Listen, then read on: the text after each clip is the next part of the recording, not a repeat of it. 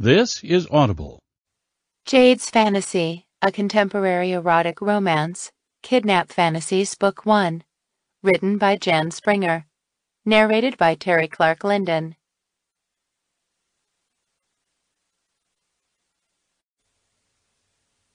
Chapter 1. Tampa Bay, Florida, USA. 4 days before Christmas. It's really called Kidnap Fantasies? Jade asked her two sisters as she poured each of them another glass of iced tea and sliced some more strawberry cheesecake. That's what it's called, Jillian said.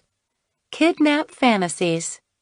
Jillian and Jonna had flown into town unexpectedly yesterday to give her the fascinating news that Jonna was about 1 month pregnant, and Jade and Jillian would become aunts in the summer. The baby would be their first niece or nephew, and Jade was ecstatic. Yesterday, the three of them had gone on a shopping spree for baby stuff and Christmas presents until they dropped from exhaustion, and then watched movies into the wee hours last night just like when they'd been teenagers. Now they sat at a table on the upper deck of Jade's yacht, discussing Jillian's idea of indulging in some sort of sexual tryst with a stranger through Kidnap Fantasies. In a matter of minutes, they would be leaving to go home, and Jade wanted to get the scoop about this Kidnap Fantasies before they left. How did you hear about it? Jade prodded. An odd gleam sparkled Jillian's blue eyes. From an acquaintance. You're seriously considering hiring a strange man to have sex with you? Why not? Isn't it every woman's fantasy to be swept off her feet by a completely gorgeous stranger and have her deepest sexual desires fulfilled by him over and over again? I know I was swept off my feet by my stranger, Jonna chimed in. You mean by Jeff's hunky body and all those nice muscles? Jillian chuckled. A man only needs one very well-working muscle to satisfy a woman. Jonna leaned back in the deck chair. Her shoulder-length brown hair fluttered in the Florida breeze. She inhaled and smiled dreamily. And his big muscle most certainly does the job quite well. Oh my God. Her sisters were at it again, talking about sex. Her face warmed with embarrassment. She'd never been particularly comfortable talking about the subject, but this sex group had piqued her interest and was forcing her to overcome her shyness. But to have yourself kidnapped, what if he did all the naughty things you've always dreamed of? A little voice purred in her ear. Don't look so shocked, sweetie, Jillian laughed. Some women love to be sexually dominated in the bedroom. Yeah, but is it legal? What? Being dominated in the bedroom? Jillian winked at Jonna. Both sisters seemed to be trying to keep a straight face. Obviously, they still enjoyed teasing her about sex. Some things never changed. She exhaled in frustration. Come on, Kidnap Fantasies. Oh, well. Let's just say they prefer not to advertise to the public. Only a select group of the rich and famous knows about it. Jillian picked up last week's edition of People magazine, with the recent picture of Jade holding her newly released autobiography about her life as a professional downhill skier. And you're famous, sis, so I've just let you in on the secret club, but you can't tell anyone about this organization. Jade's excitement plunged. So it isn't legal? How can something be illegal if it doesn't exist? Jonna winked. You sound intrigued and a little nervous. Jillian leaned forward, her face suddenly very serious. It made Jade a tad uneasy. You wouldn't by any chance be interested in checking out this Kidnap Fantasies for yourself, would you? She asked. Oh no, I couldn't. Jade said it so fast that both her sisters smiled knowingly. Nice reaction, Jade. Jonna chuckled, her ice blue eyes flashing with amusement. Exactly how long has it been since you've been properly fucked by a man? Extreme heat flushed her cheeks, giving her away at Jana's bold question. 28 years old, and her face still flamed with embarrassment over the subject of sex. She took a quick gulp of her cold drink, but it did nothing to cool her uneasiness. That long, huh? Jillian replied. It's not that I haven't wanted to. It's just since the accident. Jillian winced. Her gaze quickly strayed to Jade's cane, where she'd hung it earlier from the back of her lounge chair. The accident was a year ago. You said your therapists are happy with your progress, and you sure are walking a heck of a lot better since the last time we saw you. So what's preventing you from going after a man? Jade shrugged. My scars, for one thing. Oh, please. The scars on your leg are barely visible. Any guy would be thrilled to go out with you. You are beautiful, Jade, Jillian said in a reassuring voice. I've packed on 20 pounds. Cut the crap, Jana interjected. You were too skinny before. Tell me this. Does your hesitation have something to do with Beau? The earlier amusement had disappeared from Jana's voice, replaced by one of contempt as she spoke about Jade's ex-fiancé. Again, Jade shrugged. You're better off without that creep, Jana continued. Besides, not all men are like that. Look at Jeff. He's absolutely adorable. You said so yourself. That was true. Jana and Jeff were so much in love. Jade had met him a couple of times before their June wedding, and she couldn't help but wish for a sexy, blue-eyed guy like Jeff for her very own. Husky body, lots of nice muscles, and the love that shone in his eyes for her sister had taken Jade's breath away. She'd do anything to have a guy look at her the way Jeff looked at Jana, but it didn't mean she had to trust one again. I'm not ready for a relationship, she admitted. Okay, so what you're saying is you're ready for some good old-fashioned sex without the strings of a relationship. Kidnap Fantasies is perfect for you. Here, Jillian slid a thick brochure across the table at Jade. It sounds like you're the one who needs Kidnap Fantasies more than I do. Take a look at it. It is their latest catalog, and there's even a questionnaire in there. Why don't you fill it out tonight for fun? Jade slipped on her reading glasses and slid her fingers across the velvety softness of the brochure with the dark blue cover and sharp pink lettering. She tried hard to resist the urge to start flipping through the catalog right then and there. The idea of having sex with a complete stranger without strings attached made her pulse race with excitement. She'd had fantasies about how a man would use sex toys on her and tease her until she screamed for mercy, but she'd never actually had the nerve to walk into one of those shops and get a toy, or ask her ex-fiancé Beau if he might want to explore that angle in their stagnant sex life. He'd been a missionary man. Slam, bam, thank you, ma'am. This Kidnap Fantasies just might be a nice way to live out some of her fantasies. The best thing was she wouldn't have to be embarrassed because she'd never see the guy again. These men who do this type of thing, Jade asked, are they safe? I believe you're talking about STDs and stuff. The men and women are screened with great care. From what I've learned, the participants are rich and famous themselves and are looking for a little casual sex in between relationships, but don't want any media attention or paparazzi around, so they go to KF. Everything is confidential. It's a tight little group. Call it a club. Everyone knows everyone. Besides, KF wouldn't be in business long if they didn't make sure their people were safe and happy, right? It's all there in the brochure. Jillian glanced at her watch and frowned. Well, it's about time to meet our flights, Jana. We're both going to have to get a move on. Can't you guys stay an extra night, just this once? I miss you both so much. Sorry, Jade.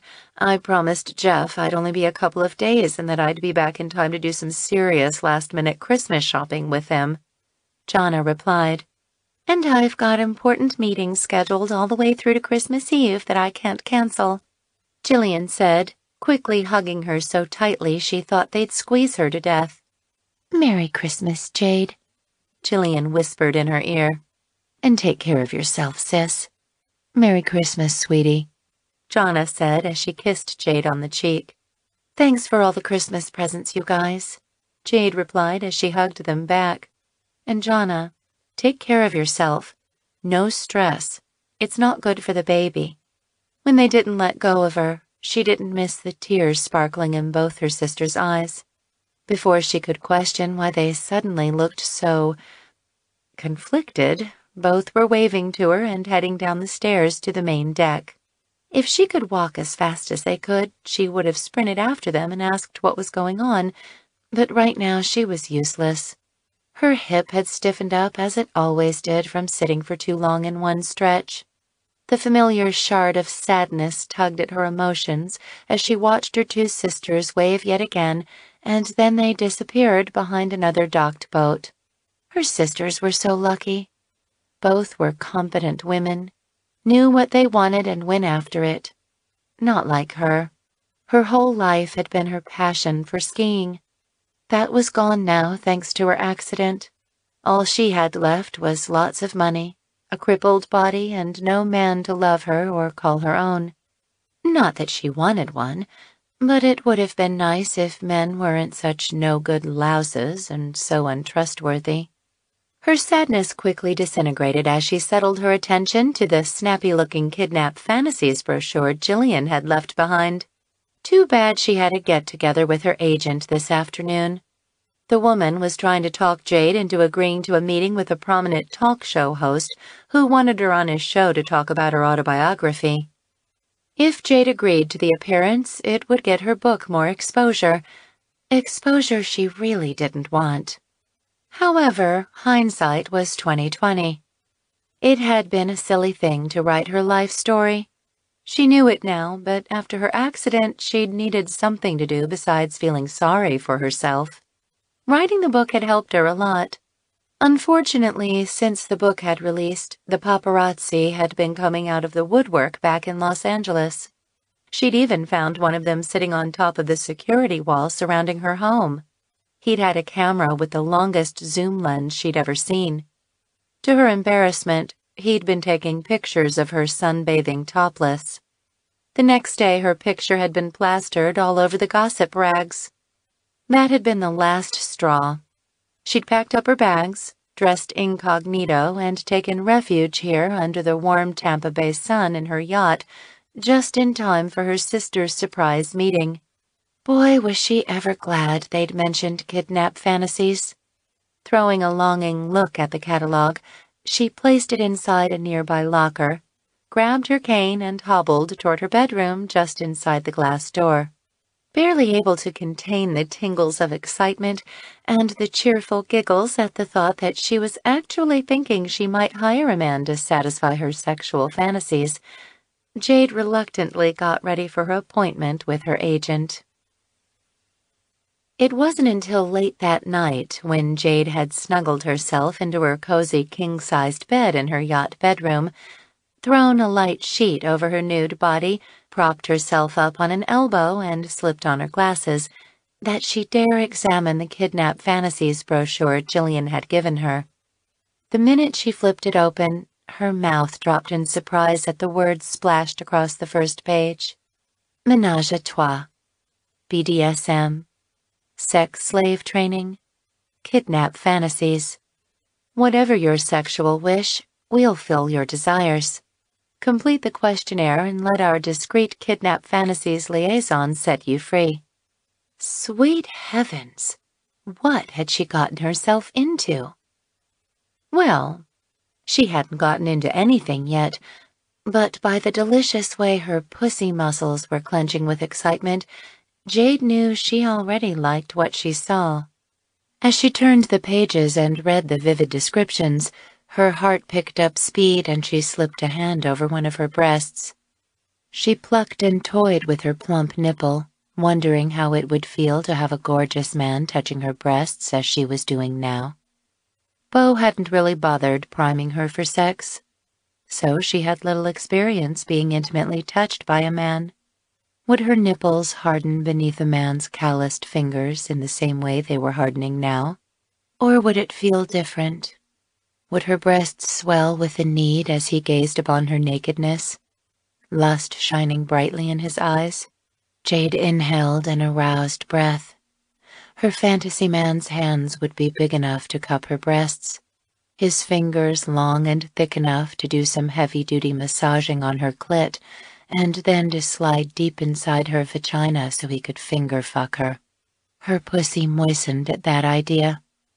Wow, she definitely needed some woman-to-man, hot flesh-to-flesh contact. Her gaze flicked back to the brochure.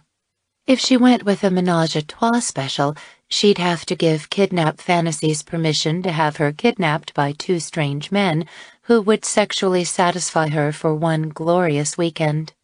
In the sex slave fantasy, she could order herself to be kidnapped and trained in a dungeon as a sex slave for a month. Then there was an Emerald City fantasy. A woman would give the organization permission to allow herself to be whisked away to a fantasy land where she could experience multiple menages with the Scarecrow, Tin Man, Cowardly Lion, and the Wizard of Oz. And there were other exciting options that left Jade breathless as she tried to decide which one she'd like to try. What finally caught her eye was the kidnap fantasy with one man who would fulfill her every sexual wish for a weekend. She'd fill out the questionnaire. Grabbing a pen, she ripped the forms out of the brochure and began to answer the questions. Name: Jade Hart. Age: 28. Sex: female. Sexual preference: hot-blooded male. Sexual experience? Jade laughed and wrote, not much. Actually, only one man. Missionary style. Vanilla sex.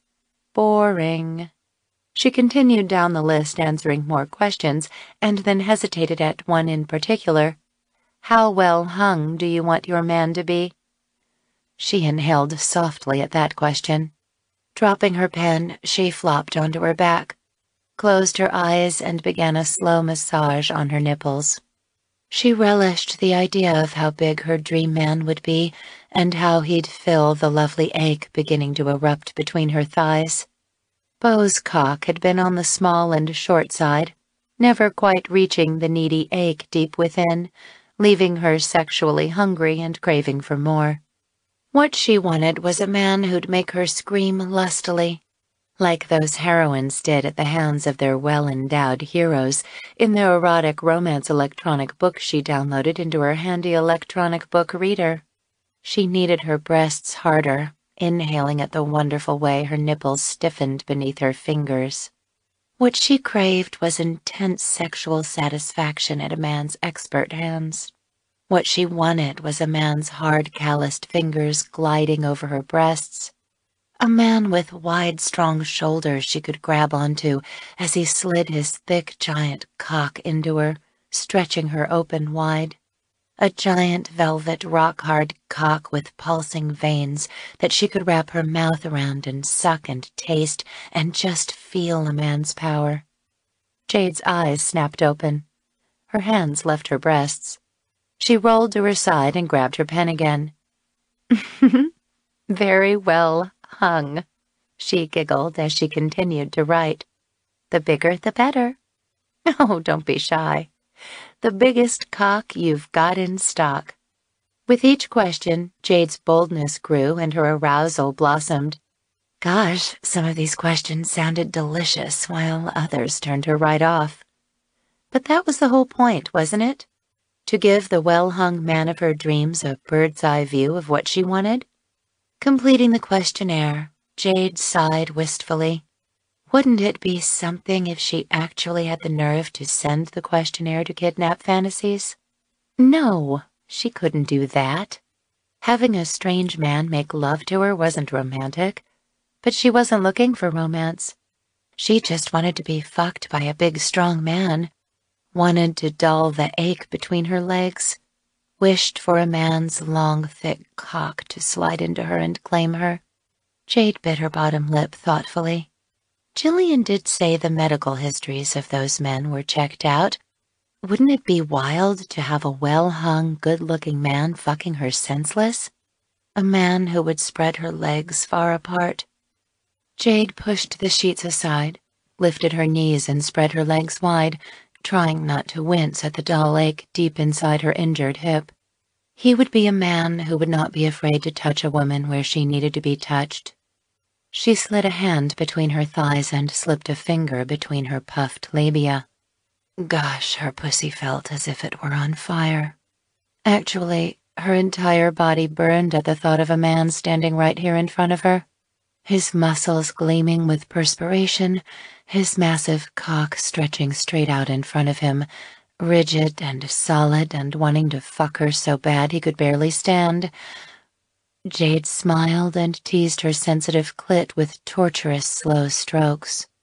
She liked the thought of a man wanting her that bad, a man who couldn't keep his hands off her, a man who would feel comfortable enough for both of them to persuade her into experimenting with the fantasies she'd just written down on the questionnaire. She slipped a finger inside her wet vagina and collected some moisture, withdrawing and massaging her clitoris once again. Her other hand settled back on her breast, and she kneaded her sensitive pink nipple, watching it elongate with arousal. She continued to massage her clit, tightening her abdominal muscles, and then dipping inside her soaked vagina, collecting more juices to then rub against her slippery pearl. Her well-hung man would be honest, trustworthy, good-looking, a man who liked to surprise her with presents and flowers and sex toys. Definitely sex toys. She slipped her finger into her wet vagina. With her other hand, she continued to stroke her breasts and her stiff nipples. Her breathing quickened. She closed her eyes as the slow burn began to unravel. Another finger slipped inside her slit, and she slid in and out in quick, experienced strokes. Her other hand flew away from her breast, and she rubbed her clit in strong, firm movements. Her man would plunge his cock deep into her pussy in hard, pounding thrusts. His groans of arousal would rip through the air and join her whimpers of pleasure. Jade smiled as she envisioned their two perspiration-drenched bodies writhing on her bed, the sharp sounds of their bodies slamming into each other, the sexy scent of their passion seeping into her lungs. Fire erupted deep in the pit of her belly, and in a second she was lost in the orgasm. She rode the pleasure waves that ripped through her belly. Her nerve endings sizzled, her mouth dropped open as she cried out her release. Opening her eyes, she watched her legs tremble and her hips gyrate beneath the powerful orgasm as her hands moved masterfully between her legs. Her pink nipples stabbed into the air. Her breasts jiggled sensuously with her every breath. Oh, God, she needed a man to do this to her. Too soon, the orgasm ebbed, leaving Jade panting and alone on her bed. She eyed the questionnaire sheets and frowned. She'd poured her heart into that survey, and yet it would never be seen by anyone other than herself, because no matter how much she wanted to have a strange man doing delightful things to her body, she knew she was just too chicken to mail it in. 3 days before Christmas. Hello? Jade, honey.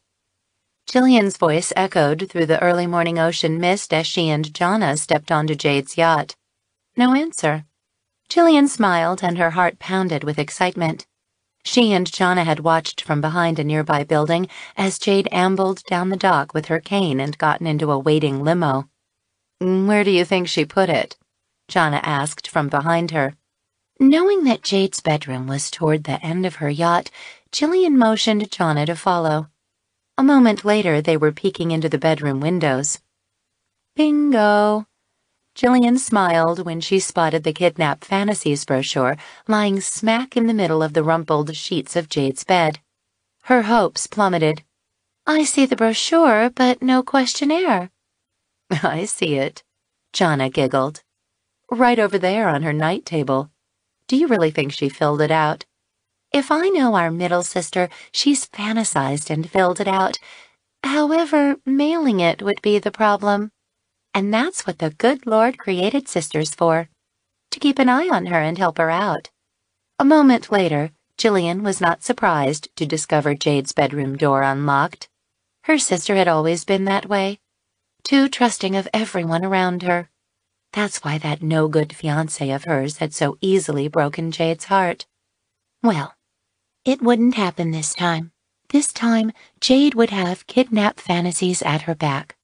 The organization hadn't been in business in such a huge secret if they did things wrong. Do you think she'll realize it is missing? Jonna asked as Jillian slipped the questionnaire into her purse. The urge to read it was great, but she valued her sister's privacy. Only a handful of people would see the questionnaire. The owners of Kidnap Fantasies and the man they picked to give Jade her fantasies. Hopefully she'll think she misplaced it, Jillian replied as they quickly left the bedroom and headed off the yacht. Besides, that $100 bill that I slipped the security guard should take care of her having no clue we're still in town. Are you sure we have to be so sneaky, Jillian? Guilt laced Jonna's voice. As I just said, we're being helpful. You saw the excitement and shyness on her face when we were talking about Kidnap Fantasies. She wants this. She's just too shy to do anything about it. Jillian nodded and sighed with relief. Thankfully, Jonna understood why it had to go this way.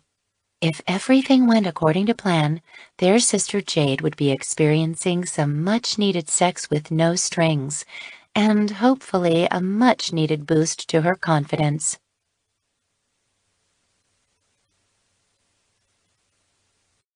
Chapter 2. 2 days before Christmas. Chestnuts roasting over an open fire, Jack Frost nipping at your nose.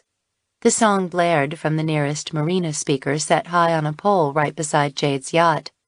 Silly Christmas music. Why couldn't they shut it off for crying out loud? With Christmas fast approaching, most of the nearby yachts and the marina was practically deserted. Except for the jolly female security guard at the marina entrance, no one else seemed to be around for the holiday season. So who in the world were they playing these Christmas tunes for?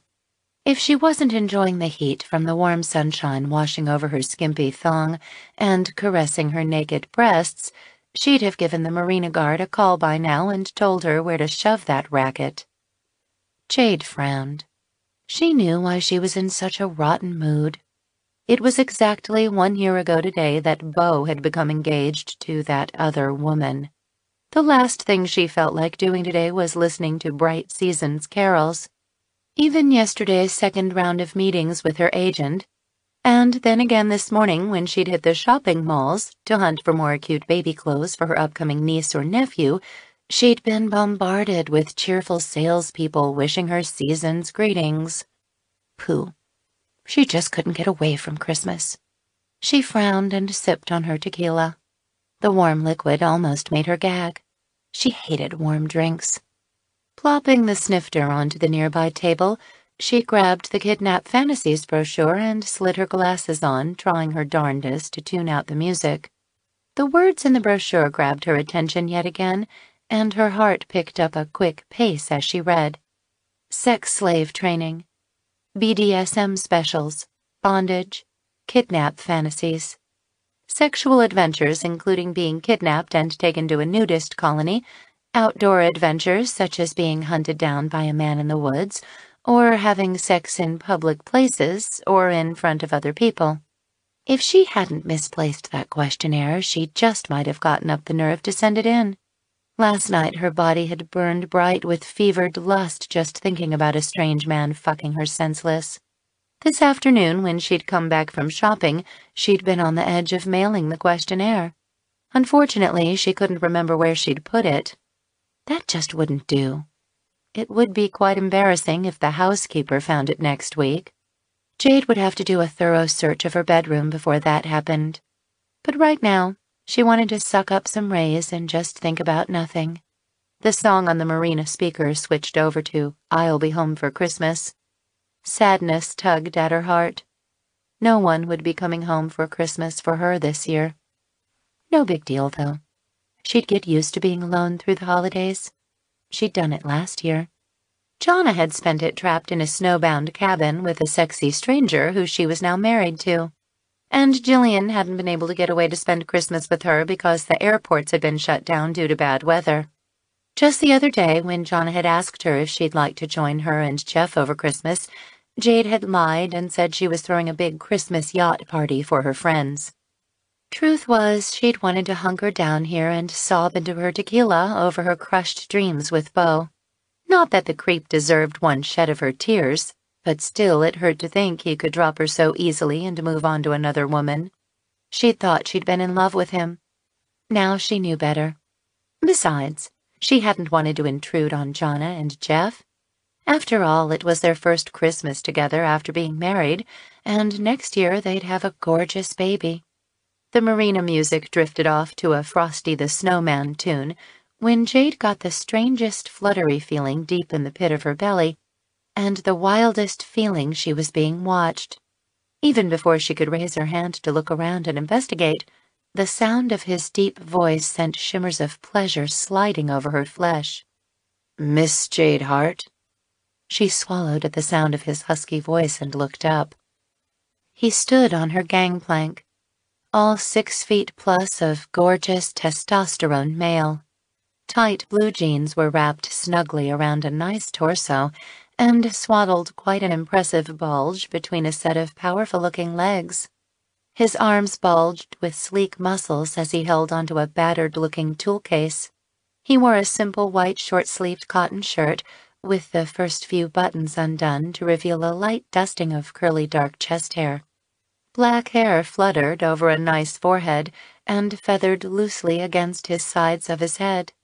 A gorgeous 5 o'clock stubble shadowed his face. Full kissable lips were upturned into a heart-clenching smile, complete with bursting dimples in his cheek and a deep cleft in his square chin. At the delicious sight, a carnal tremor shimmered through her, making her blood heat and her pussy scream in sexual awareness. "Wow. Hello, handsome. Please fuck me now." The hottest-looking pair of denim-blue eyes squinted against the late afternoon sunshine as he stared straight at her. Well, no, not at her exactly. At her bare breasts. Oh, shit. She resisted the urge to cover herself and watched the pink tip of his tongue peek out from between his sensually shaped lips as he continued to watch her. Gosh, what she would do to feel this guy's hot mouth and wet tongue roaming over her breasts, lapping her nipples and licking the rest of her sex-deprived body. At those delicious thoughts, her pussy moistened, and Jade realized that in the way she was lying on the chaise, with both her legs pulled up and slightly parted, he was probably getting a great view of her skimpy cloth-covered pussy. Okay, just act natural. Act as if it was an everyday occurrence that she allowed a strange man to see her practically naked. By golly, why wasn't she the least embarrassed by his appreciative gaze? "Hi, I'm Jade Hart. May I help you?"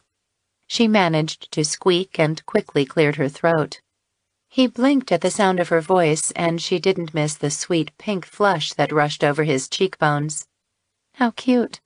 The man was embarrassed. And she wasn't.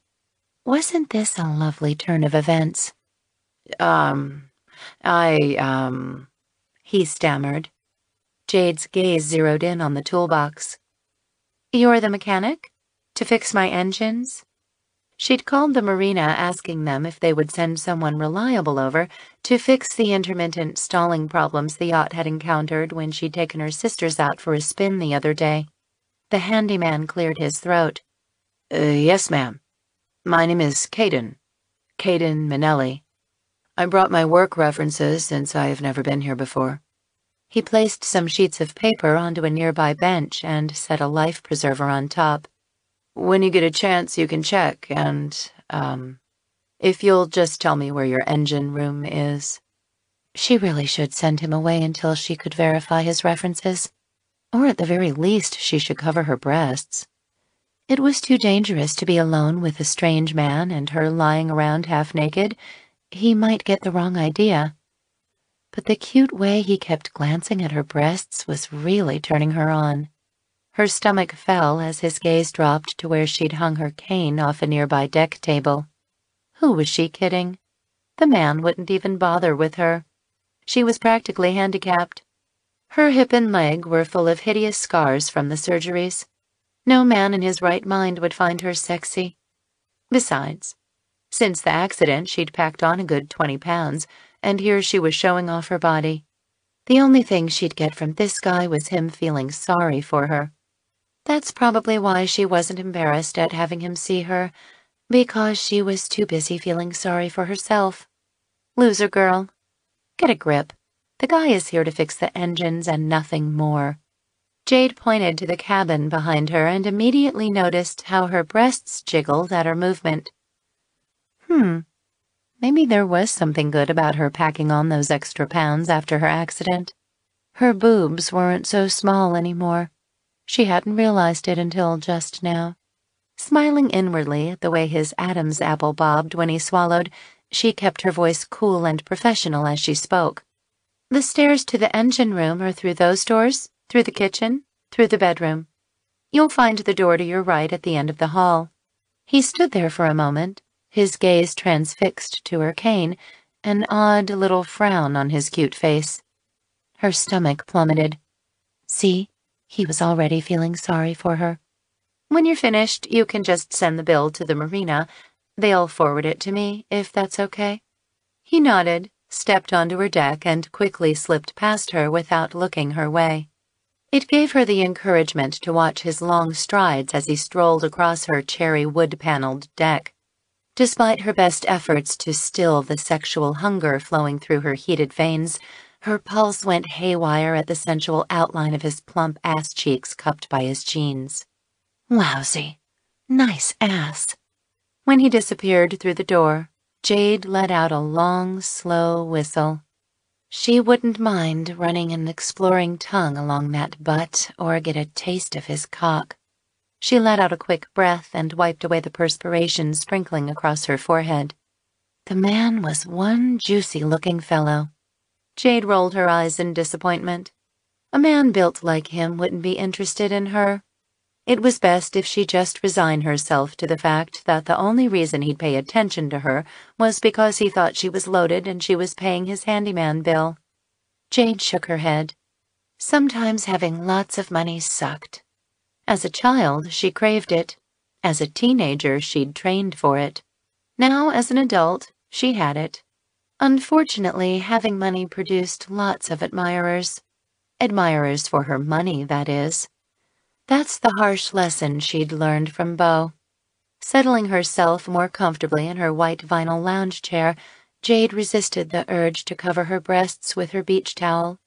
She'd allow the sun to bathe her just like she'd been planning to do, and when she heard him coming back, she'd cover herself then. She smiled to herself. It sure had felt fantastic to have him looking at her the way he did. The hungry look in his eyes. The cute way his tongue had licked his lips, as if he'd wanted to feast on her nipples, maybe even taste her down there. She blushed at that thought. Her sisters were right. It was time she got herself laid. Maybe she should phone Jillian and ask her to express courier another questionnaire. Wouldn't that shock her sisters silly if shy Jade actually did mail a questionnaire to Kidnap Fantasies and had herself a lovely fuckfest with a stranger? A burst of hammering from below deck shattered her thoughts. It was quickly followed by silence. The handyman was busy with his job, and thankfully someone had finally shut off that blasted Christmas music. Hallelujah. Peace and quiet. Jade closed her eyes and relaxed. She let go of the Kidnap Fantasies brochure, and it dropped with a plop to the deck. A moment later, an easygoing whistling tune from the handyman drifted through the air. Gosh, she hadn't heard a man whistle so softly before in her life. Thankfully, it wasn't a Christmas song, but an old Frank Sinatra song she hadn't heard in ages. Her grandmother loved listening to Frank Sinatra. Warm memories of Graham bustling in her kitchen filtered into her mind. She could still remember the cinnamon and allspice scents of her hot apple pies baking in the oven, the peppery sound of ice crystals and snow snapping against the windows of their home during the snowstorms they'd experience in upper New York State. Most of all, she remembered how every Sunday afternoon Graham would put on the record player and play her favorite records. Jade smiled into the memories. Graham was the sweetest woman in the world, who'd always made her and her sisters feel so loved, so safe and secure. The handyman's calm whistling slowly intermingled into her thoughts of Graham. She could practically hear dear Graham's soft voice. It doesn't matter how rich or how poor the man is. Base your decision on what your heart tells you. Nothing else matters. The gentle breeze tinged with the salty aroma of the ocean and the warm sunshine splashing over her practically nude body made her mind drift into a peaceful place she hadn't experienced in a very long time. Before she knew it, she'd been lulled to sleep. Caden Minnelli smacked the hammer against the engine room's wooden floor one more time just for good measure. He had to make it sound like he was fixing her engines, didn't he? Even if he was here for a totally different reason. From what the team at Kidnap Fantasies had found out, Jade Hart was rich and a celebrity of sorts. She'd won several gold medals at the Olympics and won a few downhill skiing World Cup championships. Up until last year's tragic skiing mishap in Cortina d'Ampezzo, Italy, an accident many blamed on her coach, she'd been roaring toward the world's best professional skier position. Gaining an impressive financial situation due to appearances in various commercials, she also had a signature jewelry line that a conglomerate ran for her, and with some good sound investments, she was now a wealthy woman who didn't want for money. Over the past year, while she'd recuperated from her wipeout on a mountain slope, she'd written a tell-all tale about her childhood, including the death of her parents at an early age and the tumultuous relationship with her ski coach of 10 years. A coach who'd pushed her mercilessly, conditioning her for the #1 position in the skiing world. A coach who'd let her go out onto an icy slope for a trial run, even when the authorities had warned everyone to stay off the slopes. A disgusting coach who finagled his way into becoming her fiancé and who'd left her shortly after the tragic accident last year and moved on to coach and marry another famous millionaire skier. Jade's autobiography, titled Skiing in the Rain, released not too long ago, had once again put her in the spotlight. Caden's grip tightened on the hammer as he remembered seeing her cane. Conflicting emotions had bombarded him. Anger at wanting her ex-fiancé dead. Inkles of fear that she'd reject him at what he was planning to do with her. Most of all, though, he experienced a nice, warm, fuzzy feeling whenever he thought about her. She'd looked so vulnerable lying there in the bright sunshine, reading the Kidnap Fantasies brochure he'd given her sister to give Jade. His hungry gaze had roved over every inch of her body in mere seconds. The instant he'd seen her tanned globes with the large suckable pink nipples nestled in large areolas, his mouth had watered at the thought of taking her flesh into his mouth and making her moan with erotic pleasure. To his horror, his face had flushed with embarrassment when her gorgeous eyes had latched onto him and seen him ogling her. By golly, he hadn't been this shy, narrow woman since high school. Not to mention his cock hadn't reacted so powerfully since he was a teenager. His equipment hardened, swelled, and pulsed painfully against the tight restraints of his jeans, aching to burst through the zipper and slide into her pussy. He hadn't missed her reaction either as he'd spied the wet spot of her arousal dotting her thong swim bottoms. By God, the woman was even prettier than the pictures he'd seen of her. He could tell she was tall by those long, powerful-looking legs, and her hips were wide enough so he could grab onto her while he fucked her good and hard. Her hair was a shoulder-length sandy gold, her lips a ripe red like freshly picked strawberries. She had a perfect nose, cheeks with a pretty dusting of freckles, and delicious-looking naked earlobes he could nibble on all night. Not to mention those gorgeous jade-colored eyes that had looked at him from behind a pair of sexy gold-rimmed glasses. It made his breath slam up in his lungs, making it hard for him to breathe. Jade Hart was an elegant piece of work. Nice and curvy in all the right places, just like her boat, Jewel of the Sea. When he'd walked along the docks with the smell of fish drifting through the air, he'd been impressed by the gleaming black and white fiberglass hull and the shiny silver-colored railings of her yacht. He couldn't help but admire the elegant mix of wood decorating the interior as he'd walked through the kitchen. Teak walls with mahogany trim and red cherry-planked floors gave it a nautical air, but the cotton canvas blinds that dressed the windows, the cherry-curved countertops, the stainless steel pots hanging from the low ceiling, and the denim-blue slipcovers on the benches gave the boat a homey, lived-in feel. Then he'd seen her snug bedroom. Well, maybe bedroom wasn't quite the word for it. A seductress's haven sounded more appropriate. The walls were golden pine wood planks with tongue-and-groove white-planked ceilings. Lots of windows framed by delicate white lace gave for a great view of the marina loaded with stylish yachts, the turquoise-colored ocean, and the handful of boats with billowing sails dotting the horizon. Best of all, her bed was big enough for the two of them to tumble around freely while he made mad, passionate love to her. Caden's lips tilted in a smile. He was sure going to enjoy living in such close quarters with a pretty Jade Hart. His smile quickly faded. Now, if only he could get up enough nerve to carry out the rest of his plan.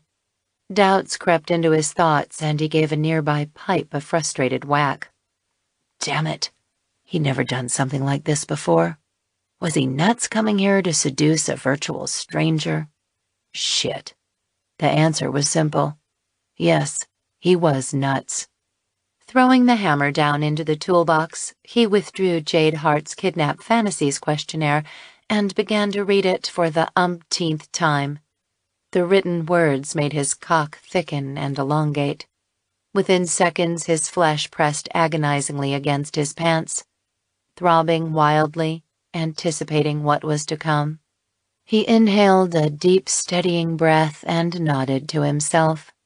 It was high time to gather his nerves, put his ass into gear, and kidnap himself a woman.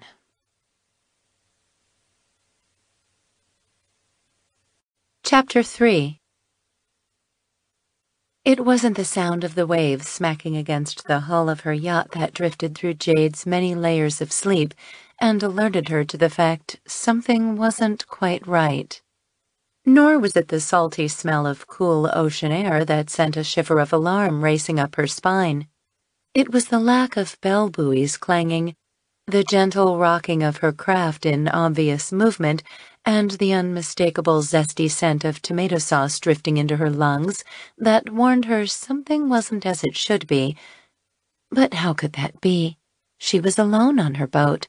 Alone, except for that handyman she'd let on board.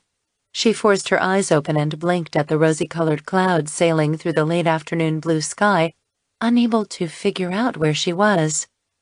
And then it hit her. Sweet mercy. She'd fallen asleep, drifted off while listening to that handyman whistling those Frank Sinatra melodies. She noticed a beach towel had been draped over her naked breasts, and a shiver of unease zipped through her. Oh dear, she didn't remember doing that. Shooting a glance at the railing and beyond, she saw nothing but miles and miles of endless green ocean waves. Not good. A shot of adrenaline made her bolt upright into a seated position, and she looked around. There was no sign of him. Heart hammering against her naked chest, she grabbed her nearby white silky swim cover-up and quickly shrugged into its softness. Tying the sash, she grabbed her cane and ignored the stiffness in her hip as she wrestled out of her chaise. Where was that handyman? Had he left? Had the yacht somehow become disentangled from the security lines and drifted out of the marina? That would explain why she didn't hear the sound of engines. How in the world did the boat get free? She always made sure the lines were secure. She needed to get up to the pilot house and swing the yacht around and head back to shore. "Good evening." Shit. The sound of the handyman's deep masculine voice sent a shiver of nervousness racing up her back. Shielding her eyes against the late afternoon sunshine, she caught sight of his head poking out of one of the kitchen windows. He leaned further out the window and waved at her. Her pulse picked up speed as she noted his shirtless, tanned chest dotted with dark chest hair. "What happened? Why are we out here?"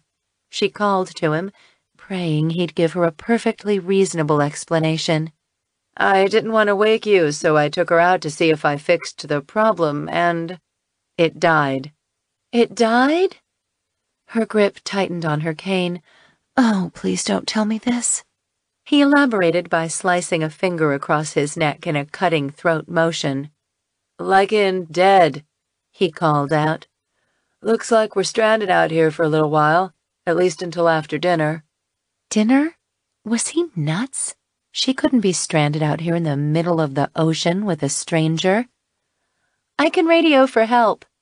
Yes, that's what she'd do. "I already did. The Coast Guard is tied up with a missing boat. I told them not to worry about us. It isn't an emergency. I can fix the problem, I think." He thinks? He smiled sheepishly. Those cute dimples burst into his cheeks, making her pulse quicken despite her fear. "They know where we are. In the meantime, come on over to the other deck. Dinner is just about ready. You are hungry, aren't you? I hate eating alone." Dinner was almost ready? He hated eating alone? Bold fellow, wasn't he? A complete turnaround from the shy guy, with the pink-tinged cheeks as he'd avoided looking at her breasts earlier. "While you slept, I took the liberty of whipping up some dinner for us. I hope you don't mind?" God, yes, she did mind. The man had her scared witless, for heaven's sake. That's fine," she said meekly. "Come on." He waved his arm again, and Jade's mouth went dry at the sight of muscles rippling across his bare chest. Is this guy for real? Before she could protest, he poked his head back inside the cabin and was gone. Now what should she do? It certainly would be highly embarrassing if she called for help and this guy was legit.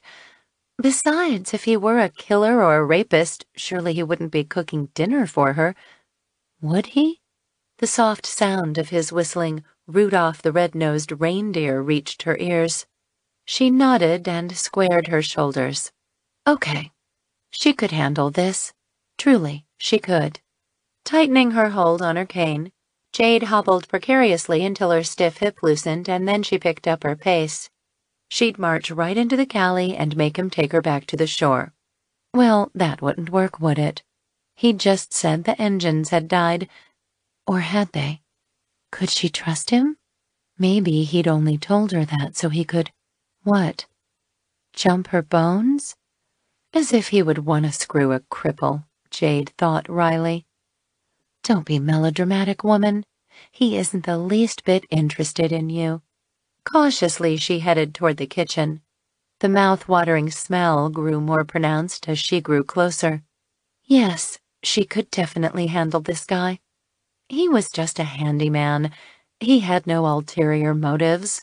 She was the one who kept thinking about him wanting to have sex with her. Not that she wouldn't mind jumping his bones and pulling down those tight jeans to get a good look at that lovely-sized bulge he had hidden in there. Jade shook her head. This is what happens when you go too long without a man, she chided herself. Gathering a breath, she pushed open the door and, to her surprise, found the small kitchen empty. Where the heck did he go? The mouth-watering smell of the tomato sauce teased her into the room. Passing the sealed-down marine fridge, she found a pot of boiling water and, in another pot, sauce splashing all around the stainless steel stovetop. She groaned inwardly, not at the mess, but at the yummy mouth-watering aroma. She hadn't smelled something this delicious since before Graham had died. Jade couldn't stop the smile from lifting her lips at the memory of her grandmother and at the way she'd enjoyed slaving over a hot stove on a cold winter day, getting supper ready for her two sisters and herself after they'd spent a day of skiing. You like?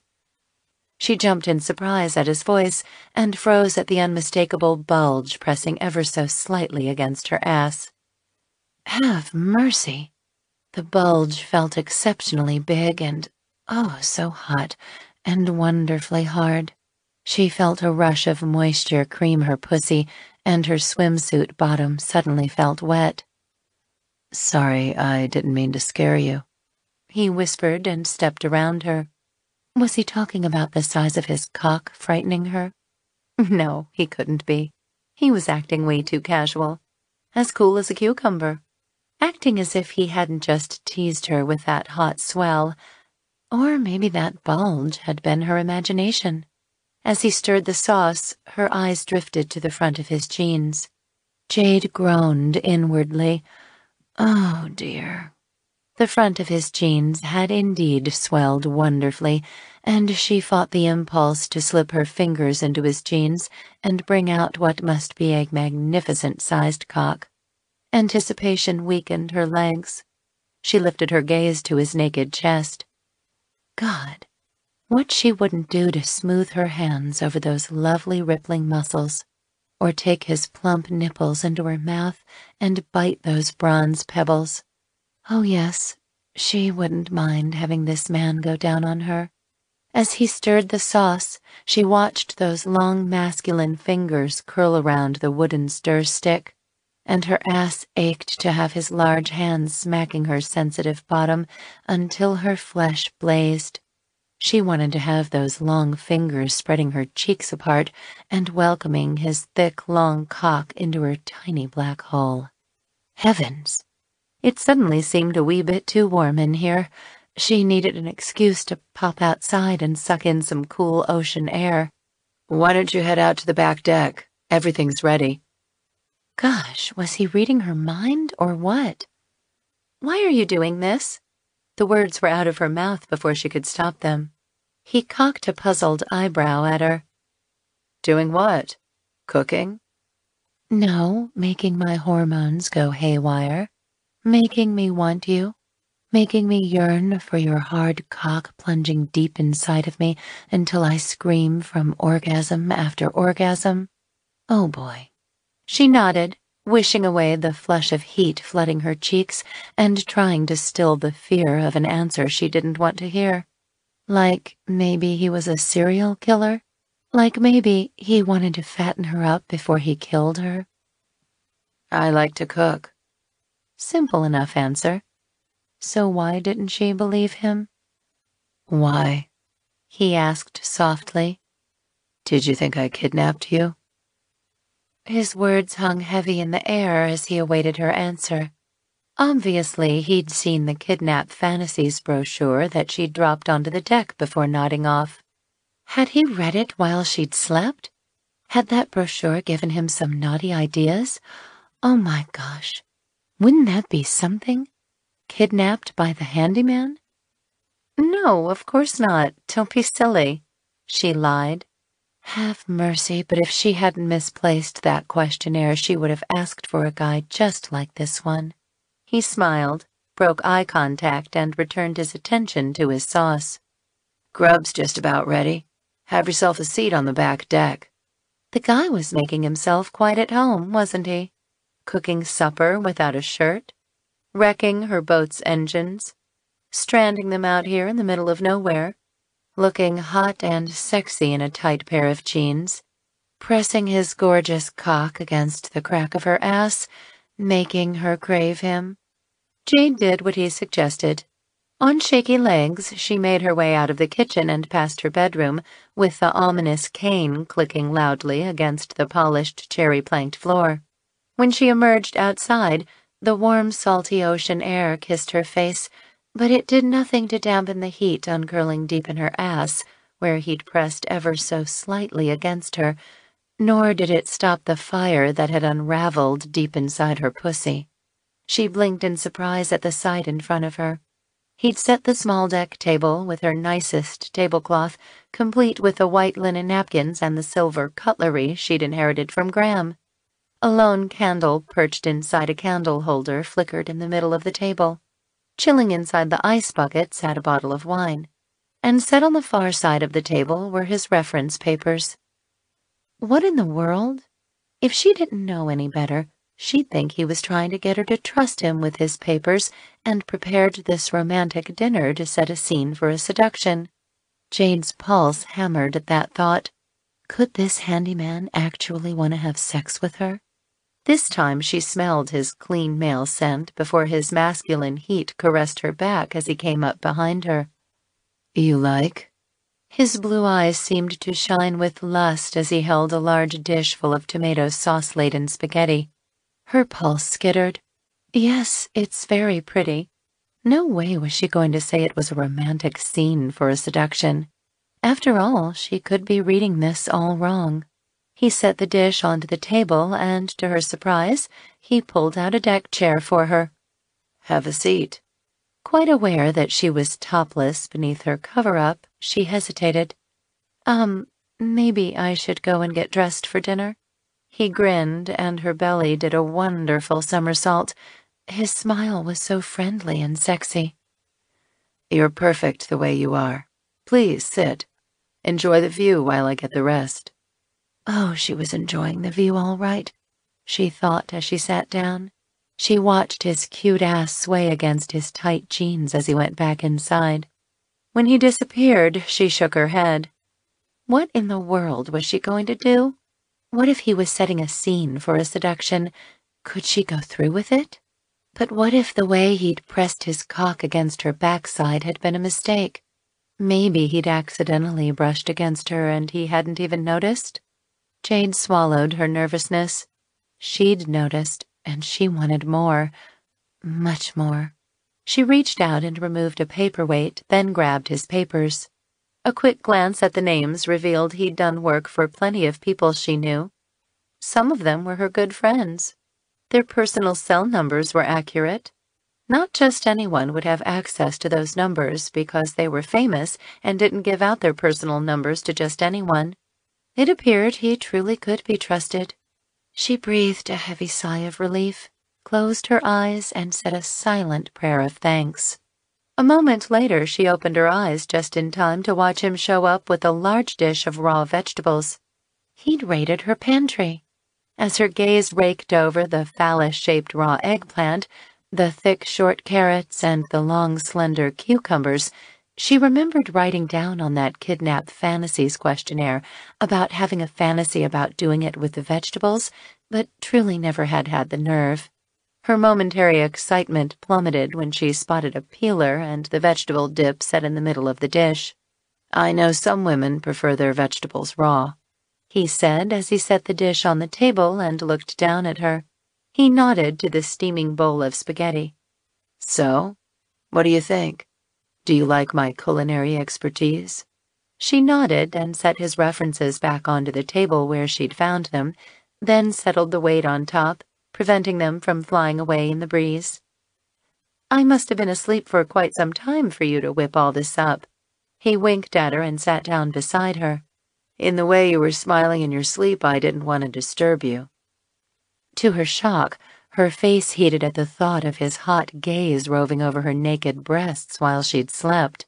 In the breeze, his dark hair fluttered and his silky-looking chest muscles jerked wonderfully as he scooped a couple of healthy helpings of the delicious-looking spaghetti onto her plate. Dig in. Tell me what you think. Gosh, she was sitting here beside a gorgeous hunk who was feeding her spaghetti and all she could do was blush. Fuck me, her mind shouted at him. Her mouth didn't participate with her thoughts, and she shoved a forkful of spaghetti past her lips. Scrumptious flavor burst against her taste buds. She closed her eyes and moaned her approval. Sounds good. His voice sounded husky. Was he talking about the way she'd just moaned, or the way she'd just moaned, like in a sexual way? She snapped her eyes open to catch him watching her in such a way that made her feel vulnerable and scared. vulnerable because she could easily fall for a guy who'd actually cook supper for her, and scared that she was reading way too much into this. He nodded at her bowl. Come on, eat it all up.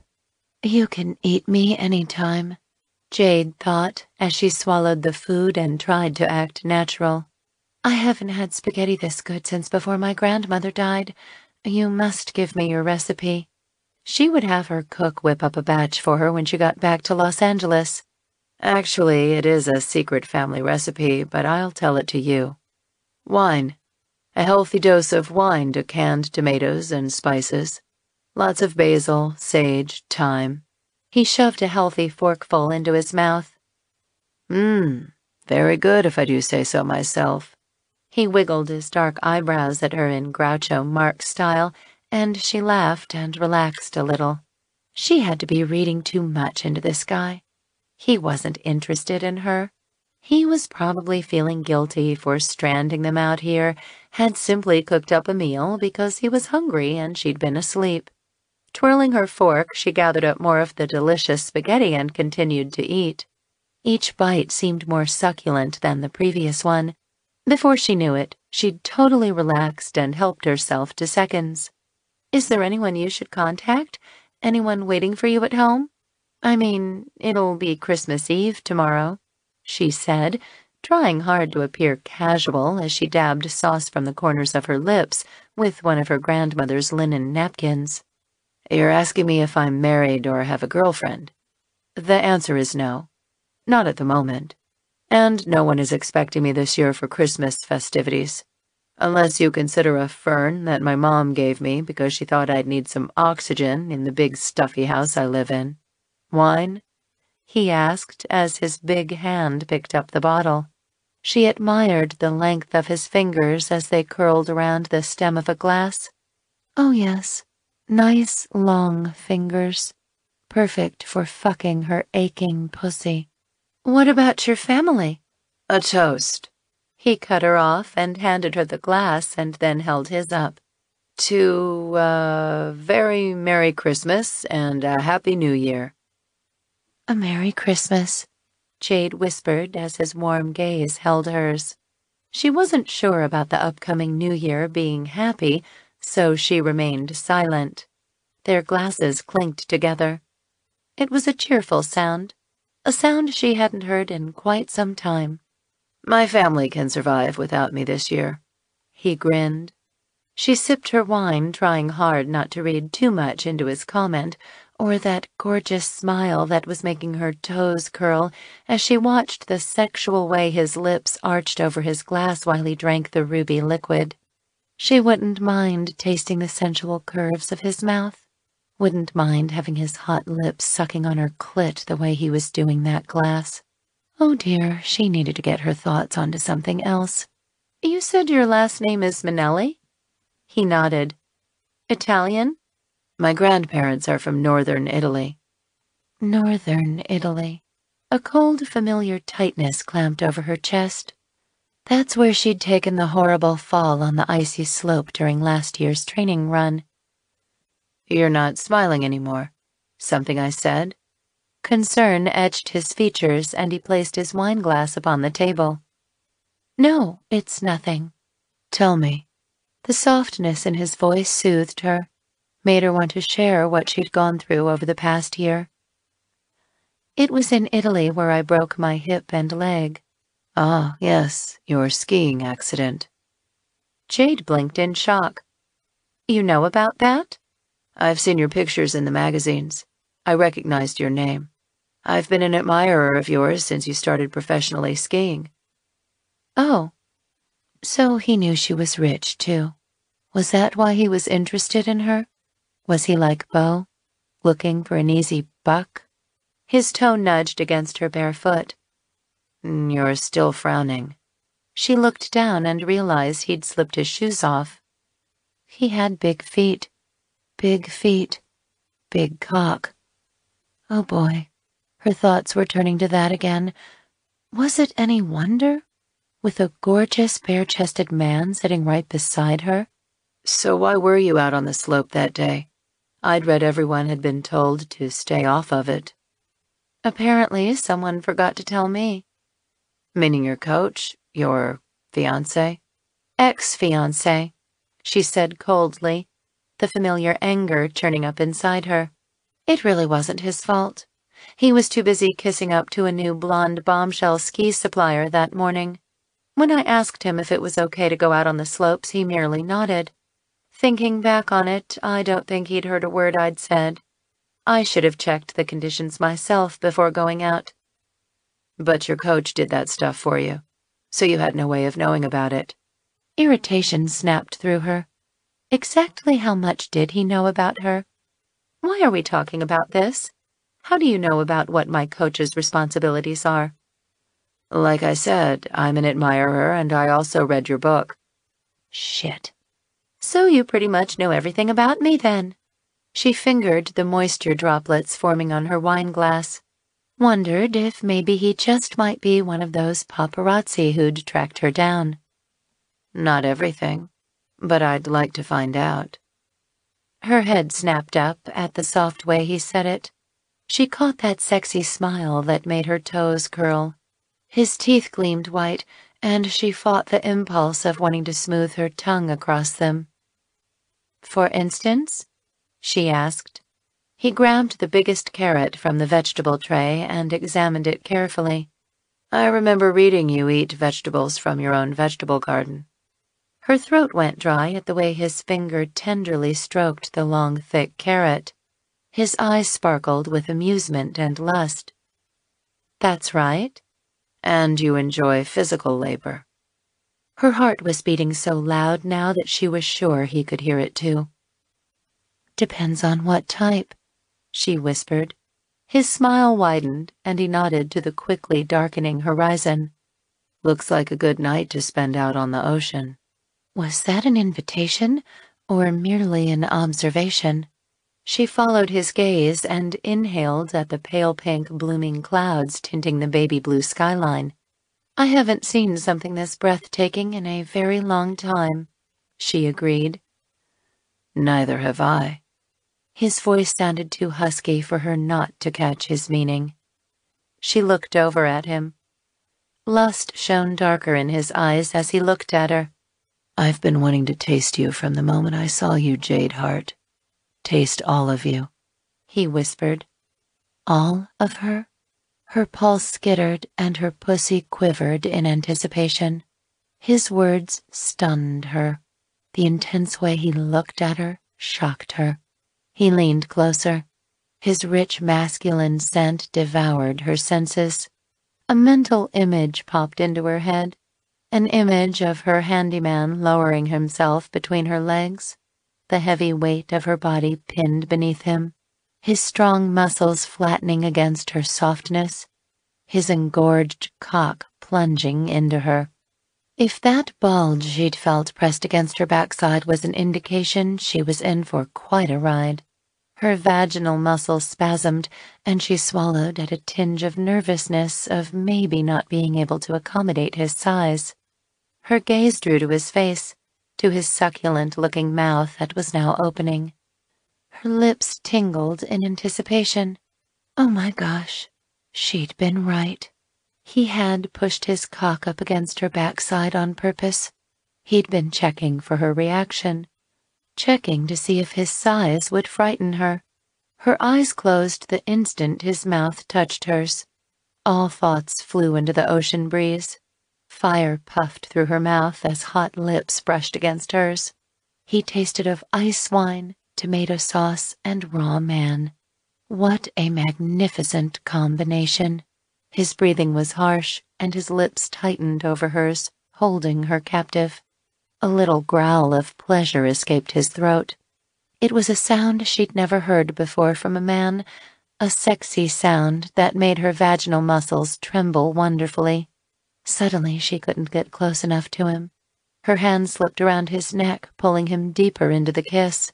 Eager, masculine fingers fought with the sash on her cover-up. Mild ocean air brushed against her bare shoulders as the robe slipped away. Warm, calloused hands palmed her breasts. Oh, gosh. Oh, that feels so good. She pressed herself into his hands. Her breasts swelled beneath his fingers as he began a slow, erotic massage. She hadn't had a man touch her like this in so long. Hadn't ever had a man kiss her so hard and with such confidence. His moist mouth slid against hers, licking at her bottom lip, biting sweetly until she couldn't resist but to open to him. He came in hard and he came in fast. Teeth scraped against teeth. His scorching tongue slid quickly over the upper row of her teeth and gums, exploring every detail before pushing into her to tangle mercilessly with her tongue. He kissed her like a man possessed. His quick tongue shot deep thrusts into her mouth, keeping her mind off balance. His fingers squeezed at her nipples. Sweet pain seared her breasts, and he caught her cry in his mouth. Fevered heat spread outward from her lower abdomen. It felt incredible. Suddenly he pulled away. In the sunset, his eyes were dark. His mouth shone red and gleamed wet from their kiss. Heat brewed in his eyes, and she liked the sweetly dangerous expression on his face as he stared at her bared breasts. Your breasts are breathtaking. Nipples so large that a man's mouth would have a feast making love to them. Oh my gosh. No guy had ever said that to her before. His large hands tightened around her breasts, making them appear bigger and more swollen. Absolutely beautiful, he whispered. Her eyes widened with surprise as he lowered his head. He opened his mouth, and his moist lips greedily latched onto her plump nipple. A soft moan escaped her throat as spirals of pleasure zipped along her flesh. He sucked her bud into the hot interior of his mouth as if it were a delicious red cherry. Beneath his ministrations, she trembled. His teeth nibbled on her quivering bud. She lifted her hands from his neck and placed them on both sides of his head, sifting her fingers through his feathery hair and inhaling the sexy scent of man. Arching her back, she pressed her swollen breast into his face. The 5 o'clock stubble surrounding his lips scratched her flesh. Erotic fervor shifted wonderful warmth through her lower belly. Her pussy tightened into a wild burn. He drank at her nipple. His tongue swirled around her areole, lighting her flesh on fire.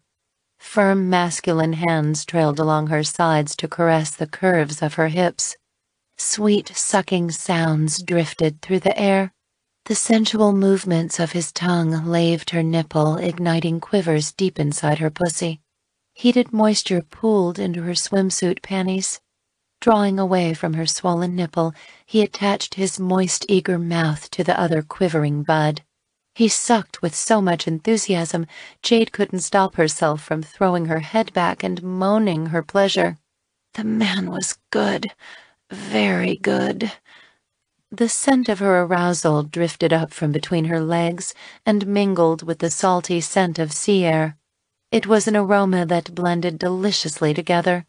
She wondered what he was thinking as he smelled her arousal, wondered how far he wanted to go, wondered how far she would allow him to go. Desire raged at the idea that she wanted him to go all the way. A one-night stand. No strings sex. She could free herself in his arms tonight. She could get him to do things to her that she'd always wanted done. She'd never have to see him again. She'd never have to be embarrassed. She eyed the bowl of vegetables with longing, her anticipation mounting. With a pop, he let go of her nipple and buried his face in the valley between her breasts. His breath came hard and fast, aroused, shaky, like hers. Don't stop, she whispered. She wanted more from him, wanted him to unleash her carnal side. God, her sisters had been right. She needed a good stiff fucking, and she needed it bad. His hand slid away from her hips. A moment later, burning fingers curled over her knees. Open. His word was muffled as he kissed the valley between her breasts. She hesitated. Fantasies were fantasies. This man was real. Could she open her legs to a complete stranger? Open wide, Jade. He prodded. This time he spoke with a sweet firmness that sent a tingle of fear skittering up her spine. What would he do to her if she protested? Would he tie her down? Would he take her against her will? Her pussy clenched at those thoughts. She was so tempted to find out, so tempted to live dangerously. But what if she denied him and he stopped doing what he was doing? She didn't want him to stop. She'd never had a man touch her with such heat in his hands. He made her feel like a woman. Heart beating rapidly against her chest, she opened her legs wide to him. He pulled his head away from her breasts. Within a split second, he sank onto his knees in front of her. His gaze scorched her pussy as he stared between her legs. His hot look made her pulse race. Oh my gosh. You're soaked, he growled. His voice sounded strangled. It happens when a man kisses me, she replied, unsure if she was saying the right thing. His eyes narrowed at her words. A brief flash of anger zipped through his eyes. Did she detect jealousy? It made her tremble with excitement. I bet many men have kissed you, but not where I'm going to. His voice had lost the softness. His gaze had a determined, hard edge to it. That tingle of fear slithered into her again. This time she got the feeling if she protested, he wouldn't stop. Her thoughts spun. This was happening way too fast, but there was no denying the heat searing her pussy, no denying she wanted him between her legs. Long masculine fingers slid along the curve of her generous hips, curling beneath her thong bottom. As he drew the material down over her hips, she eagerly lifted her ass, allowing him to pull off the thong. Touch your breasts, he whispered. His eyes were intent, his voice a strong command. Feeling a bit clumsy and suddenly shy, she cupped her hands over her breasts and began to massage herself the way she did when she masturbated. Watch me while you do it, Jade. A scorching quiver of excitement rocked her. She did what he asked and kept her eyes drawn to his face. Pinch your nipples, like the way I did to you earlier. Nice and hard. I want to see the pain flash in your eyes. She did as he asked, loving the fierce way he watched her every move. Plucking her hard buds until her nipples ached, she grimaced at the pleasure pain. His blue eyes sparkled with approval when she finally cried out. That's it, Jade. Keep doing it while I tend to other business.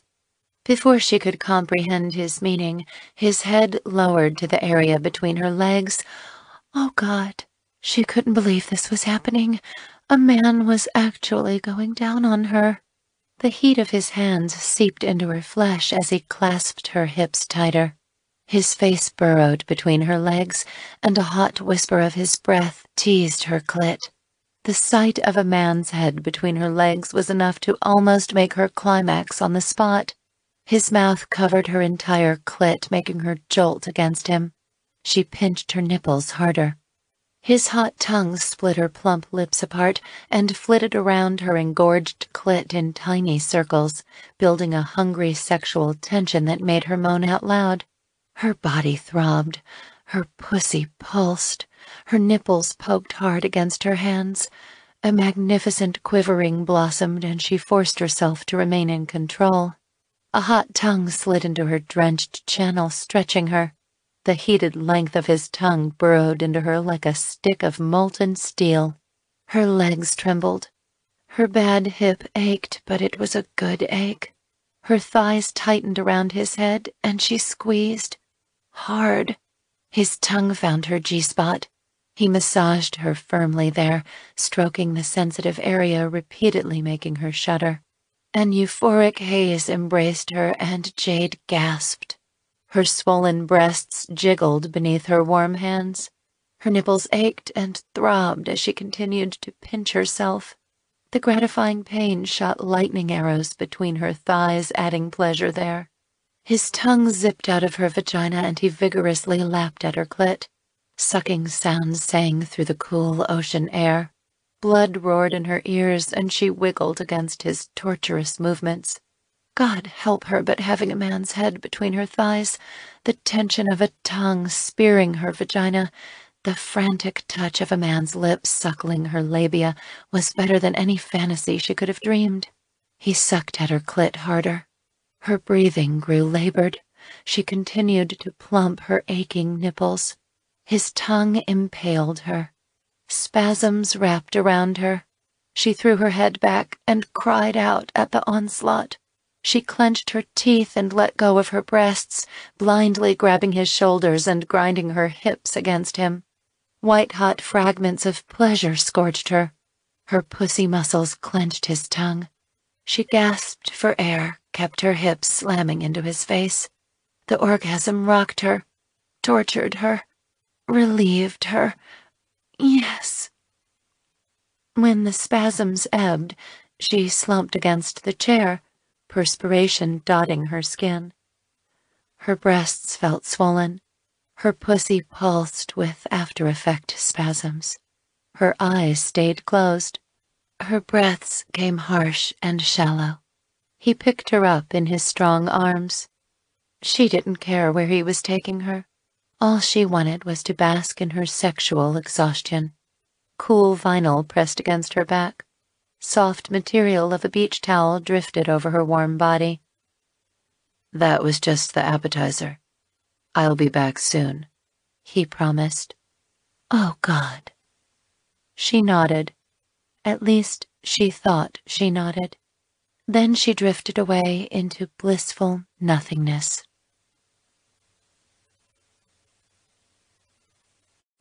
Chapter 4. He'd seduced her. It had been so easy. Of course, it helped to be sexually attracted to her. As he stood at the railing of her yacht looking out at the pristine mirror-like ocean, his legs trembled and his body screamed with sexual tension.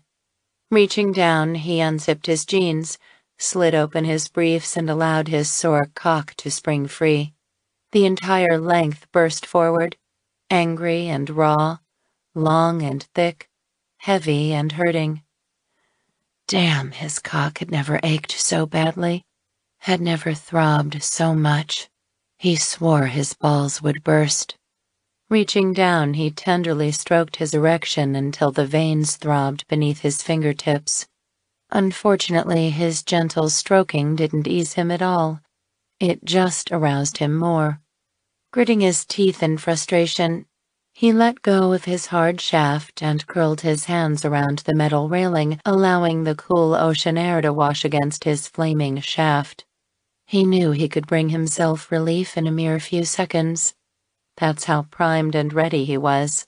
He'd done it numerous times in the recent past, but now he had Jade. Beautiful, soft, sexy Jade. If he went to her now, with this fiery need to fuck her with uncontrollable thrusts, he would most likely hurt her with his size. Her channel was tight. Maybe too tight. That's why he'd tongue-fucked her first, so he could explore her silky wetness to see if he'd fit. He'd savored the way her vaginal muscles had frantically gripped him. His mind had screamed for him to pull out his burning cock and ram into her slit, but the fear of hurting her had stopped him. Besides, her sweet cream had been intoxicating as he sipped from her vagina. The velvety flesh of her inner thighs had pressed against his head, keeping him a willing captive between her luscious legs. He smiled as he remembered the events leading up to his tongue-fucking Jade. When he'd finally gathered the nerve to come out of the hold, he'd found her fast asleep on the lounge chair, a very pretty smile curving her lips. While he'd gazed at her fully exposed breasts, his mouth had watered at the cherry-sized nipples. Heated blood had rushed straight into his shaft, hardening his flesh until it seared like a long, tight piece of molten steel, making him cry out from the pleasurable sensations.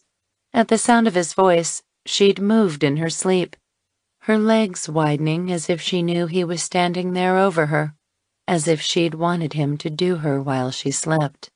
His blood had pumped feverishly through his entire body, as he'd once again spotted the wetness dotting the thong. He'd wanted to rip the tiny garment off her right then and there while she'd slept. Had wanted to push his heavy cock into her soaked pussy and then wake her so she'd find out she'd just been impaled. He wanted to fuck her brains out. But first, he wanted to romance her. Wine and dine her and not just have the wild sex she'd so liberally filled out in the Kidnap Fantasies questionnaire. Instead of following his cravings, he draped the protection of the beach towel over her body and headed into the yacht's pilot house. He'd found the key on a hook beneath the console exactly where he'd been told it would be. He'd jammed the key into the ignition and looked out the crystal-clear windows down onto the gleaming cherrywood main deck, where she lay stretched out on the chaise. He'd twisted the key and the engines had roared to life. She hadn't moved. Pushing the throttle forward, he'd slowly eased the yacht out of the marina and headed for the open water. She still hadn't budged. She was sleeping through her own kidnapping. He'd almost laughed out loud at that thought. Now he had himself a sexual captive and free reign of a delicious-looking sex-starved woman with the ocean as their playground. He should be enjoying himself. Yet, instead of telling her he'd just kidnapped her and was going to make all her fantasies come true, he'd chickened out. Instead, he'd cooked her dinner and tongue-fucked her. Shit. He should tell her the real reason he was here. Tell her about Kidnap Fantasies. Tell her he'd come here because of the questionnaire he'd been given. Peering over his shoulder, Caden gazed at Jade, who lay where he'd left her on the lounge, her luscious body hidden beneath a beach towel. She'd awakened from her sexual stupor. Her eyes were open as she stared into the now dark sky. Beneath the beach towel, he could tell her knees were lifted, and he wondered if she was touching herself, toying with that plump clit, squeezing her puffy labia, sliding her fingers into her tight channel. A blaze of lust clenched his rock-hard balls and cock as he watched her. The blade twisted beautifully, making him want to show her exactly what she did to him. From the moment he'd been given her picture by Kidnap Fantasies, it had been a dream come true. He hadn't lied when he'd told her he'd followed her career. He enjoyed watching professional downhill skiing. He'd read her autobiography, and he knew Jade was special. She was a giving, trusting person, innocent in sex. According to quick research through Kidnap Fantasies, she'd been intimate with one man, her ski coach who'd managed to become her fiancé. Caden intended to amend that situation. He planned to show her just how special she was, but he hadn't missed the fear burst in her eyes a split second before he'd kissed her. The fear of getting hurt, fear of trusting him. It would be natural for her to be afraid of him. He was a stranger, a man who'd made her dinner and taken her delicious nipples and her hot, quivering pussy into his mouth for dessert. And he'd barely gotten started. His heart crashed in his ears as he quietly approached her. Her lush, naked body looked relaxed in the moonglow. Her plump breasts moved up and down beneath the towel in a steady rhythm as she breathed. He could tell she was fingering herself, toying with her plump little clit, maybe wanting another mouth-induced orgasm.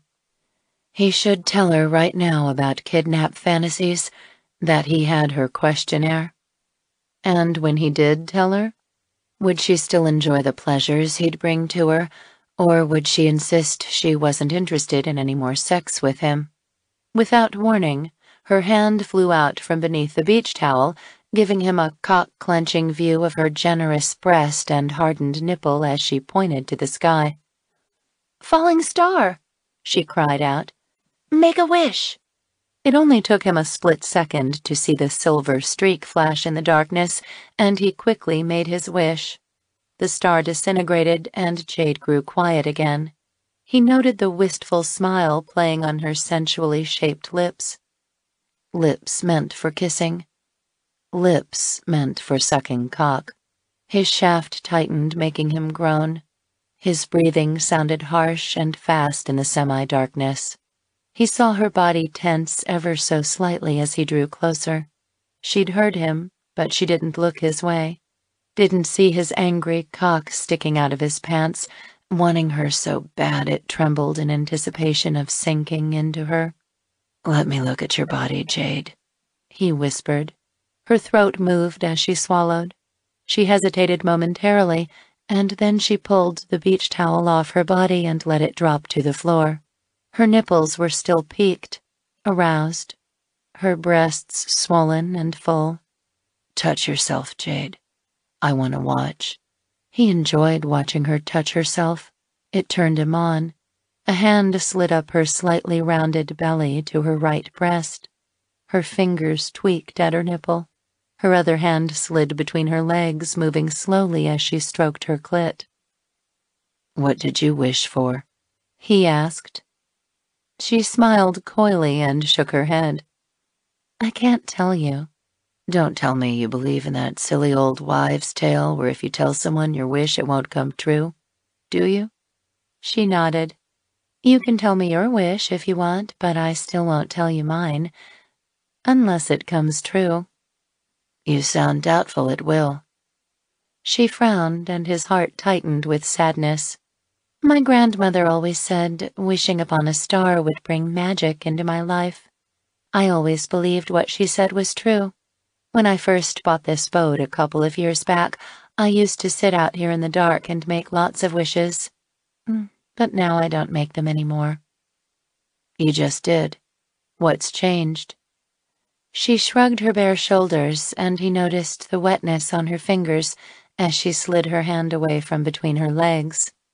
"Don't stop touching yourself."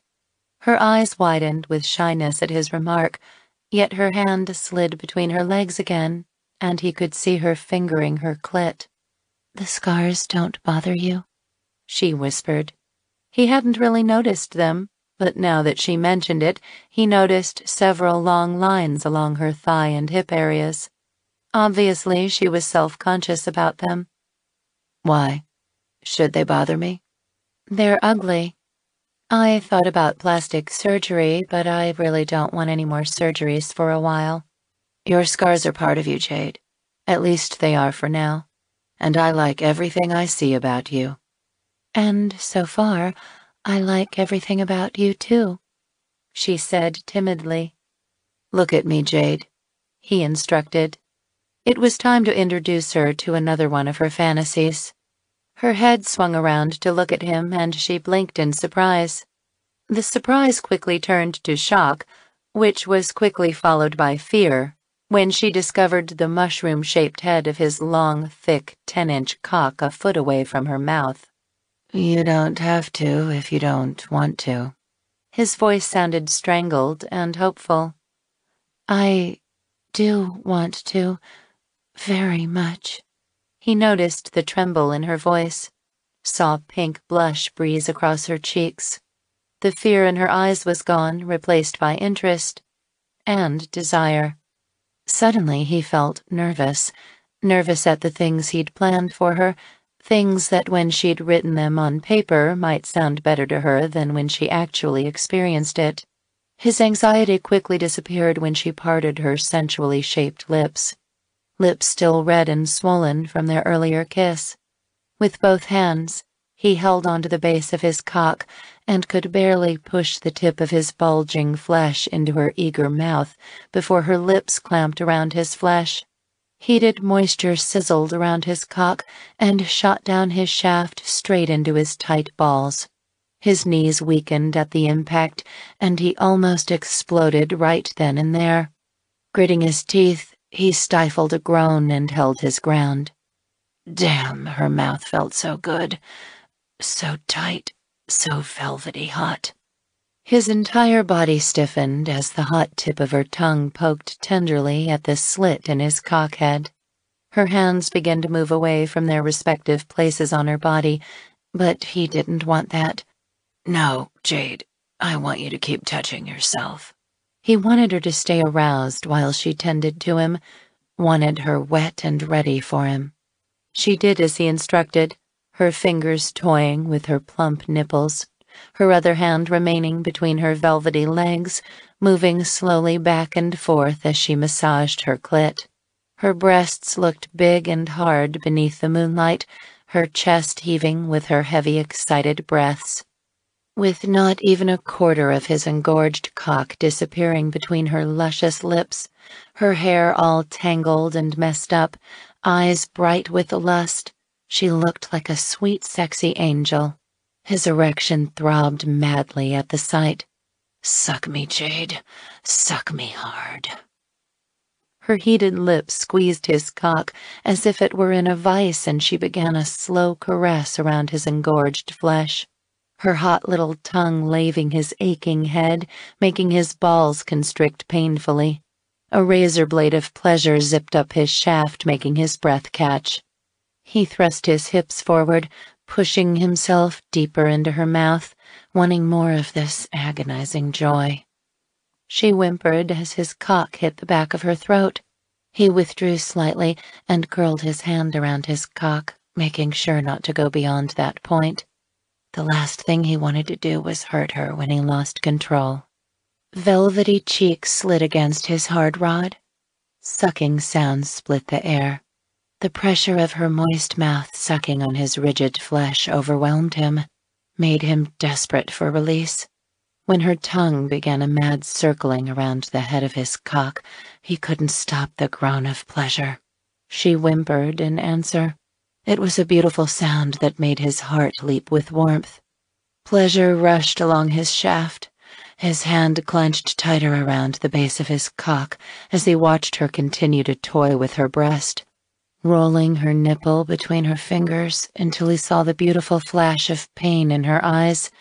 Her other hand moved quicker between her legs as she rubbed her clit.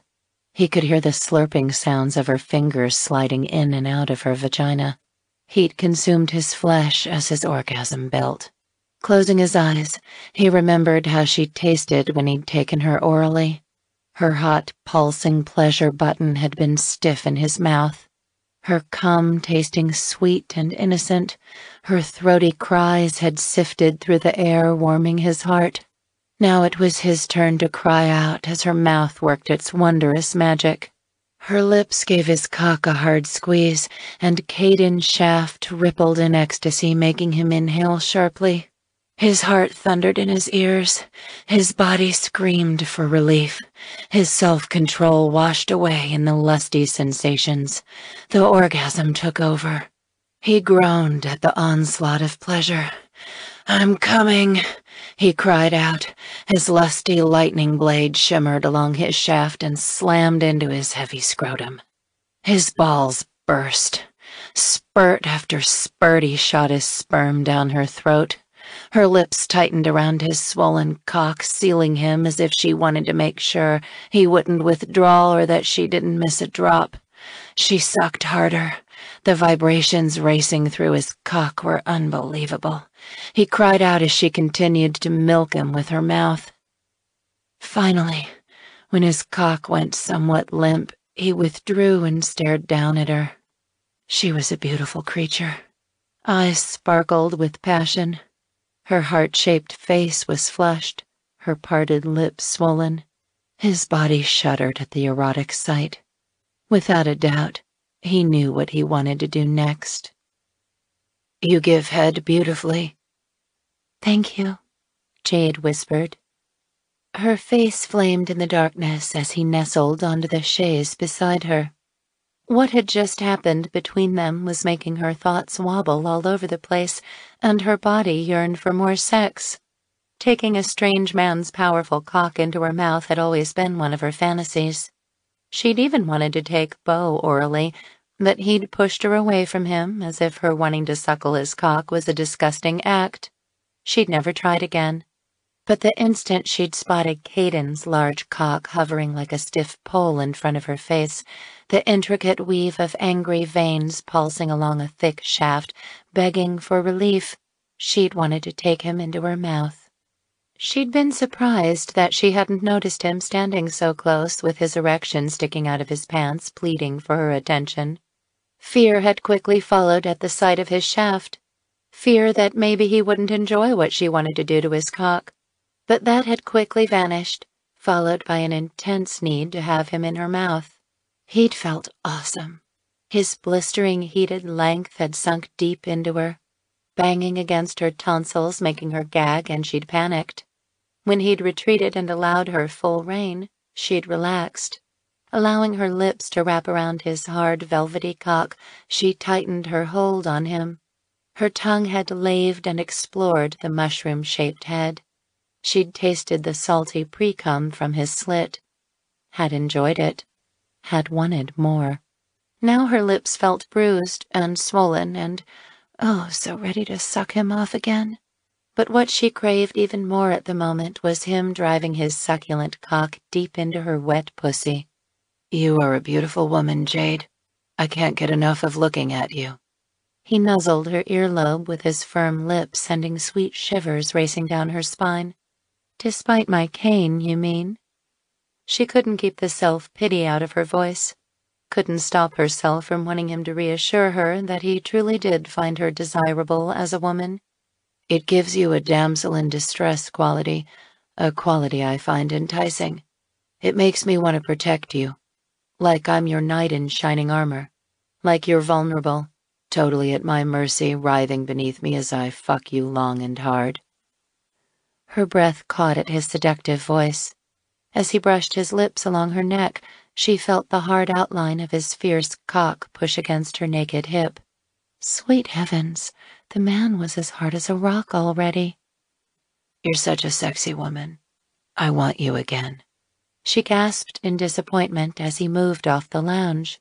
The disappointment didn't last long as his warm hands slipped underneath her, one beneath her knees, the other under her waist. Scooping her into his arms, he stood. His body felt solid and deliciously feverish against her flesh as he began to walk. Where are we going?" He flicked his lusty gaze down at her. "To your bedroom." Heated blood coursed through her veins as he held her tightly in his arms. His hard chest scraped against her left breast, sparking renewed arousal.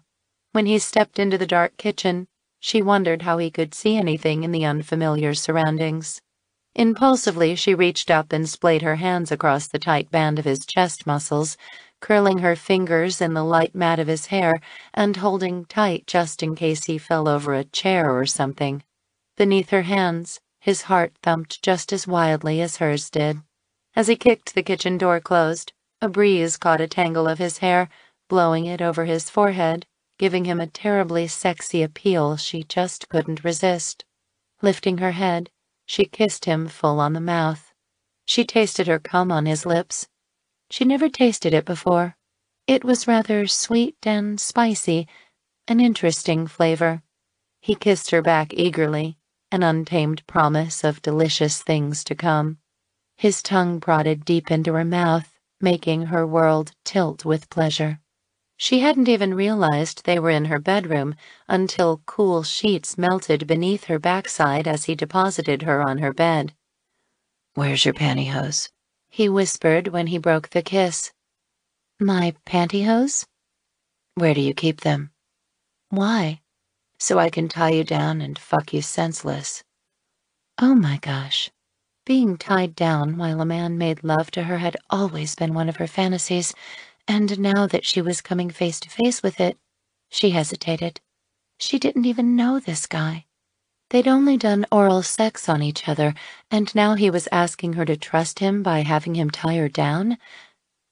To her surprise, the idea of a stranger taking her in such an intimate, trusting way just about made her orgasm on the spot.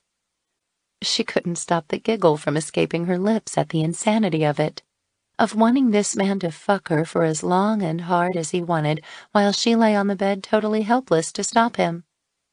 Besides, she shouldn't be afraid. He'd cleared security. His references were good. He was a handyman, a ship mechanic. He'd worked for friends of hers. Her security team had sent him to her yacht. They knew he was here. He wouldn't try to harm her. "If you rather I don't." His eyes sparkled down at her with a hope she couldn't resist. "Top left drawer, and hurry." He hurried and found what he needed. The sexy way his muscles played across his big chest and arms as he tied her wrists ignited a wild fire deep inside her pussy. Within a minute, he had her arms tied to her bedposts. He left her legs free. He leaned over her. Kissing her neck, his lips left a trail of wet fire as he teasingly moved over the swells of her breasts, along the rounded curve of her belly, circling her quivering clit like a vulture until she writhed helplessly on the bed. When he stood, he flicked on a nearby light switch, bathing them both with a warm, buttery glow. Jade's heart crashed against her chest like a jackhammer as he dropped his pants and climbed out of his underwear. He straightened, and Jade gulped at his awesome erection. Outside in the moonlight darkness, when she'd taken him orally, she'd seen what a lovely size of cock he possessed. But now here in her cozy bedroom with the pine-paneled walls and dainty white curtains flowing behind him, she could see his magnificent pulsing size was a heck of a lot bigger than she'd thought. The mushroom-shaped head looked red and fierce, ready to impale her. Her pussy quivered in anticipation. Have mercy, but the man was extremely well hung. Large cock, nice manners, good-looking, sexy. Everything she'd ever dreamed about her man being. A nice fluttering feeling zipped through her lower belly. Her face flushed at the thought that this man could be the one. "You're blushing," he smiled. "I've never seen such a big cock before," she said truthfully. His white teeth flashed as he grinned. "Before long, I'll have your whole body blushing, Jade. Spread your legs for me." She swallowed her excitement and did as he instructed. This time it was his turn to exhale softly. "Your clit is beautiful and puffy. Your pussy soaking wet. Just the way I like it. Just the way I need you. You did good keeping yourself aroused, Jade. You're almost ready for me. First, I have to prepare you. I'll be back in a minute." Before she could ask him where he was going, he'd vanished. A couple of minutes later, he returned holding the bowl of raw vegetables in his hand. "I saw the way you looked at them during dinner. It gave me some delicious ideas." "What kind of ideas?" She could barely speak from all the excitement washing over her senses. He grinned wickedly. "You'll see." Instincts told her this man was going to do something naughty to her with those vegetables. Something wicked. God help her, she wanted him to do all sorts of things to her body. Her senses exploded when he pulled a long, thick carrot from the bowl. Long male fingers stroked the orange object in the same tender way he'd done to it earlier after dinner. The carrot was about half the width of Caden's cock and about half as long. "Vegetables are called the poor man's sex toys, Jade. We'll have to use these until I can get us some proper ones." Poor man's sex toys? Until he can get proper toys? Exactly how long did he plan on staying? How long did he plan on having her tied up here? The question sat at the tip of her tongue, but she didn't dare ask. To tell the truth, she didn't want to know when he planned on leaving her. For now, she just wanted to pretend this man was hers. Forever. "Time to see how much you can take, Jade." "I can take whatever you dish out, Manelli," she threw back. He inhaled sharply at her trembling words.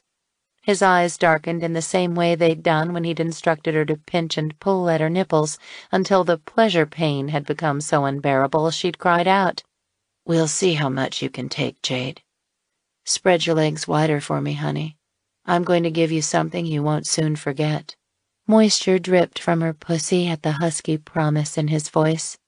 The scorching look in his eyes turned her into a slab of heat and her pussy into a quivering mess. Even her breasts reacted to his intense gaze by tightening, swelling, becoming hard and eager to be caressed. He leaned over her. The warm head of his rigid cock poked deliciously into her belly button as he grabbed a nearby pillow. Fluffing it up, He stuffed it beneath her hips, which allowed him to raise her up higher, exposing her fully to him. There, that's much more comfortable. This will give me the perfect angle to enter you.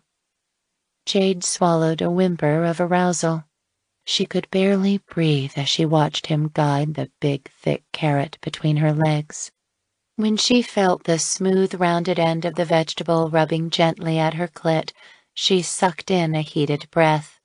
I'll just get you back into the mood, he whispered. I'm already in the mood. Vegetables turn you on, do they? Along with the man holding them, she admitted. I'm glad you approve of my abilities to arouse. That's an understatement, she breathed. You're like magic when you touch me. The sensual way the head of the carrot stroked her quivering clit was making her come alive with delicious sensations. Her legs fell further apart. Her pussy hummed. Her heart sang at the intense way he was looking at the area between her legs, the concentration twisting his lips while he worked her clitoris. Magical fingers can earn a man a decent living. A magical cock can earn a man a woman's love for life. Jade swallowed at the sound of his husky voice. Some lucky woman would have this gorgeous man and his throbbing cock one day. Oh, how she hoped what she'd wished for on that falling star tonight would come true. It had been a silly wish, though. A wish about a man she knew nothing about. But what he'd done to her and was doing was a good start. She watched his eyes slowly glaze. She felt the velvety folds of her labia part, and he slid the thick item into her channel. Her vaginal muscles clenched tightly around the foreign object, and she cried out at the delicious tremors as it stretched her. You're nice and tight, Jade. Tight and wet. Her hips moved in little thrusts, and her body trembled as he slid the carrot in and out between the swollen tissues of her heated vagina. Harder? He asked as she clenched her teeth and fought for release. She nodded, totally transfixed by the wonderful way the muscles in his arms rippled as he pulled back and thrust the carrot into her pussy nice and hard. It surged deep into her, but not filling her to completion. Giggling, she suddenly realized the carrot was about the same size as her ex-beau. Caden grinned with curiosity. What's so funny? It's too small. Too small, huh? Well, we'll have to take care of that problem, won't we? Pulling the carrot back, it popped out with a big slurpy sound. Placing it into the bowl, he took out the slender English-style cucumber and stroked it the same sensual way he'd done to the carrot. My goodness. The cucumber looked almost twice as long as the carrot and twice as thick, but still not as big as Caden's fierce-looking cock. She held her breath as he directed the green item between her legs. It felt cool as he nudged it inside. Slurpy sounds split the air as her pussy embraced the vegetable. He sank it into her slowly, cautiously. At the same time, his finger toyed with her sensitive clit, igniting a flame. She closed her eyes and moaned at the pleasurable sensations. He began in slow, easy strokes, fucking into her eager pussy, dragging the vegetable out, then probing deeper with each entry. Pulling out the cucumber again, he impaled her with one delicious thrust that threw her to the edge of a climax. Instinctively, she arched her hips higher, wanting a deeper penetration, but groaned in frustration when he whispered, I'm all the way into the hilt, sweetie. You're a tease, Manelli, she gasped, trying hard to control her breathing. She sobbed and tried hard not to yell and scream and demand him to satisfy her this instant. So you're looking for some heavier action, are you? I want your cock, Caden. You're that confident I'll fit, are you? He breathed. Her eyes snapped open and she read the uncertainty on his face. Jade swallowed and suddenly realized why he was playing this game with the vegetables. He wanted to make sure he would fit her. I need a big man to fill the ache deep inside me. I've always craved one, she said truthfully. She heard him groan in response, yet the uncertainty remained in his gaze. I don't want to hurt you, Jade. Frustration clawed at her and her patience waned. She yanked on her binds. I want you to fuck me as hard as you can. I want to feel you deep inside me. I need it. I need you so bad. Excitement exploded in his eyes. Perspiration sheened his forehead, oiled his lovely muscular chest. I'm going to make love to you like you've never been made love to before, Jade Hart. Shivering with anticipation, she watched as he stalked to the end of the bed, watched him saunter as if he were an animal in heat, ready to claim his mate. Her blood pumped furiously through her veins in anticipation of being impaled with his rock-hard cock. Her breaths were heavy and labored, pushing her swollen breasts high. Her nipples felt puffy and stiff, ready to be claimed by his masculine chest. She widened her legs further and angled her hips upward, giving him a great view of what awaited him. Masculine muscles burst in his biceps as with his hands and knees he climbed onto the bed between her legs. Jade's heart crashed furiously against her chest as he came over her like a god, his naked body oiled by perspiration, his eyes glazed with lust. His wonderful cock hung like a molten piece of steel, and to her delight, it was aimed straight at her pussy. In the shadows of his pubic hair beneath his engorged cock, she saw his balls nestled heavy and full, ready to burst.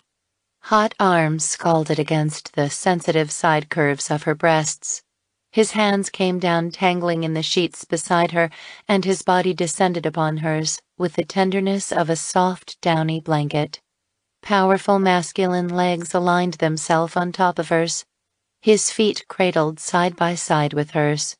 She inhaled sharply as his huge cock sliced apart her drenched labia lips, and he poised his heavy swollen flesh at the door of her wet pussy. Are you sure you want this?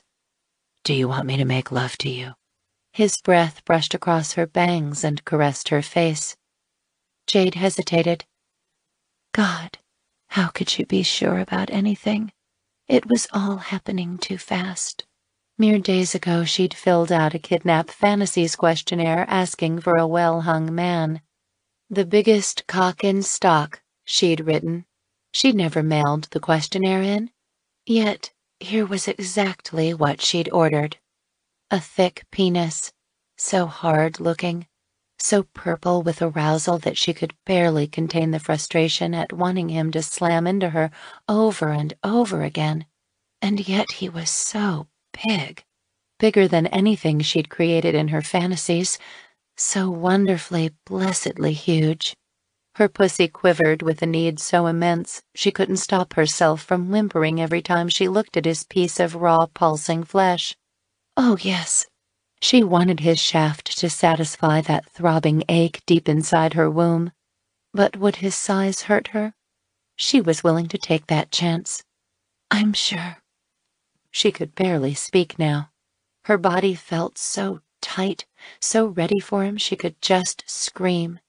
Caden's nostrils flared in arousal. His eyes smoldered a deep, lusty blue.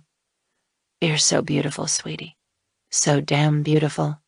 If only I'd known sooner. Before she had a chance to ask what he meant, he rolled a bit to the side and, using one arm to keep himself from coming fully down on top of her, he lifted his other hand off the bed, and it slipped between them, settling his hot palm onto her stomach. Such a huge palm. A very gentle palm that slid warmly over her abdomen, through the tangle of the crisp curls covering her mons. She cried out her pleasure the instant he touched her clit, where he began to work his magic with his fingers. While he massaged, he sank his cock into her. Slowly. Ever so agonizingly slow. His large penis pushed against her snug passage. Her vaginal muscles spasmed, contracted, and gripped him. He groaned. It was a guttural sound, as if he were in pain, but it was a beautiful sound, too, and it sent shivers up and down her arms. What did you wish for on that star? He said hotly, as his heat-seeking cock split her wide open. What? Jade could barely keep her eyes open, could hardly breathe, could barely stem the quickly rising orgasm as his finger continued to slide over her sensitized clitoris. The falling star, he ground out between clenched teeth. What did you wish for? I'm not telling. She sank into the pleasure taking hold. Her vaginal muscles quivered as he drove his cock deeper into her. He stretched her like she'd never been stretched before. Is this what you wished for? To get fucked by me? She tossed her head back and forth, suddenly unable to speak. What does that mean? No? You didn't wish for me to fuck you? Or no? You aren't going to tell me? God, why was he questioning her like this? No, I didn't wish for this, she groaned as his cock slid against sensitive spots. It sure comes a close second. He grinned and shifted his hips slightly to allow for a deeper penetration. Jade gasped at the sparkle of pleasure pain zipping inside her channel. He pushed his steely shaft deeper. Tell me your wish, he whispered as his lips sipped on the bottom curves of her mouth. Not until it comes true. Oh, there's confidence in that statement. Does it have something to do with me? A fantastic burst of pleasure zipped up her vagina as he pressed harder on her clitoris. Oh, God, she gasped and pulled frantically at her pantyhose restraints, wanting desperately to curl her arms around his neck and pull him into a kiss. He chuckled against her mouth. I love seeing you like this, sweetie. Love feeling the way your hips arch into me, the way your hot channel feels as its velvety sides grab hold of me and sucks me in. I want to fuck you so hard that you won't be able to escape me, because you'll be too exhausted from all those orgasms I'm going to give you. His mouth came down upon hers with such passion it took the breath clean out of her lungs. His lips moved over hers with strong and powerful kisses. His 5 o'clock shadow brushed erotically against her flesh. He kissed her so slowly and so deeply, she became disoriented. If anyone asked her her name, she wouldn't have been able to tell them. Her mind was mush. As for the heavenly sensations claiming her body, she loved it. She barely realized he'd withdrawn until she heard a suctioning sound as he left her. Then he re-entered in one smooth, hard thrust. With each stroke of his cock, her sexual tension mounted. Several times he broke the kisses, his mouth lingering on her lips as he whispered her name. She loved the softness of his voice and instinctively moved against him, her hips writhing beneath him as she lost self-control. As he buried his hot length incredibly deep inside her, Jade finally came apart. Squeezing her eyes shut against the rich assault, she spiraled into killing pleasure.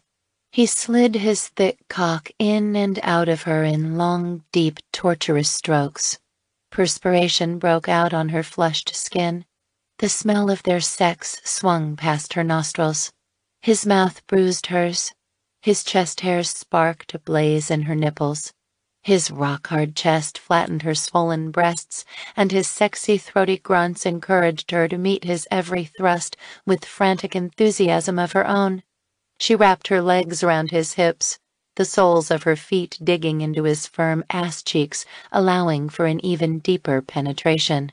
His tongue plunged into her mouth repeatedly, matching the strong, confident thrusts of his cock as he impaled her again and again until they were moaning and gasping within the pleasure. He pumped harder. Violent tremor snapped through her, blinding her with craving. His thick, long shaft was hard and unyielding, his touches sensual and caressing.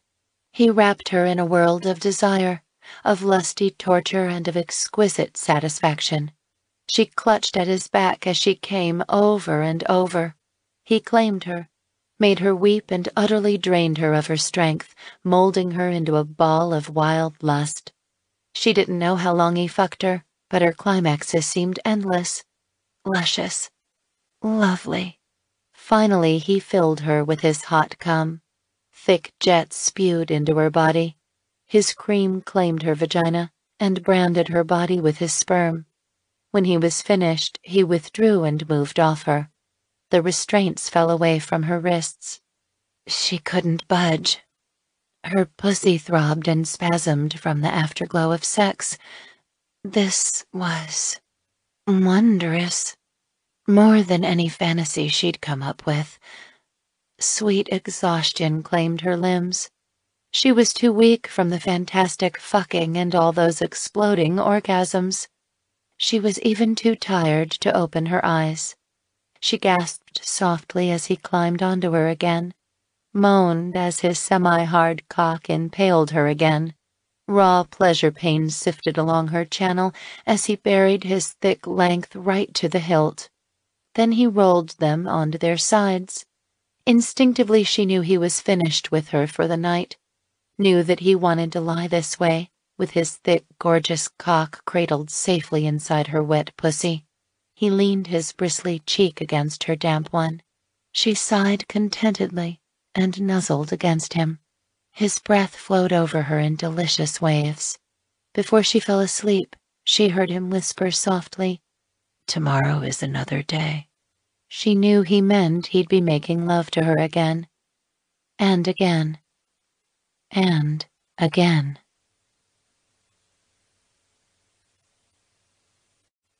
Chapter 5. Christmas Eve morning. Déjà vu, Jade thought as she awoke to the delicious scent of coffee sifting through her tiny bedroom. Yesterday he'd made her dinner. Today would it be breakfast? Gosh, what had she done to get so lucky? Her happiness, however, was short-lived. Why was he being so nice to her? Was he wheedling his way into her graces because she had money? Was Caden like her ex? No, please God, don't let him just be using me. Okay, so maybe he might be using her, but she was using him too. For great sex. She was using him to fulfill some of her wildest fantasies, and she didn't even have to tell him what they were. He already knew what she wanted. He was perfect. Too perfect. Again, a niggle of uneasiness zipped up her spine. A man like Caden could have any woman he wanted. Why pick her? She was a virtual cripple, a millionaire invalid. Jade sighed in frustration, closed her eyes and bit the curve of her lower lip. It felt bruised and sensitive from his fierce kisses. Kisses she'd thoroughly enjoyed. Kisses she wouldn't mind experiencing for the rest of her life. Stupid girl. You're getting yourself all tied up in knots over nothing. He didn't say he wanted to marry you. He didn't even say he was staying beyond today. God, you are such a loser dreaming such stupid dreams. Besides, tomorrow was Christmas. Surely he had some family waiting for him somewhere, despite his saying he didn't have to visit them this year. A mother, father, brothers, sisters, and he'd already said he wasn't married or had a girlfriend. Besides, it was just casual hot sex between them. Her momentary boy toy. Something that had occurred naturally between a hot-blooded, gorgeous American male and a semi-attractive woman who sunbathed partially nude. She shouldn't even be worried about him being after her money. She hadn't even spent a red cent on the man. And he hadn't asked her to. She was reading way too much into this. Unfortunately, since Beau dumped her, she'd been jumping to conclusions about every single guy who'd even looked at her with interest. Mutual sex was their only common interest. With that thought planted firmly in her mind, she pushed the sheets aside and sucked in a breath at the wonderful ache sparkling the entire length of her pussy. Whoa. The guy sure had filled her vagina with that excruciatingly beautiful-sized cock. She could feel the rawness, the sweet hurt deep inside her. Jade smiled. The rawness should produce some exceptionally delicious sex the next time he penetrated her. Gosh, she couldn't wait until they had sex again. She scooted out of her bed, and to her surprise, her hip barely ached at all after the fucking she'd experienced last night. To her further surprise, she found her cane settled right beside her bed, her body filled with a warm, happy glow. Bless that well-hung man's heart for thinking of bringing it to her. 15 minutes later, Jade had showered and dressed in a flowing white cotton knee-length skirt, a dark pink t-shirt, and a light pink long-sleeved cotton shirt to kick off the early morning chill from the ocean fog. Grabbing her cane, she limped along and followed the tantalizing trail of bacon and eggs to where she found Caden, slaving over a hot stove, already fully dressed, in the same sexy white shirt he'd worn yesterday and the same tight jeans that cupped a sensually shaped tush. When he spied her standing in the doorway, ogling his nice derriere, he grinned. Cute dimples burst open wide in his cheeks, making Jade's breath back up all the way into her lungs. "Hiya, pretty lady. I've got flapjacks, bacon, eggs, toast is in the toaster, and your coffee, straight black, is right here." He poured a cup of steaming black coffee for her and handed her the mug. She accepted it with a grateful smile and eagerly took a sip of the hot liquid. "It tastes wonderful. Thank you." "Before we do anything else today, I want you to wear these." He scooped something off a plate set on the counter. To her surprise, he held up 2 ping-pong-sized balls that hung from a string. "What are they?" "Pleasure balls. They go inside you, up your vagina." Her cheeks heated up with excitement. A sex toy? This guy is unbelievable. "In each of these devices is a small rotating bearing. Every time you move, they give off a vibrating sensation." "Where did you get them?" "While you were sleeping, I fixed the engines and berthed us here." He nodded toward the nearby window, where, to her shock, she noticed through the rising mist the masts of sailboats and shadowy silhouettes of unfamiliar cruisers and yachts. "Where are we?" "A town south of Tampa Bay. They've got a great sex shop in a private home I know about not far from the mall. I've been here before, so you don't need to play guide. Now, back to the pleasure balls. I've already lubricated them. Would you allow me to do the honors?" The honors? He wanted to put them inside her? She nodded, her anticipation building. Gosh, she couldn't believe she was allowing a virtual stranger, a sexy hunk, to insert foreign objects into her vagina. She'd always considered herself shy, yet this man was making her feel so at ease with his natural attitude toward sex, she didn't even think about hesitating in doing what the handyman ordered. "Drop your skirt and underwear and sink that pretty little ass of yours onto the table." Despite her sudden newfound freedom, she couldn't stop her face from flushing with heat. Her heart quickened, her blood grew hot in her veins, and her vaginal muscles quivered. He took her coffee mug and the cane from her and plopped them on the far side of the table. An odd little noise sounded in his throat that made Jade smile as he watched her slip her skirt down her legs. She did the same with her panties, gliding it off slowly and as sexy as she could. Her breath felt heavy in her chest at the thought of him mounting her right here on the table. Wouldn't that be awesome if he did? Maybe she should ask him to do her. Maybe she should tease him into it. Her pussy creamed at that thought. She looked into his eyes, the dark color of denim. There was a ripe expression sparkling in there, a cheerfulness that made her heart leap with curiosity. He was a stranger, but instinctively she knew he was up to something, and it was something she was sure she would love. She dropped her gaze. The heavenly bulge between his legs seemed to grow right before her eyes, making a savage hunger ripple through her. She could barely stop herself from reaching out to yank down his zipper. He was aroused, just as much as she was. Obviously, he had better self-control than she did. To her disappointment, he shook his head. No time for fun right now, pretty lady. I've got plans for you. Strong hands curled around her hips, and he lifted her off the floor as if she were as light as a feather. She gasped as her ass hit the cool table. Gosh, he smelled good this morning. His fresh male scent danced all around her. Combined with a hint of soap, it was turning out to be the best smell in the world. It made her feel hotter than ever. Hoisting her feet onto the table, she once again noticed the tightness that had lingered in her hip over the past year wasn't as bad anymore. Maybe last night's ferocious fucking had loosened her up. To her surprise, she could spread her legs wide without too much trouble and held her breath as he crouched down between her legs. Excitement coursed through her veins as he smiled with approval.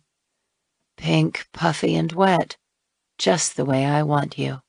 She exhaled as the large palm of his hand blazed a line of heat along her inner thighs until his fingers met her crotch area.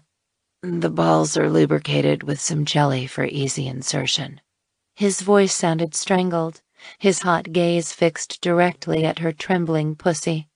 Her pussy muscles spasmed as he slid the pleasure ball between her throbbing labial lips and stuffed the first one up inside her tight, wet channel. The second quickly followed. You're so perfectly tight, I doubt I'll have to adjust it much during the day, but maybe I'll have to make up excuses to check. Oh, sweet heavens. The string dangles so I can remove it when I want to fuck you. Jade sucked in an aroused breath. Wiggle your hips for me, he instructed. She did as he asked and sighed at the sultry sensations when the tiny erotic vibrations rippled inside her vagina. How's it feel? She couldn't stop her eager giggle. Like I want to be fucked. Good. It'll keep you in a state of arousal while we shop. Shop? The man wanted to shop when she wanted to be fucked? The only thing on her mind right now was to take him into her bedroom, or, better yet, writhe beneath him on this table while he slid his yummy huge cock in and out of her just as he'd done last night. Shopping? Exactly what are we shopping for? His dark gaze met hers. Childish excitement flashed across his face. Christmas presents. I haven't finished shopping for presents. How about you? Well, no, she lied. She'd already given her two sisters their presents when they'd shown up unexpectedly, but now that he mentioned Christmas shopping, she wouldn't mind picking up a little something for him. A little thank you for last night. Great. We're going to shop till you drop. His warm hands sensuously cupped her naked hips as he hoisted her off the table and placed her feet firmly on the floor again. Don't put your underwear back on. Just the skirt. Are you wearing a bra? No. Good. I have some surprises stored up for you today while we shop. Then we'll come back here and I'll fuck you till I drop. Goodness, the man had a way with words. She creamed, thankful that she wasn't wearing her underwear. He released her hips and headed back to the stove. Breakfast is ready. Let's eat. The sooner we leave, the sooner we get back. With each and every step, the pleasure balls vibrated teasingly inside her vagina. Thank goodness she hadn't worn her panties. It would have been most uncomfortable plastered between her legs. As it was now, she could feel her sticky juices sliding down the insides of her thighs. They'd been here little over 3 hours, and the pleasure balls had made Jade so horny she was quite ready to head back to the boat to spend the rest of what was left of this day doing some good old hard fucking. Yet she still hadn't picked out a present for Caden, and she still had no idea what to get him. Whatever she picked, though, would have to be perfect. Laughing and chattering with him as they moved from store to store, she'd been able to pry out some intimate details of his life. Aside from his confession of loving to cook, she discovered he had a love for fishing. There were other things he'd dropped hints about. He enjoyed the outdoors, loved swimming, and craved to learn how to ski downhill. She kept all these tidbits stored in her mind, waiting until they decided to separate and buy gifts for each other. That is, if he wanted to buy gifts for each other. She hadn't had the nerve to ask him about that yet. However, she found herself getting truly excited as she helped him pick out gifts for his mother, father, and to her surprise, he even asked her to help him pick out some things for his 2 sisters and 2 brothers. All his siblings were younger than him. None of them were currently married, and they didn't have any kids. "So you really think the tea set I picked out is okay for your grandmother?" He'd dragged her into an expensive little china boutique where he'd asked her to choose the pattern for an elegant tea set. She'd picked a fancy-shaped white teapot patterned with delicate pink forget-me-nots with a matching set of 12 teacups, saucers, and cake plates. Caden had nodded his appreciation. When she'd looked at the price tag, however, she'd just about balked. Caden was a handyman. He couldn't afford her expensive tastes. To her shock, he didn't even flinch at the price. He'd drawn out his credit card, made the purchase, and asked for it to be gift-wrapped. They'd lugged all the presents to a post office where he sent them off via courier, laughing when she told him the presents would never be delivered on time. Apparently it was a tradition that his presents were always late. "My grandmother would have picked out the same pattern," he said. "She loves flowers and she loves delicate designs. The teapot she has right now is literally falling apart. It must be more than 50 years old." He curled his arm around her elbow and hugged her close as they stepped into the crowded mall complete with screaming kids, cheerful Christmas music, and the smell of popcorn sifting through the air from a nearby vendor. Gram was the same way. She kept everything. When my sisters and I inherited her things, we were really glad she hadn't thrown stuff away because everything has a memory attached to it.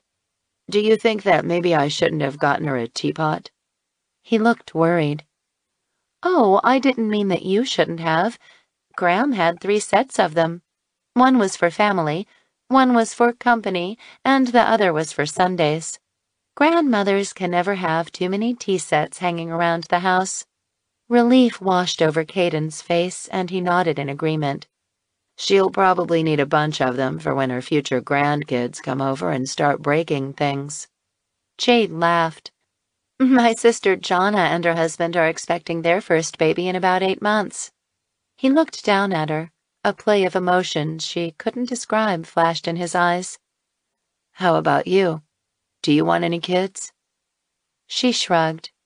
"I never really thought too much about it. My skiing career was my main priority in my life, but now that I think about it, I wouldn't mind having 1 or 2. He nodded. "I want a lot of them. Maybe 5 kids, just like my mom and pop had."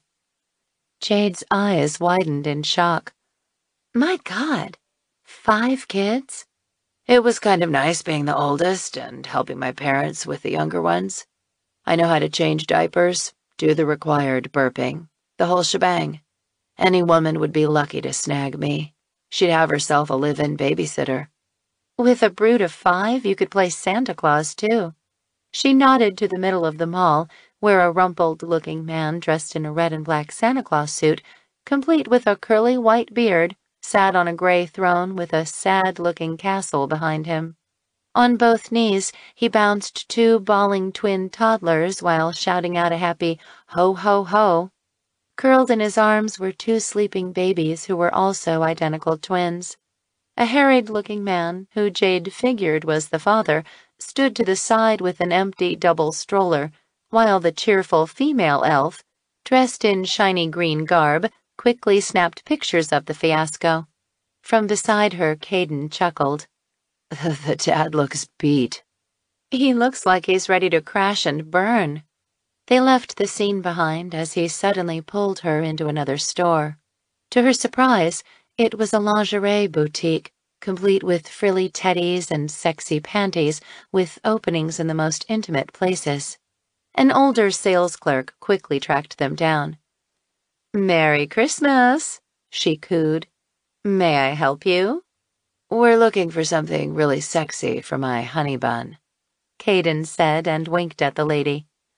Honey bun? Oh my God, get serious. Jade flushed as the saleslady winked at her. Did you have anything particular in mind? The woman asked Caden, who was already eyeing a very pretty white lace see-through tediette. I love this one. Do you have one in a jade color? Oh, you have fantastic taste. The design just came in yesterday. Yes, we do have it in that color. And I have a size that will fit her perfectly. I'll take it. Caden, she complained. What? He mouthed to her, and then grinned and hugged her to him as he smiled at the woman. Oh, honey buns, you'll look fabulous in it. Can she put it on in the change room? Of course, sir. Her heart cracked against her chest as the saleslady quickly shifted through the hangers and found a pretty jade-colored one.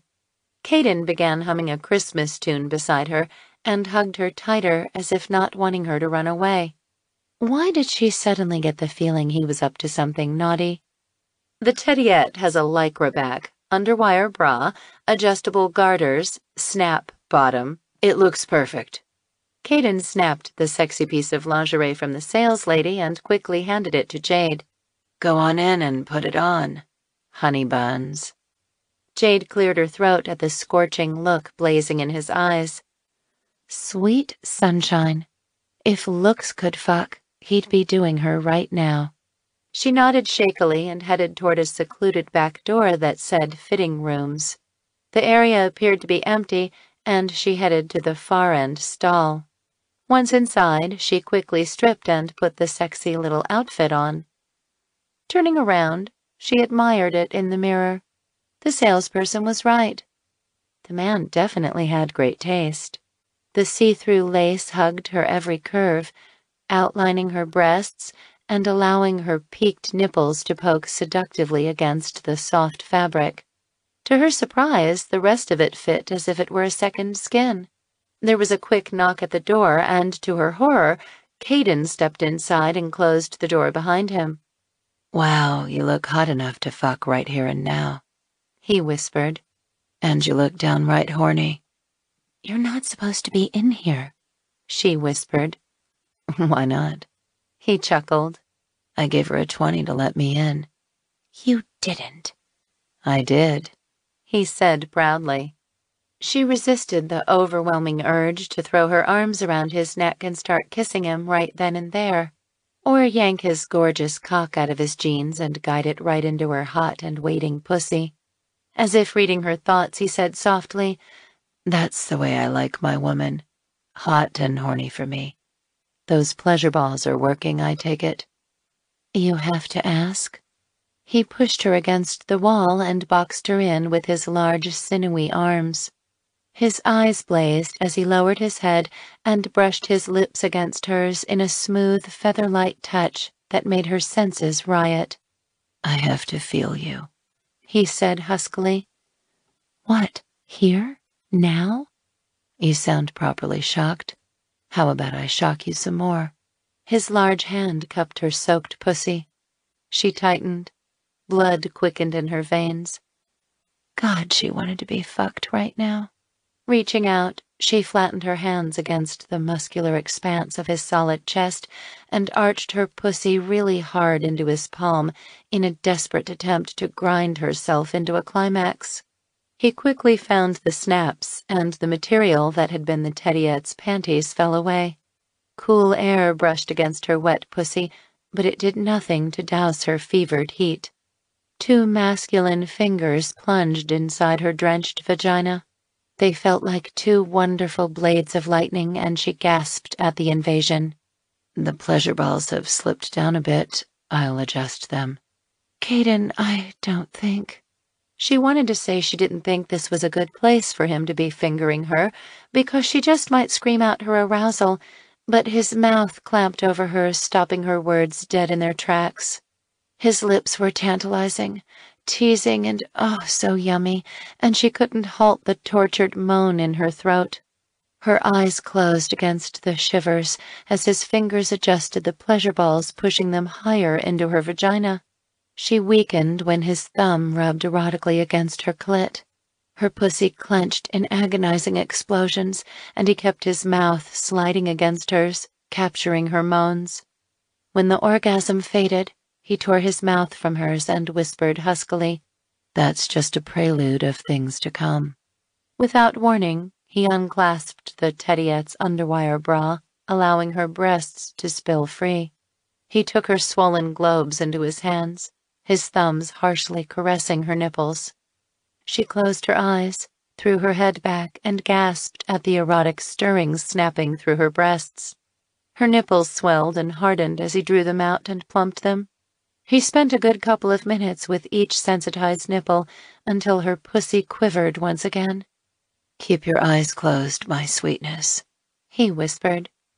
Before she could ask why, she felt an unusual tug on her left nipple. The tug tightened a little, and then a second later she felt a similar tug and tightening on her right one. Jade quaked with desire. "What are you up to?" she breathed. She wanted to open her eyes, but didn't want to at the same time. To her frustration, he moved away. "Open your eyes now." Jade did as he asked and looked down. Oh my! Her areolas, usually a hot pink, had been turned to a pretty shade of knotted purple, and her nipples were a similar color. They were plump, stretched out and squeezed erotically between small nipple clamps. Jade turned to look in the mirror. Dangling from the nipple clamps were thin, 1-inch silver chains, and at the end of each chain sparkled a tiny pink diamond, or at least what looked to be diamonds. She highly doubted they were real. Another tiny chain linked her two nipples by drooping between the valley of her exposed breasts down to her belly button. "You like?" he asked softly as he pushed his male body against her naked back. She didn't miss the massive bulge pressed intimately against the crack in her butt, and suddenly she wanted him plunging into her from behind. "Keep the Teddyette and the clamps on." "Caden." "Shh. The nipple clamps are safe. You can wear them for hours. You'll love it. I promise there's more to come." Her head whirled. "More?" He nodded. "Meet me in 2 hours at the restaurant around the corner. We're under the reservation of Manelli." Without waiting for an answer, he slipped out of the dressing room, closing the door behind him. Jade looked back at herself and exhaled a shaky, aroused breath. Her hair was a tangled mess. Her cheeks were flushed a healthy pink, as if she'd just been skiing all day in the mountains. Her lips were swollen and red from his kisses, and the tiny nipple clamps looked so erotic it just about drove her insane. Now more than ever, she couldn't wait until they got back to her boat. Jade grinned to herself. It was her turn to pay Caden back, and she knew just how to do it. The surprised look on Jade's face when she'd first looked down at her breasts and seen those clamps had turned Caden's cock into a roaring serpent demanding immediate satisfaction. By God, he'd wanted to take her right then and there in that dressing room. Wanted to thrust his cock deep into her delicious pussy until everyone heard her mewl in pleasure. He'd almost done it, too, if it hadn't already mapped out the things he wanted to do for her the rest of the day.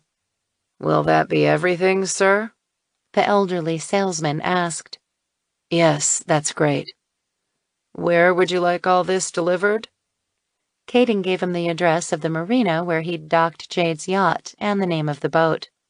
"If you could just set it on the foredeck out of sight, and I'll take care of the rest." "This must be your first Christmas with the wife." The older man chuckled. "Wife?" The old man chuckled louder. "I saw both of you earlier when you strolled by arm in arm. You were looking at Santa Claus. You're a very striking couple. I couldn't help but notice she was limping with a cane. She must have been in an accident. She looks familiar. Is she a model or something?" "Or something." Caden winked. He didn't want to tell the salesman Jade had been a famous downhill skier, or that she'd been on the front cover of every gossip rag in the United States a few days ago, with her cute breasts blurred out, making it quite obvious she'd been sunbathing topless. "Mrs. Manelli will be quite surprised, sir. Thank you very much for your business, sir." The elderly man handed Caden back his credit card. "The delivery will be there within the hour." "Thank you." A little beeping sound emitted from Caden's watch, startling him. "I better get a move on. Meeting the wife for an early supper. Thanks again." The salesman threw Caden a wave as he slipped out of the store and back into the mall. Suddenly, he couldn't wait to get back to Jade and to the next surprise he had in store for her.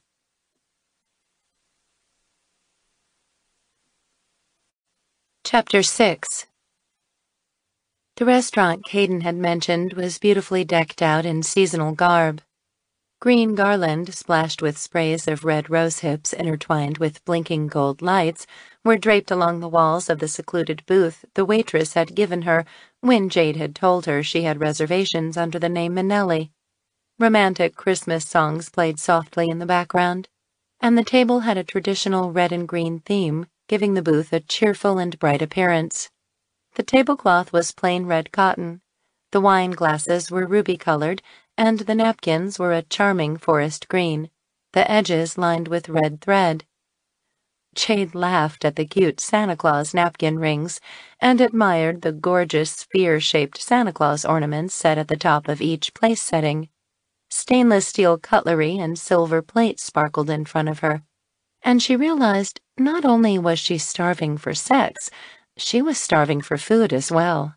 As she allowed her gaze to wander out of the booth, she noticed that there were no other tables visible from where she sat, but she was allowed a luxurious view of a tiny stone pond nestled in the nearby corner. It came complete with running water, floating lily pads and gold-sprayed wheat cone trees nestled in miniature French iron bathtubs that hugged wild foliage at the edge of the miniature pond. Her heart scrambled into a mad pace the instant she heard the distinct voice of Caden speaking to someone nearby. She couldn't make out his words, but when she peeked out of the secluded booth, she spotted him conversing with a waitress. The muscles in her pussy clenched tightly at the sight of him. Her breath backed up into her lungs and desire stabbed her body.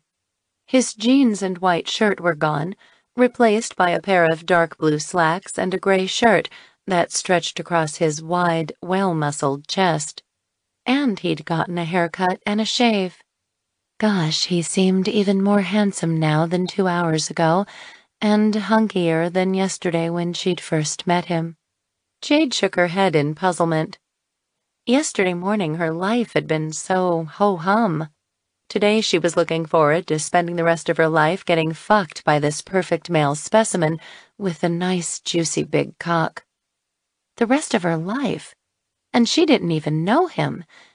Rein yourself in, girl. You're getting ahead of yourself again. It's just a sexual relationship. Don't be so naive. Nothing will come of it. Just enjoy the sex while you can. She studied him as he laughed easily with the waitress. She noted the confident way he stood, loved the snug way his pants cupped his full ass. Most of all, she loved the charming way he nodded his head in agreement with whatever the waitress was now saying to him. His luscious lips were upturned into that sexy smile that made Jade's toes curl with excitement, but those cute dimples weren't playing along his cheeks like they did when they looked at her. Oh, pooh. She was reading too much into this guy again. It seemed to be a very bad habit in getting her hopes up with this guy. She hoped she could break it once he decided it was time to leave her. Until that happened, she was going to make the most of this man's company. The breath stilled in her lungs when he turned and headed toward their booth. Jade stuck her head back inside and waited for him. "I missed you like crazy," he whispered as he slid onto the padded booth seat right beside her. A delicious aroma of spicy aftershave washed over her senses, making her dizzy with desire. "I missed you too," she admitted truthfully. "A very nice haircut. Special occasion?" His eyes roved to where her tight breasts were pushed up against the tediette she wore beneath her t-shirt and shirt. A very special occasion. Those clamps still on? Yes, Jade whispered as her blood boiled at his question. She'd panicked in the fitting room as she'd redressed and seen the distinct outline of the clamps. Thankfully, when she'd put her loose shirt on top, the outline had diminished to something she thought she could handle. A hint of a smile teased his lips. Are they comfortable enough? they're driving me crazy if you want to know the truth. My nipples are on fire. My pussy is sopping wet, and I want relief. He grinned, obviously happy with her sexual torture. And the pleasure balls? They are waiting for your cock to replace them. His eyes widened at her bold reply. All in good time, Jade. All in good time. First, though, I have another surprise for you. Dare I ask? Her heart cracked like a piston as he moved even closer to her, the entire side of his blistering body pressing intimately against hers. Hot masculine breath fanned her neck as he kissed her there and whispered, "Spread your legs." Her eyes widened in surprise.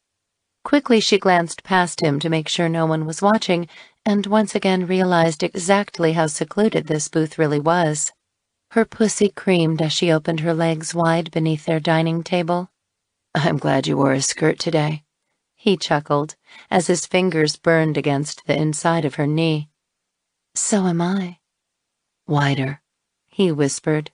She did as he said, and she just about bolted out of the chair when his scorching touch trailed along the inside of her upper thigh toward her clit. When he reached it, he immediately sought her plump labia. "You kept the Teddyette underwear off?" "It's in my purse, soaked." He beamed happily, obviously pleased with the thought she was creaming for him even after he'd left the dressing room. Jade bit back a gasp as he pulled and twisted tenderly on her flesh until they burned delightfully. Then he drew her labia apart, making them sting with a pleasure pain that brought tears to her eyes. "Did you do any more shopping while we were apart?" he whispered into her ear. "Yes, and I've got a surprise for you. Call it—" She inhaled a breath as he affixed something slightly heavy to one side of her labia. "A clamp?" Her pussy lip throbbed. She spread her thighs wider, allowing him easier access. "Call it payback for what you're doing to me now," she whispered. "I like the sound of that." He attached another clamp to the same side, just a little further up. This one so close to her sensitized pleasure nub, she had to hold on to the sides of the table to keep herself from reaching between her legs and rubbing herself into a climax. He fondled her other labia until Jade felt it swell, then he attached 2 clamps to it, too. They gripped her flesh, firmly holding her pussy in a charming form of sexual bondage she found appealing. His fingers slid ever so gently between her tortured labia, and he began a slow, seductive massage against her clit. Moaning softly at the sensual sensations, she eagerly waited for him to lead her into another climax, like he'd done in the dressing room. His warm cheek brushed erotically against the arc of her neck as he buried his face there again, this time nibbling on her ear, sending ripples of delight shimmering through her. "I would very much like to know what you have planned for me." His warm lips curved in a smile against her skin. "Perhaps I should masturbate you in order to get you to tell me?" She shivered. "You wouldn't dare." "Oh, please, dare. I can tell by the glaze in your eyes you'd love for me to do you right here." His own eyes sparkled wonderfully. "The waitress—" "Don't worry about the waitress. She's busy getting our order." Suddenly, her clamped labia began to tingle. "Caden, what are you doing down there?" He held up a small black remote box with a dial on it. "Vibrating clamps. You like?" "It's different." "Do they hurt?" he asked. "They tingle." "They've got little weights on them, too." "I feel them." Gosh, did she feel them?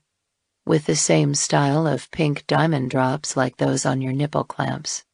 Not real diamonds, I hope, she joked. That's for me to know and you to find out.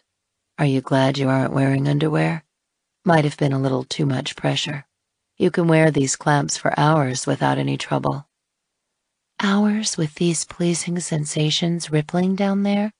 I don't think I can wait that long, Caden. Getting horny again? More like still am.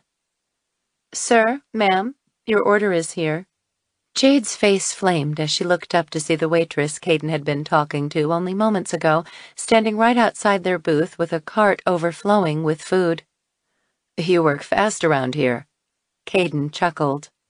Thankfully, he slipped the remote box out of sight and into his pocket. He leaned closer against Jade, presumably so the waitress couldn't see he had a hand beneath the table and between her legs. To her shock, she felt his finger continue to slide erotically against her pleasure nub, as if they hadn't just been interrupted. Bastard. Jade's hands tightened on the table. Newlyweds? The waitress grinned. Not yet, Caden replied as he increased the pressure on Jade's clit. Son of a bitch, lady, get out of here. Nice day outside, isn't it? The waitress poured some water into their glasses. They're calling for it to be beautiful all the way through the rest of the year. We'll have a very sunny and warm Christmas and Happy New Year. It's always beautiful weather in Florida. Get out of here before I orgasm right in front of you. Jade gritted her teeth as she quickly slid toward the pleasure awaiting her. Obviously thinking they were very much in love, the waitress smiled sweetly at both of them and quickly placed the covered plates onto the table, along with a pitcher of what Jade perceived as eggnog. Would you like me to pour? No, get out of here.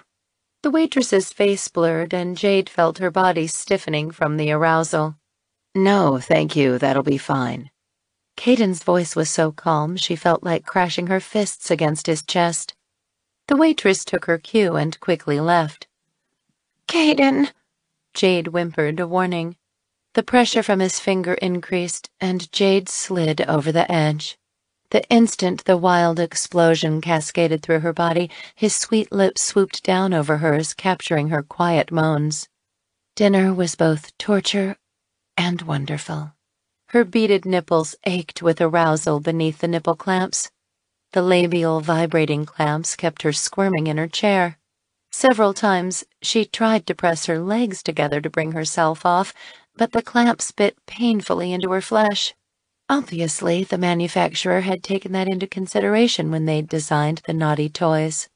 If she didn't already have her revenge mapped out in her head, she would have insisted he take her to the bathroom and drive his gorgeous cock deep into her dripping pussy. It seemed as if there was no end to the food.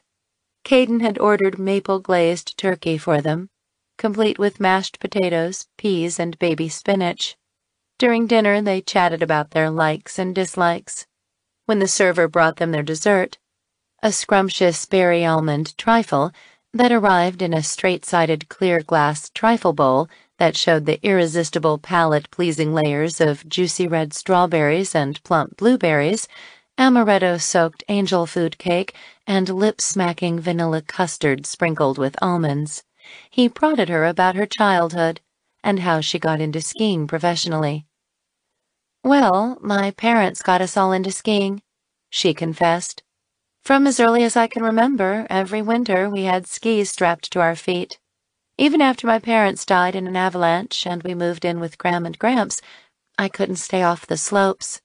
I loved the sharp sting of snowflakes on my face, the sound of wind shrieking past my ears, and the adrenaline rush flowing through my veins as I raced at speeds over 100 kilometers down the mountainside.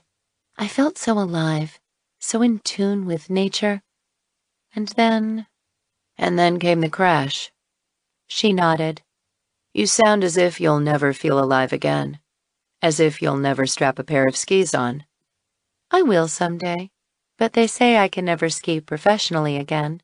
But I'm one of those people who doesn't believe in never, so I am confident I will. Before I do ski again, there's something else I want to do. Such as? Sail to Europe. It's always been a dream of mine. Now that I have the time, I can do it. She'd expected him to laugh at her dream. He didn't. Instead, he frowned with concern. All by yourself? Was he looking for an invitation? Did she want to ask him? Could she ask him? Her brain told her she didn't even know the guy. They were good in the sack, but she really didn't know if she could have him around her for months. Her heart told her they could get along wherever they went. She decided to listen to her brain. The last time she'd listened to her heart, she'd been betrayed by a man. Sadness tugged at her. No, she wouldn't ask him. He wasn't in her plans. Heck, she didn't even know what her plans were about the future, hence the idea for the ocean trip. That's the plan. Are you sure it's safe? Concern etched his words. I mean, a woman alone in the ocean. Things could happen. Storms, engine problems. You could get sick. You should hire a competent crew. At least then if you run into trouble. I want to be alone. I need time to think about things. Like to think about what she really wanted to do with the rest of her life. Maybe she really didn't want to get back into professional skiing anyways. Not that she was afraid. She wasn't. She just wanted to try new things. He nodded. I understand. You're going on a quest. You are a brave woman and a very sexy woman, and I want to take you back to the boat and have my way with you. Are you up to that? I thought you'd never ask. Oh my gosh. Caden, what have you done? Jade said as she clasped a hand over her mouth in wonder. Through the soft glow of evening dusk, she spotted the row of champagne glasses, each filled with clear glass pebbles and each containing a flickering white votive candle, strewn along the mantel of what appeared to be a fireplace. A fireplace that sat smack in the middle of her yacht's deck. It's an electric fireplace, to set the mood, Caden whispered as he helped her up the gangplank onto her boat. It looks so real. Even the flames look real. She noted the 2 empty red Christmas stockings hanging near each end of the garland-dressed mantel. Tears stung Jade's eyes as she stared at the flickering fireplace and then at the twinkling white miniature lights strung along the railings. He'd made it look just like Christmas. All they needed now was a log cabin, fluffy snowflakes, and a Christmas tree. She shook her head in wonder. No guy had gone to so much trouble to do anything like this for her before. It seemed so overwhelming. She bit her bottom lip to keep herself from crying. His warm hand touched her elbow. Are you okay? I didn't mean to make you cry. Jade forced herself to smile and nodded, finding it hard to bite back the tears. Pop a couple of those chaise mattresses down in front of the fireplace and I'll be back in a few minutes. When he disappeared into her yacht, the rush of tears burned the back of her eyes again and she rubbed them away with her fists. The pretty flicker of orange flames in the fireplace drew her attention. She thought about all those evenings she'd spent in front of a real fire with Beau in hotel rooms all over the world. The heat from the flames had blasted against them while he'd drilled into her the next day's ski moves. He'd always been business first, pleasure second. If pleasure is what she could have called it back then. Gosh, she'd been so immature regarding sex and men, but now she knew better. Maybe her skiing accident in Cortina had been a blessing in disguise. As she'd lain in the hospital bed, her pain numbed with morphine, her hip stitched up after surgery, and her leg plastered in a cast with the Italian doctor telling her in broken English she would never ski professionally again, Beau hadn't said a word. When she'd started to cry at the loss of her dream, he hadn't wrapped his arms around her in comfort. He'd simply shaken his head and walked out.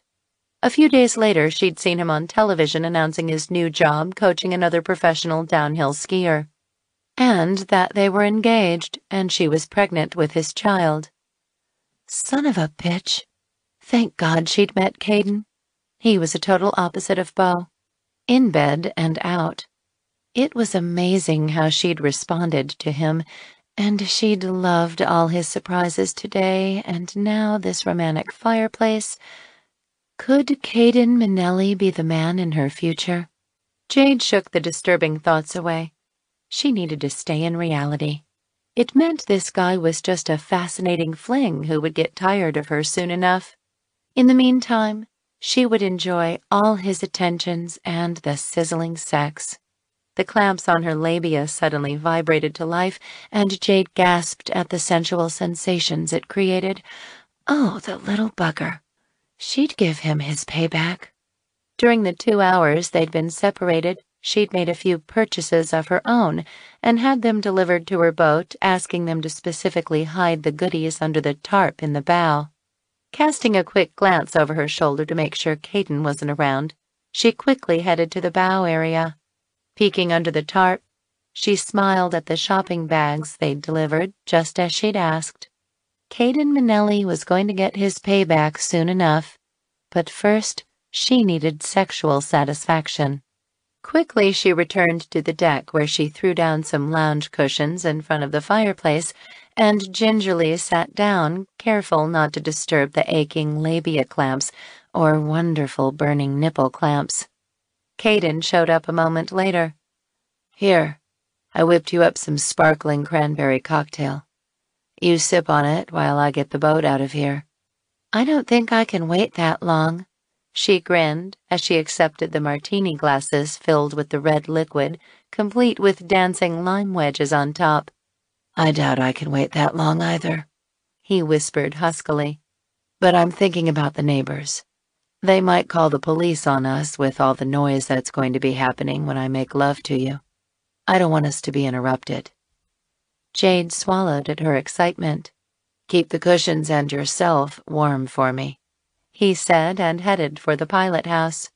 Sipping on the cranberry cocktail, she savored the delicate combination of vodka, orange liqueur, and sweet cranberries.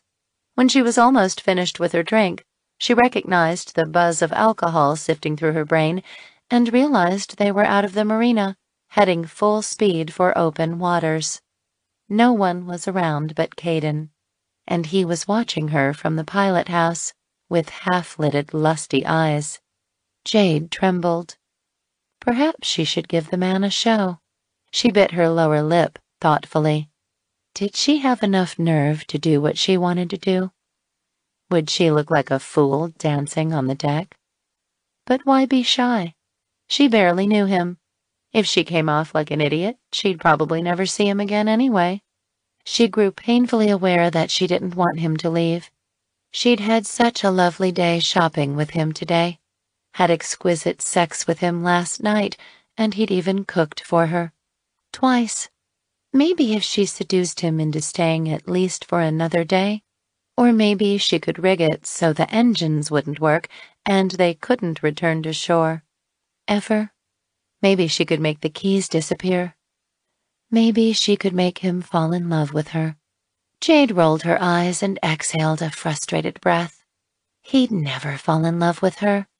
He was just too sexy, too kind, too poor. That familiar niggle of doubt zipped through her. Was he trying to make her fall in love with him so he could go after her money like Beau had done? She wished she could stop thinking those suspicions. Jade frowned as something else budged its way into her thoughts. The other day when he'd first shown up to fix her engines, how had he started the boat while she'd slept? She always kept her key in her purse, and the spare on a hook hidden deep inside one of the electrical consoles. Had he gone through her purse? Maybe she'd left the key in the ignition. That would be the only explanation she could think of. She'd have to remember to ask him. Later, though. Right now, the clamps were increasing in vibrations and really making her cream. Looking over her shoulder, she found him smiling down at her and holding that little black box in the air. The tease. She would show him she could tease just as good as she got. Taking a last swallow of the cranberry cocktail, she set it down on the deck nearby. Remaining seated on the cushions, Jade made sure he was watching as she seductively slid her shirt over her shoulders and let it slip off her body. The sexy way she slid her shirt off fired Caden's blood. He didn't understand why he was so attracted to her. Didn't understand why every time he saw her he wanted to mount her, pleasure her, romance her. Quite frankly, at this point, he really didn't care. All he wanted to do was go down to her, help her out of those clothes, and bring her the pleasure she must be craving by now with those clamps he'd placed on her. But if he did that, then he'd miss the show she was putting on. And he didn't want to miss this.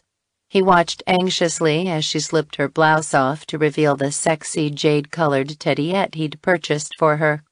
Her breasts looked firm and high beneath the lace. He could see the way her large nipples poked at the material, compliments of the clamps he'd attached to her buds in the dressing room. His mouth watered as he remembered taking her juicy nipples between his lips and plundering them.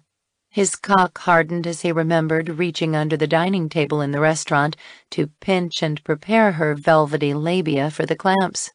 He'd love the rapturous tremors that had sifted through her body as he'd intimately touched her soaked clit and brought her to orgasm right before dinner. And now, as she slid the tediette straps over her bare arms, he clutched at the wheel of the yacht and inhaled sharply at the sight of her silky globe spilling free. Reaching for a nearby switch, he turned on the floodlights illuminating her. She lifted her arms up and hands tunneled through her shoulder-length hair. His fingers suddenly ached to sift through her silky mass. Beneath the bite-sized clamps, her flesh looked a dark rosy color nestled in large pink areolas. The silver chains and pink diamonds sparkled brilliantly under the floodlights. She looked up at him and gave him a magnificent smile, as if she were encouraging him to come on down and get her out of the rest of her clothes. Caden swallowed. His cock shivered. His body tensed. He dragged in a shuddering breath. Man, he hungered for her body in a dangerous way. So much so that he almost forgot to shut the engines off in his haste to get out of the pilot house and down to her. When he reached her, she was standing on the deck. Her body moved in a slow, seductive dance. Succulent breasts swayed. Beneath her skirt, generous hips sensually gyrated. By golly, he couldn't wait to rip the rest of her clothing off and plunge his thick cock into her. The warm Florida air caressed her bared, clamped nipples as Jade danced in carefree circles on the deck. She could sense him behind her now, could feel the heat of his powerful desire washing all around her. Her heart thudded against her chest. Need coiled like liquid fire inside her pussy. When she finally stopped twirling, their eyes met. Every nerve ending in her body shivered when she spotted his dark, heavy-lidded gaze. The man wanted to fuck her, and she wanted to get fucked. Good and hard. Her head spun with excitement as he reached out to her.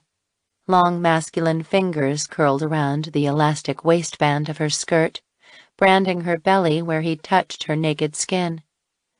"I've been waiting all day to touch you like this," he whispered as he knelt on his knees in front of her. She swallowed as he began to roll her skirt over her hips, her knees. It fell to the deck in a silent hush. His hot tongue dipped into her belly button, and she gasped at the sultry sensations shimmering through her lower abdomen. At the same time, his hand slid between her legs, and she felt the pinch of the clamps as he loosened them one at a time. Fire burned into her labia as the blood rushed back into the plump folds while he removed the clamps. Oh, God, she ached for him. Her labia pulsed. Her puffy clit quivered with a fierce need to be massaged and soothed. His breath blew hot against her belly. His tongue teased her button, poking and swirling in the tiny cave until she inhaled ragged breaths. "Caden," she found herself whispering. Her voice sounded tortured and desperate in her ears.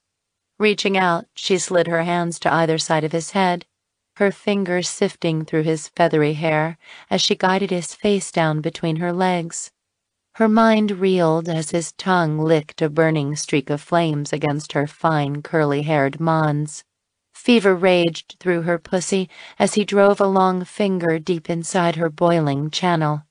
Jade couldn't stop herself from arching her hips at the quick invasion. Without warning, he inserted another finger, and yet another. She inhaled a sharp breath as he slowly pulled the pleasure balls out of her. Then he reinserted his fingers, beginning a slow thrust, which threatened to destroy her. 3 fingers rammed into her. The sucking sounds shifted through the air. Her soaked pussy dripped all around his plunging fingers. She was so wet for him, so eager to climax. His head lifted, and he looked at her. His face was flushed, his eyes a frantic bundle of need. It just about made her have an orgasm on the spot. "You're so tight, Jade. So unbelievably tight and so wet. I want to sink more of me into you." His voice sounded strangled. "I want to sink my whole fist into you." The thought of having his fist buried inside her made Jade convulse in a frenzy of lust. "Yes," she hissed. "Do me that way, Caden. Do me. I need you inside me." She would do anything to have him in there. Sweet sensations jumbled with pain as a 4th finger slipped inside. Her vaginal muscles ached with pleasure pain. She shivered at the large intrusion. Her pussy burned. Her mind fogged under the sexual torture. His other hand slid between her legs. Masculine fingers pinched her aching labia, breathing more fire into her tormented flesh. When he slid the calloused pad of his thumb over her sensitized pleasure nub, she climaxed. Wailing under the harsh onslaught, she screamed out his name as the delicious storm of ecstasy took hold of her senses. She bucked hard against his hand, moaned as his thumbs seared against the spasming opening of her pussy. Her pussy frantically clutched at this new intrusion as his thumb slipped inside. My God! His fingers and thumb filled her, stretched her like she'd never been stretched before. Her entire body melted into acute sensual convulsions. Her mind fragmented. Her legs went weak. Jade's hands came off his head and landed on his broad shoulders. Her arms felt like 2 trembling toothpicks ready to snap as she curled desperate fingers into his muscles in an effort to keep herself standing. For a moment, she concentrated on the invasion, concentrated on letting his entire fist inside. But he didn't come in. His fist breached her entrance. "Too tight," he ground out. "This is as far as I can go." Through heavy-lidded eyes, she watched the wondrous expression on his face as he stared between her legs. She could imagine him seeing his fingers and thumb disappearing into her. Could imagine how hot her juices must feel soaking his hand. She sobbed hysterically as his knuckles rubbed and ground erotically against her sensitized clitoris. Inside her pussy, a masculine finger massaged her G-spot. Pleasure flowed through her whole body like a drug. The sensations were unbelievable. She threw her head back and let her hips gyrate on the massive penetration. The orgasm made her cry, made her laugh, made her scream out his name as she came all around his fingers and thumb. The climax freed her like she'd never been freed before. When it was over and he'd withdrawn from her, her legs gave out and Jade sagged against him like a limp rag doll. He caught her in his strong arms. With soothing whispers, he helped her onto the chaise mattresses she'd thrown earlier onto the deck. Perspiration cooled her fevered flesh, and his harsh breaths caressed her flushed cheeks. She could smell her arousal as his wet masculine fingers sifted through her hair. "Sleep, Jade. Sleep. When you wake up, I have another surprise for you." Did he say another surprise? She wanted to ask him what he had in store for her next, but when her eyes fluttered open, he wasn't there. Jade sighed and snuggled into the mattresses. Closing her eyes, she allowed her shuddering limbs to relax and listened to the gentle lapping of the ocean waves hitting the sides of her boat. Did his surprise mean more sexual torture? Would he put more clamps on her nipples and labia? Or would he bring her more sex toys? With a smile curving her lips, Jade fell into a slumberous sleep.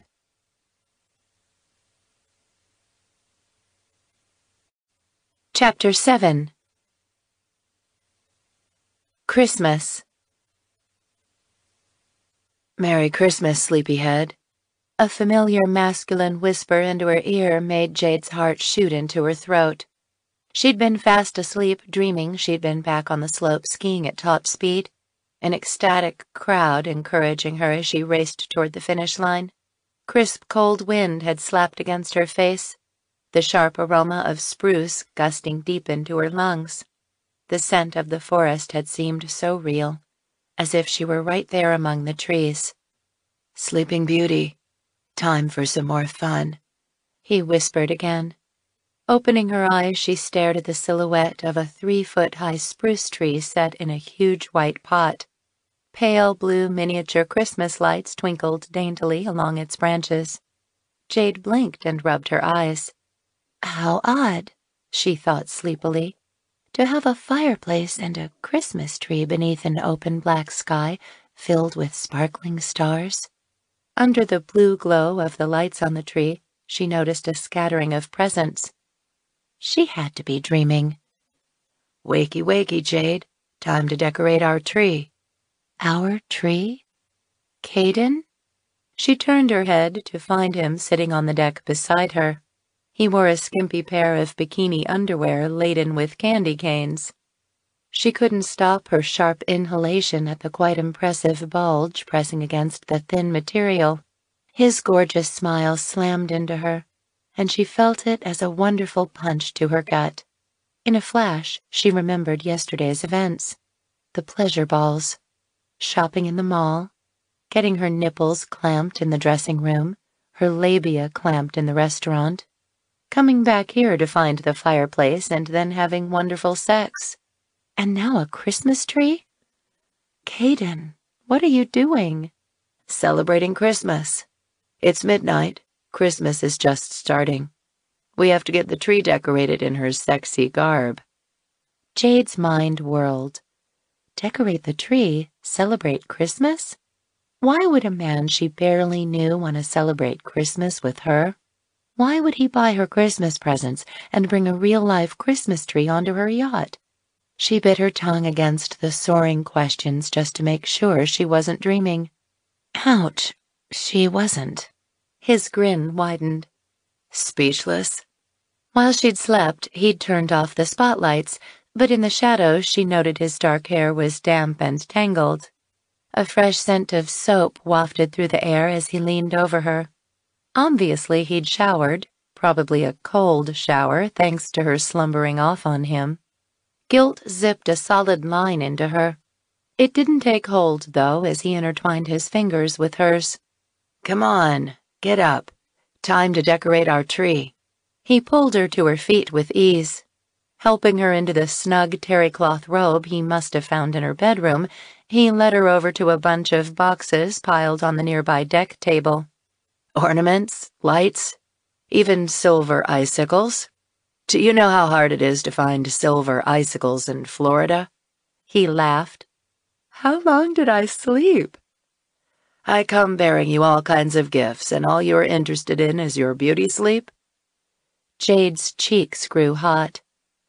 That's not all I'm interested in, she replied truthfully. Decorate first. Fuck later. He handed her a small open box. Her heart pattered at the little copper glass balls that gleamed up at her. Adorned with tiny seed-sized pearls and sprayed with lines of spun sugar, they were the prettiest things she'd ever seen. I'm so sorry I fell asleep on you, she found herself saying as the guilt returned. He threw her a rather serious look. You could sleep on top of me later. I let you sleep for a reason. I wanted you nice and rested for this momentous occasion. You take your Christmas decorating seriously, don't you? Very. And you are my captive until this tree is decked. Your captive? I love the sound of that. After that, I'll be yours. You can do with me what you want until your heart is guilt-free. Feel better? Whatever I want? His eyes flashed with heat. Anything you want. He drew a string of amethyst beads out of a box and started a slow whistle of a romantic Christmas tune and began to decorate the tree. Just looking at his long masculine fingers as they draped the beads onto the spruce branches made Jade's pussy juices flow. She'd made love to that gorgeous hand, had gyrated her hips, pumped her slippery pussy all over it while he'd tried to fist-fuck her. The fist-fucking hadn't worked, but part of his hand had been inside her. She exhaled roughly as she remembered the fullness of him pushing into her. His long, thick fingers had explored her pussy, tenderly massaged her vagina and brought her to orgasm. Afterwards, she'd simply collapsed and basked in her relief, leaving him out in the cold. Jade frowned. His cock must be in one miserable hell as she continued to take pleasure from him and not give anything back. It was time for her to give and for him to receive. But first, they needed to decorate the tree. Caden didn't think he'd ever had so much fun decorating a tree, or ever seen a prettier one, even though it was only 3 feet tall. Decked out in sprays of amethyst beads, gleaming copper balls, gold pine cones, miniature lights, and silver icicles, everything simply said, "Merry Christmas." His whole life he'd enjoyed the Christmas season. Every year on Christmas Eve, his grandfather Nano, his pop and himself strolled into the 100-acre woodlot his parents owned next to their grape farm in Tuscany, California, and cut down a tree. Laughter and cheers and play fights had abounded when they arrived home with their capture. After Nano's careful trimming, everyone, including his elderly grandmother, participated in the decorating festivities at the stroke of midnight in order to hail in Christmas. This year would be the first Christmas in his 28 years that he wouldn't be celebrating with his family. Caden smiled as he remembered telling his grandmother he might not be around this Christmas. He'd expected her to be disappointed. Instead, her watery blue eyes had sparkled happily. She'd clasped her hands together to her chest and cried out, "He's got a girl." Despite the fact he wouldn't make it home this Christmas, he wasn't the least bit sad. Gorgeous, sexy Jade made up for his loss, and she had turned out to be more than he'd ever dreamed. For the first time in his life, he felt totally at ease with a woman, and had never felt so complete. Hot feminine palms framed both sides of Caden's naked waist, and a beautiful velvety moist pressure slid along the back of his neck, breaking him from his thoughts. He grinned to himself. His playful sex kitten was finally making her move. He'd seen the mischievous look she'd thrown his way when she'd thought he was busily decorating the tree. Every time he'd felt her hot gaze roving over his body, his cock had hardened and tightened, just as it was doing now. He turned around and caught sight of her devilish grin a moment before she planted a pair of sexy soft lips right onto his mouth. She tasted so delicious, so warm and so tender that he quickly became lost in a flurry of his arousal. His balls swelled and tightened until they were 2 solid glass ornaments ready to shatter. When he tried to kiss her back, she pulled away, leaving him with an odd sense of loss. "You're up to something," he said as she reached for his wrist. "Actually, you're the one who is up," she giggled.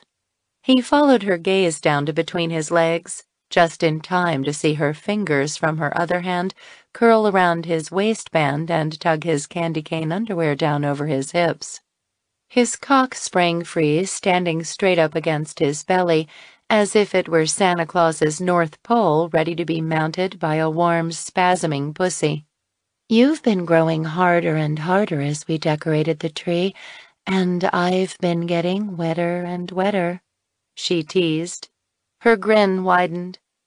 The tree is finished. Now it's your turn to be my captive. What an irresistible idea. Caden tried to reach out to grab her, but something soft and tight snapped around his wrist. Before he could blink, he felt the same thing snap around his other wrist. He looked down to find both his wrists handcuffed in front of him. You're sneaky. She pouted prettily. And so are you. Sneaking a Christmas tree on board with all these pretty-looking presents? I can't help it if I like to surprise you. And I like to surprise you, too. I'll be right back. She disappeared from his view, and the feeling of unease that had been haunting him on occasion since meeting her a couple of days ago quickly swept over him. Cripes. She looked so damned happy.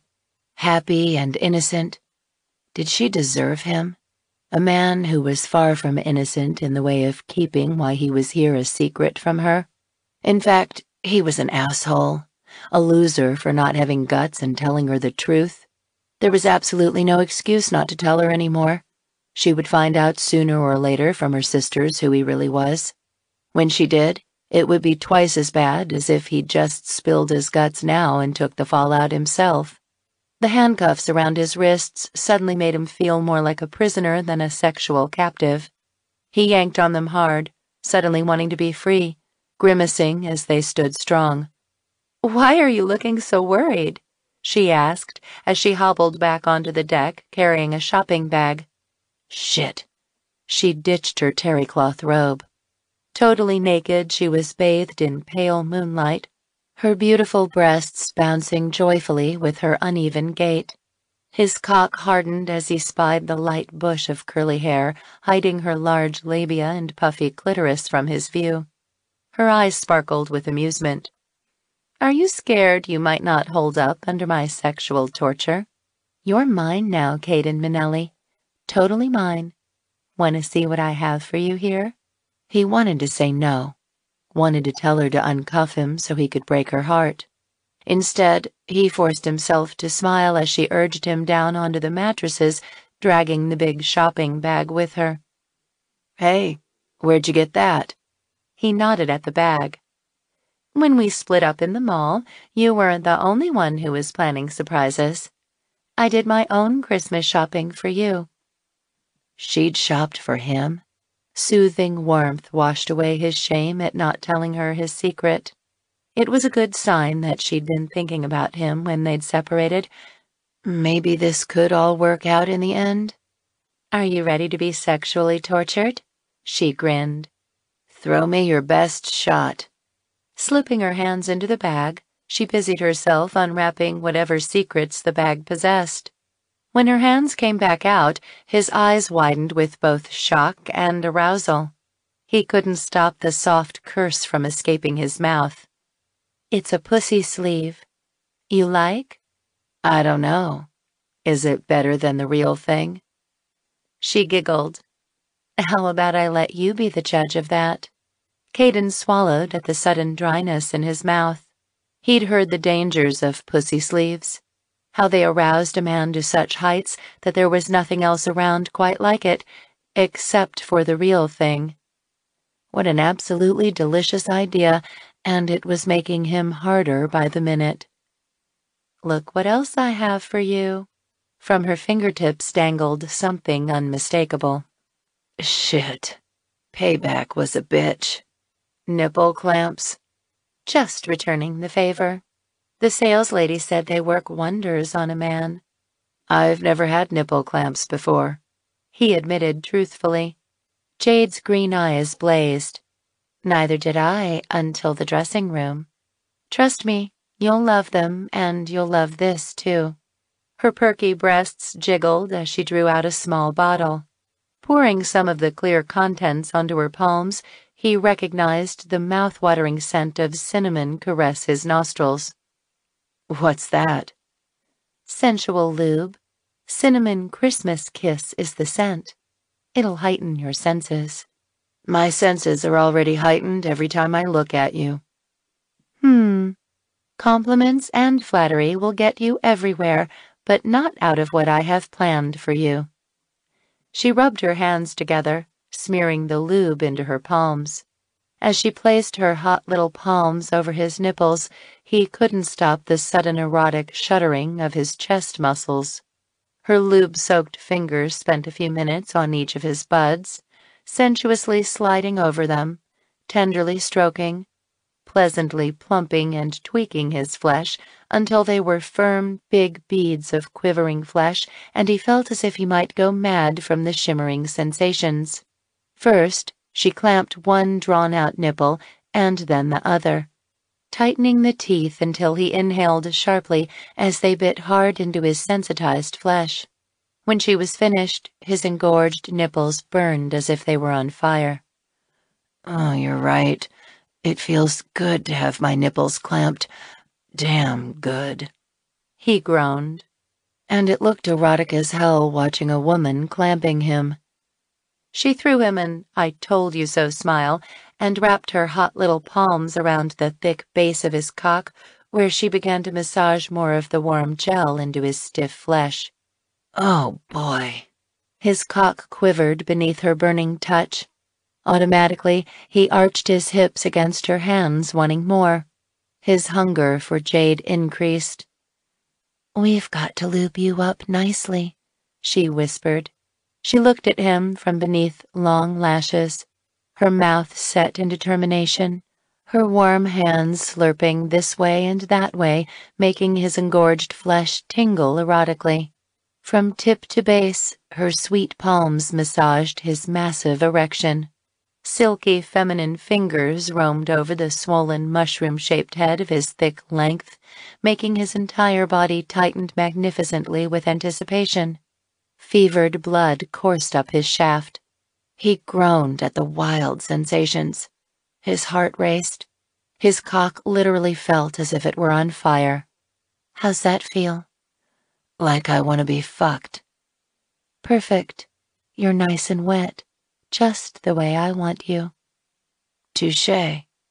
He grinned as he remembered using similar words on her. She grabbed the red and white striped candy cane decorated pussy sleeve and leaned over him, her hair tumbling in front of her face, hiding her flushed cheeks from his view. Apparently, she was enjoying this just as much as he was. Her seductive scent swept around him, drugging him. Her breasts looked swollen as they swayed, her nipples hard with apparent arousal. Positioning the opening of the pussy sleeve over the pulsing head of his engorged cock, she pulled it down over his slick, swollen shaft. The sleeve stretched around his thick head like a tight glove. "Shit," he hissed, as powerful sensations made his abdominal muscles clench. "It's got ribbing inside," she whispered. Inside the pussy sleeve, he heard a slurping sound as she eased it down over his thick, throbbing flesh. He grimaced as rich bursts of pleasure shimmered all around him. Interlacing the fingers of both hands around the pussy sleeve, she moved it up and down his slick cock. The ribbed insides of the stretched pussy sleeve massaged and scratched the entire length of his swollen flesh, sending sensual shards of lightning racing down his shaft and slamming into his balls. Caden groaned at the fantastic impact. His arousal throbbed. He felt the need to spew. Clenching his jaws tightly, he held himself back and allowed the wonderful sensations to wash all around him. His scrotum tightened. His breath stalled in his lungs as she twisted mightily. He cried out at the pleasure pain, watched in awe as the swollen head of his cock peeked out at the top of the sleeve. A dribble of pre-cum beaded at the slit. Jade leaned over. With the tip of her pink tongue, she licked the beads off his throbbing head and moaned her approval. The power of that sexy sound made his whole body tense. He wanted to plunge his raw, burning cock deep into her supple, warm pussy, wanted to feel her soft body bucking beneath him as he drove into her tight slit over and over again.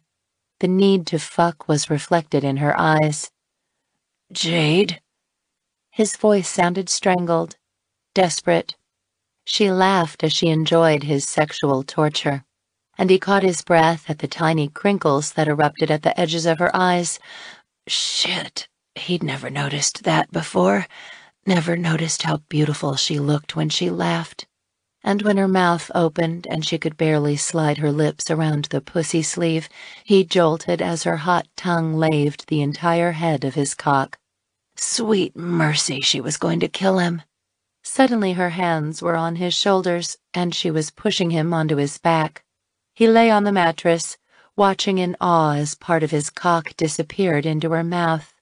Soft hands clenched around his scrotum, squeezing ever so gently, encouraging him to climax. He couldn't stop himself from thrusting his hips upward into her mouth, an animalistic groan ripping from deep in his chest. "Jade," he gasped as the entire thick length of his rock-hard rod quivered its need. Shoving his hips harder at her face, he felt her hot mouth tighten around the top of the pussy sleeve. The ribbing inside clenched ever so erotically around his rigid rod. He tried to reach out to her, but remembered his hands were cuffed. "Mount me," he cried out. She slid the pussy sleeve off him. His cock had grown so tight and so hard he didn't know how long he could hold out. She came over him like a goddess, her blonde hair flowing to her shoulders in wisps, the moon a halo around her head. Her feet straddled both sides of his legs as she came down on him.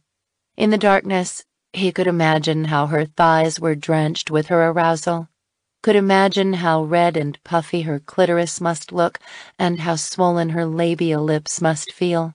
Her eyes sparked heat as she straddled him. He gritted his teeth as she teased his engorged cockhead with the tight opening of her hot pussy. They both cried out as she dropped onto him, her wet pussy suctioning over his stiff flesh as if she were his very own hot pussy sleeve. The current state of his impending release made him clench his eyes closed. He cried out as he cut himself loose.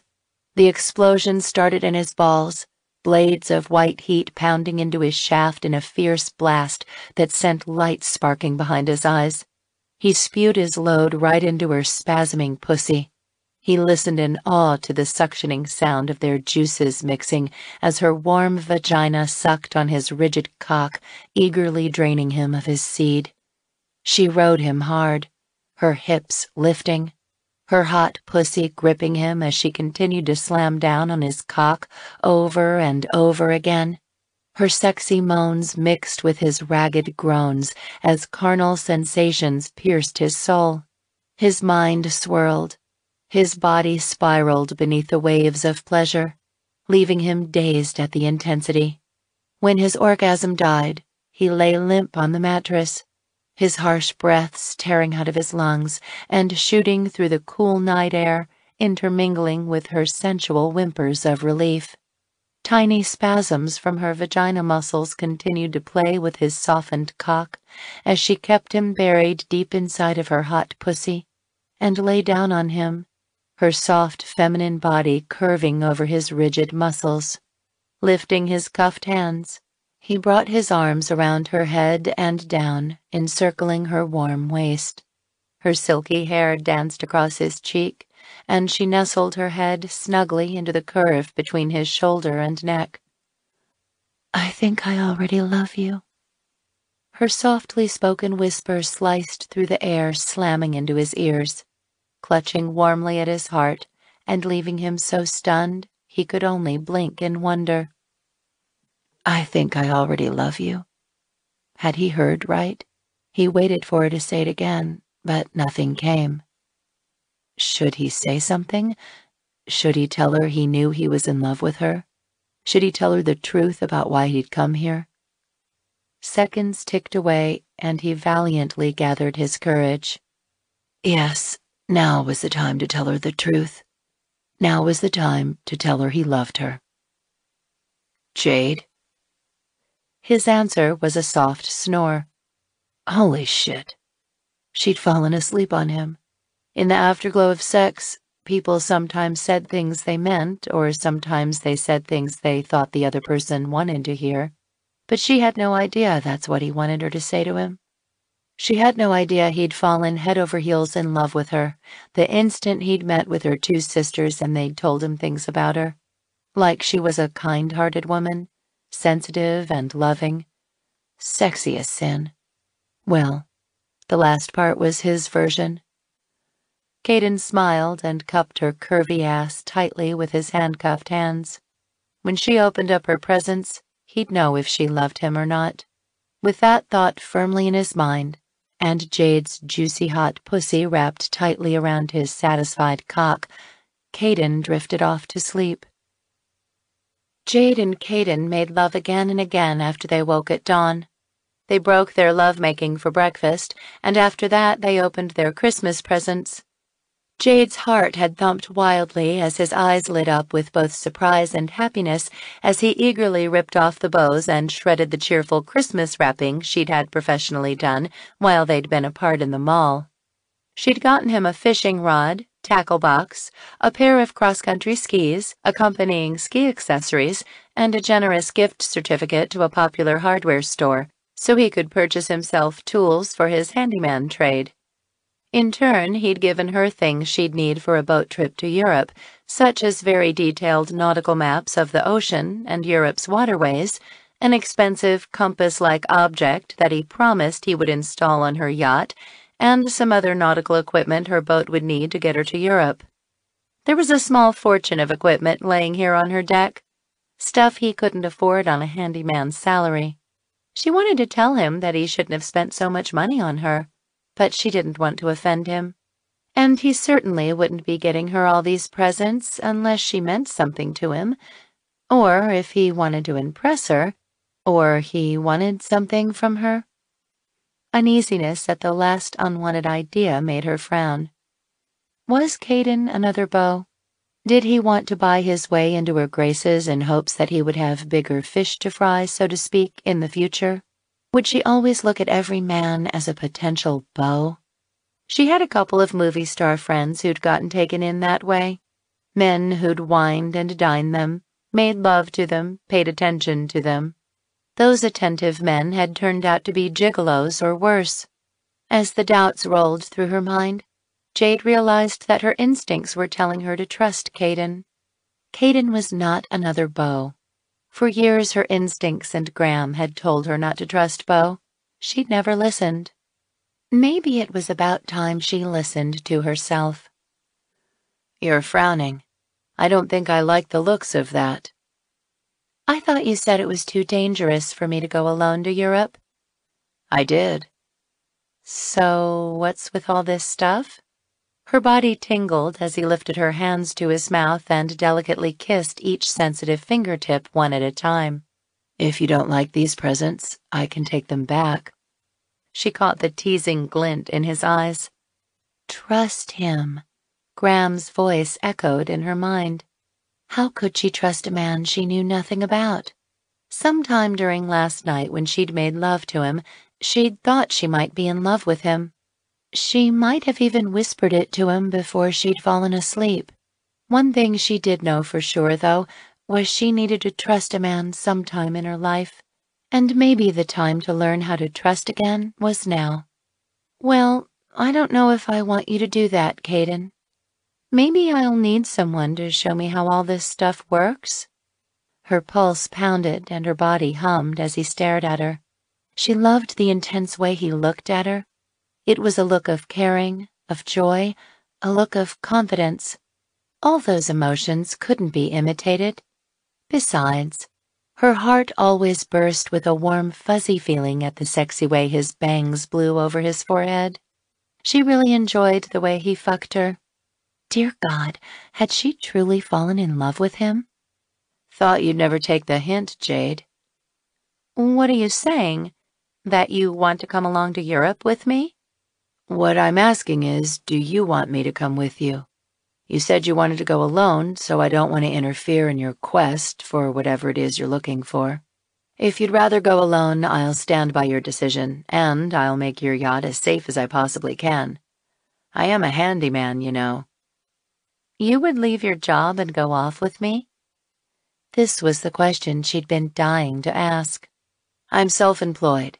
I earn a very comfortable living. I can do whatever I want." Jade relaxed. "I didn't know you were self-employed." A shiver of alarm zipped up her spine at the pained look that suddenly flooded into his eyes. "Jade, there's a lot of things you don't know about me. Things I need to tell you." Desperation swooped over her, and for some unknown reason she didn't want him to tell her anything right now. Things seemed just too good to be true, and she didn't want it to change. "Caden, I want you to make love to me right now." That's exactly what he did, over and over again. He kissed her so deeply, it took the breath clean out of her lungs. He entered her quivering pussy with a devastating slowness that made her cry out in arousal, and he made love to her so exquisitely that he removed any lingering doubt she had about him. Afterwards, they returned to the Tampa Bay Marina, chatting gaily as they made plans to head off to Europe first thing New Year's Day. Jade's newfound happiness, however, was short-lived. It was that same afternoon when all those plans exploded. Caden's cell phone was ringing up a storm when Jade stepped out of the shower and spotted it lying on the bathroom counter. Obviously, he'd forgotten it when he'd showered earlier. A family member was probably calling him to wish him a Merry Christmas. She smiled as she listened to him whistling away with those Christmas tunes while he prepared a late lunch for them out in the kitchen. The cell phone continued to ring with insistence. "Caden? Do you want me to get that?" she called out. No answer. He kept whistling. The phone kept ringing. Surely he wouldn't mind if she answered it for him. "Merry Christmas," Jade chuckled into the phone. "Hello? Who's this? Where's Caden?" A woman's voice echoed in Jade's ears. "Jade." "Jade?" The woman sounded puzzled. "Who's this?" Jade asked politely. Perhaps it was his sister or his mother? Oh God, not his mother, not yet. How would she explain a strange woman answering her son's cell phone? "Sandy, over at Kidnap Fantasies. Can you please get him for me? There seems to be an emergency here, and—" A cold wave blistered through Jade. Kidnap Fantasies? What the hell? From behind her, she barely heard Caden's bare feet slap against the floor as he entered the bedroom. "He's, busy," she heard herself saying. Kidnap Fantasies? Had she heard right? Her ears began to ring. Her head started to spin. "Would you please ask him to call me back when he's finished with what he's doing?" Finished? Her stomach clenched. Did she mean when he was finished fucking her?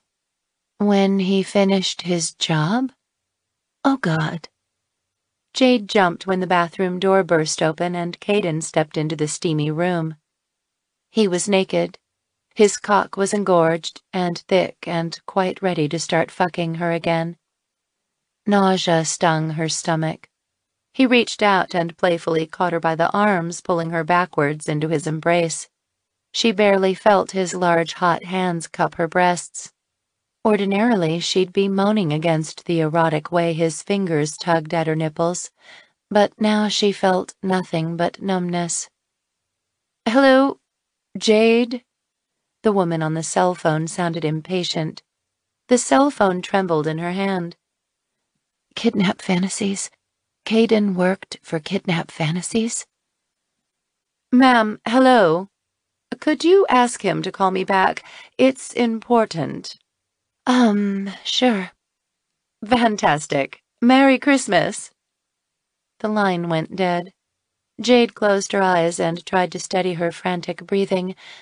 This couldn't be happening. It had to be some cruel joke. Caden worked for Kidnap Fantasies? How could this be? She'd never mailed in that questionnaire. Who was it? A secret admirer I should be jealous of? Caden whispered against her ear. Kidnap Fantasies, she finally whispered. Caden's hands stilled on her breasts. Even with the mirror fogged by steam of her shower, She could see his face pale. Oh, God. I didn't want you to find out this way. I can explain. If that reaction didn't confirm what that woman on the phone had said, then Jade was an idiot. Ice slid into her veins. Don't bother explaining. Please, just listen to me. Get your hands off me. Sweetheart, it isn't what you think. Hot anger burst inside her like an explosion, and Jade tore herself from his embrace. You bastard! He reached out to take her into his arms again, but she slapped his hands away from her. The thought of him touching her sickened her. She wanted him gone, wanted him out of her life. Grabbing a towel, she quickly wrapped it around herself. Humiliation made her hobble past him, and she rushed out of the bathroom. She needed air. She was going to pass out. Blackness hovered at the edges of her sight, and she stumbled through the bedroom. She made it outside just in time. The warm afternoon breeze blew against her skin. It helped, but only a little. Jade, I wanted to tell you. Shit, he'd followed her out here?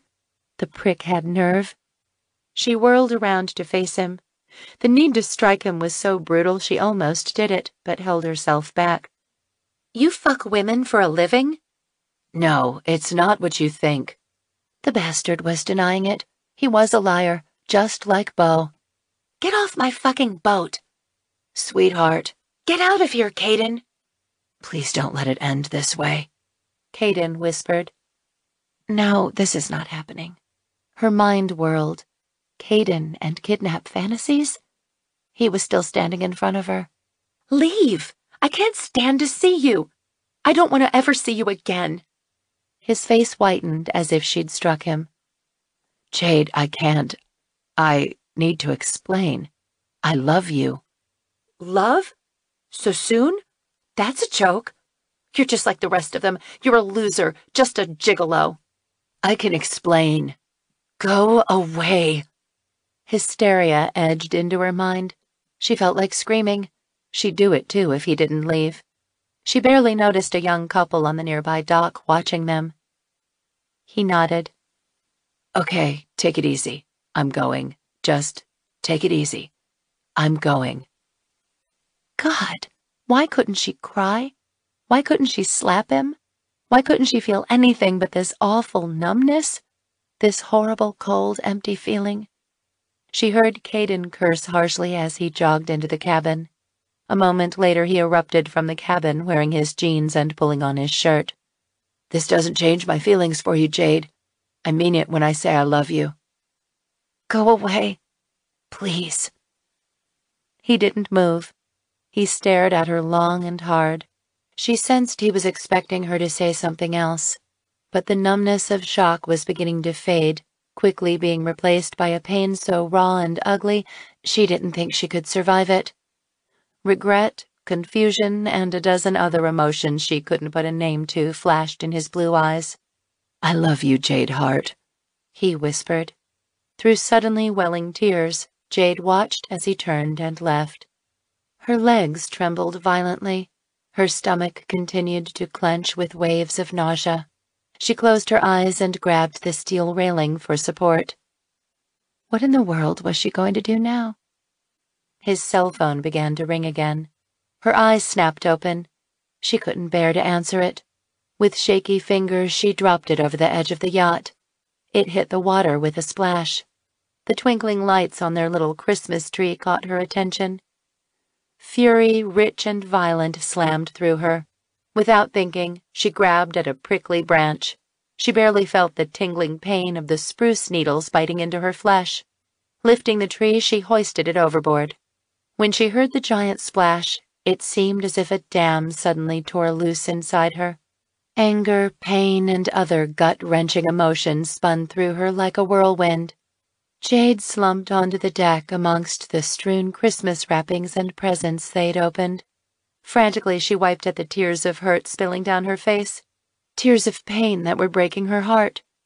Suddenly, she realized she was once again alone at Christmas, just like she'd been last year when Beau had left her.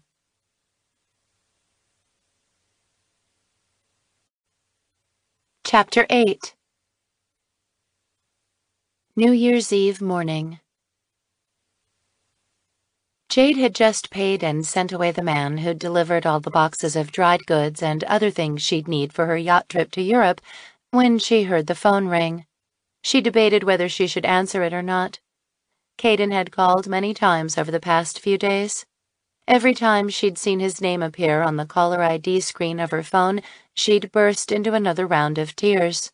A quick glance at the ID screen showed it wasn't Caden calling this time, but her sister Jillian along with Jonna. They were bearing down on her with a conference call. Her anger burned even brighter. Over the past few days, she'd figured it all out. Jillian and Jonna's unexpected visit, both of them getting her curiosity aroused so she'd fill out the Kidnap Fantasies questionnaire. Then the questionnaire had disappeared shortly afterwards. They'd somehow taken it and sent it to the organization. And the organization had sent Caden Minnelli, biggest cock in stock. But why would Caden buy her all that expensive nautical equipment for Christmas? Why invite himself to come along on her trip?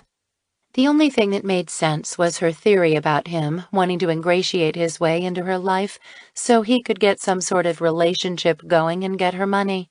Somehow, before he'd even met her, he'd found out about her dream trip and used it to his advantage.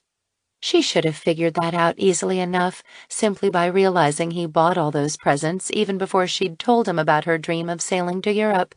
Her sisters must have been the ones to tell him where she'd kept the keys to start her boat so he could kidnap her. But why would they tell him about her dream trip? "You must have had a really good laugh reading my private fantasies," Jade hissed into her cell phone after flicking it on. "Jade, I'm so sorry. We never read it." Jillian sounded very upset. Served her right. "It's all my fault what happened between you and Caden," she continued. "If I'd just told you right up front and not taken that questionnaire to him, everything would have worked out fine." Jade's senses whirled. "You met him?" "We both met him," Jonna chimed in. "We had to check out the merchandise to make sure he was suitable for you." Oh my God, what was she hearing? Her two sisters had actually gone to meet the guy who would ultimately fuck her? Insanity. "Sis, you still there?" Jillian asked softly. "She's still there," Jonna chuckled. "She can't stay mad at Caden or us for long. Not after everything we had to go through to get them together. And boy, you're going to want to hear what Jillian had to do." "I don't want to know." "Caden Minnelli came to me in a dream I had one night not too long ago," Jillian said softly. A shiver of uneasiness zipped through Jade. Over the past 2 years, Jillian had sworn she'd had premonition-like dreams. She'd even seen how Jonna and Jeff had found each other weeks before they'd met. "You saw him in one of your dreams?" Jade asked, awed for a moment. "That's why we sent him to you, because it's fate," Jonna said. "Well, not this time," Jade snapped, as the familiar anger churred inside her chest. "As far as I'm concerned, Caden Minnelli can go straight to hell." "Would it help if I told you that I tried very hard to persuade him to meet you?" Jillian said. "He told me he didn't believe in my dreams, and that although he'd been infatuated with you while watching you on television, he didn't want to meet you." "He lied. He met me. He was intrigued by your questionnaire." "Forget the questionnaire. He's a boy toy. I can't be with a man who fucks women for a living." "Jade." Jonna's stern voice hauled in her mounting anxiety. "That's uncalled for." Jillian was following through on her dream. "Well, I'm sorry, but I didn't ask for her help, and I didn't ask to fall in love with another gigolo." "You're in love?" Jonna said gently. "A gigolo?" Jillian asked. Tears of frustration welled up, and Jade couldn't stop the frustrated sob from breaking free of her chest. "Oh, great, now we made her cry." Jonna sounded upset. "Why do you think he's a gigolo? He's absolutely nothing like Beau," Jillian said. "For crying out loud, he works for Kidnap Fantasies. He makes love to other women for a living." "Works for KF? He doesn't work for them, Jonna blurted out. He owns it. Actually, he is a part owner, Jillian said. Owns it? Jade hiccuped. He's a self-made millionaire, Jillian explained. He owns a string of hardware stores across the states, and he invested in KF. Do you know how hard it was for me to even track him down and to get him to trust me enough to explain about my dream about him and you meeting through Kidnap Fantasies? Curiosity was beginning to edge away Jade's anxiety. Caden didn't work for that company. He was a part owner?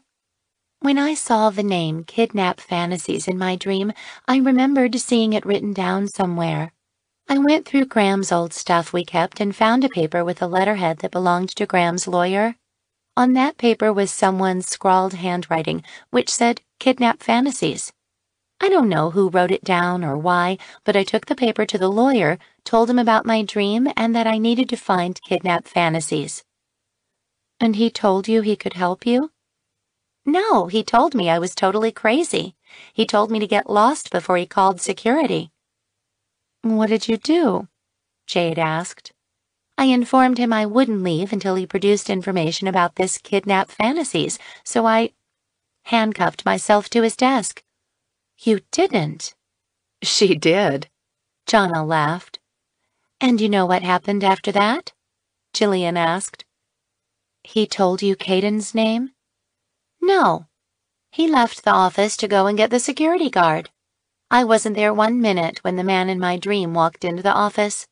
Caden's face went so pale at seeing me handcuffed, I thought he might pass out from shock. Jillian giggled. Jade could barely suppress her laughter at what Caden must have thought seeing her sister cuffed to his grandfather's desk. What did he do? He wasn't amused, Jillian explained. He thought his grandfather and I were doing something kinky behind his grandmother's back. Then I explained everything about my dream and showed him the paper with the scrawled handwriting that said Kidnap Fantasies on it, and then I showed him your picture. Remember the one on the cover of People magazine? That's when he told me what I was telling him was so unbelievable it just might be true. And you know what else? What? He couldn't take his eyes off your picture. His eyes just lit up when he looked at you. It was like he recognized you. Even when he was saying there was no way he was going to meet you based on my story, he kept staring at your picture. In the end, he set up a meeting between the two of us where he handed me that brochure of Kidnap Fantasies and a questionnaire for you. The rest is history. You told him about my dream trip to Europe? Guilty, Jillian replied. I had to tell him what a wonderful person you are, and that included your dreams. So, are you going to make up with him? Hope filled Jonna's voice. I don't know where he is, Jade admitted. Her caller ID didn't display a person's number, just their name. Not to mention the way she'd kicked him off her boat on Christmas Day, telling him she never wanted to see him again. He might not want to see her again. I have his phone numbers, Jillian sang. Oh, Jade, go for it, Jonna urged. You've already admitted you're in love with him. Jade swallowed at her blooming excitement. Okay, give me the numbers. After getting his numbers and the promise she'd call Caden, Jade broke the conference call with her sisters. Slumping into a nearby deck chair, she gazed at the electric fireplace that had been too heavy to chuck overboard with the Christmas tree. Caden was an owner of Kidnap Fantasies. What kind of a man would be part of that type of a business, and why?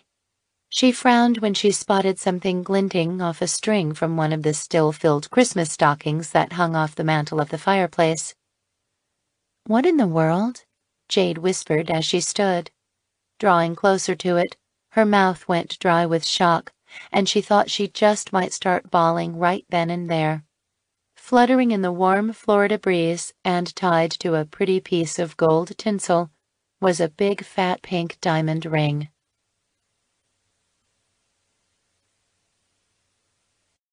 Chapter 9.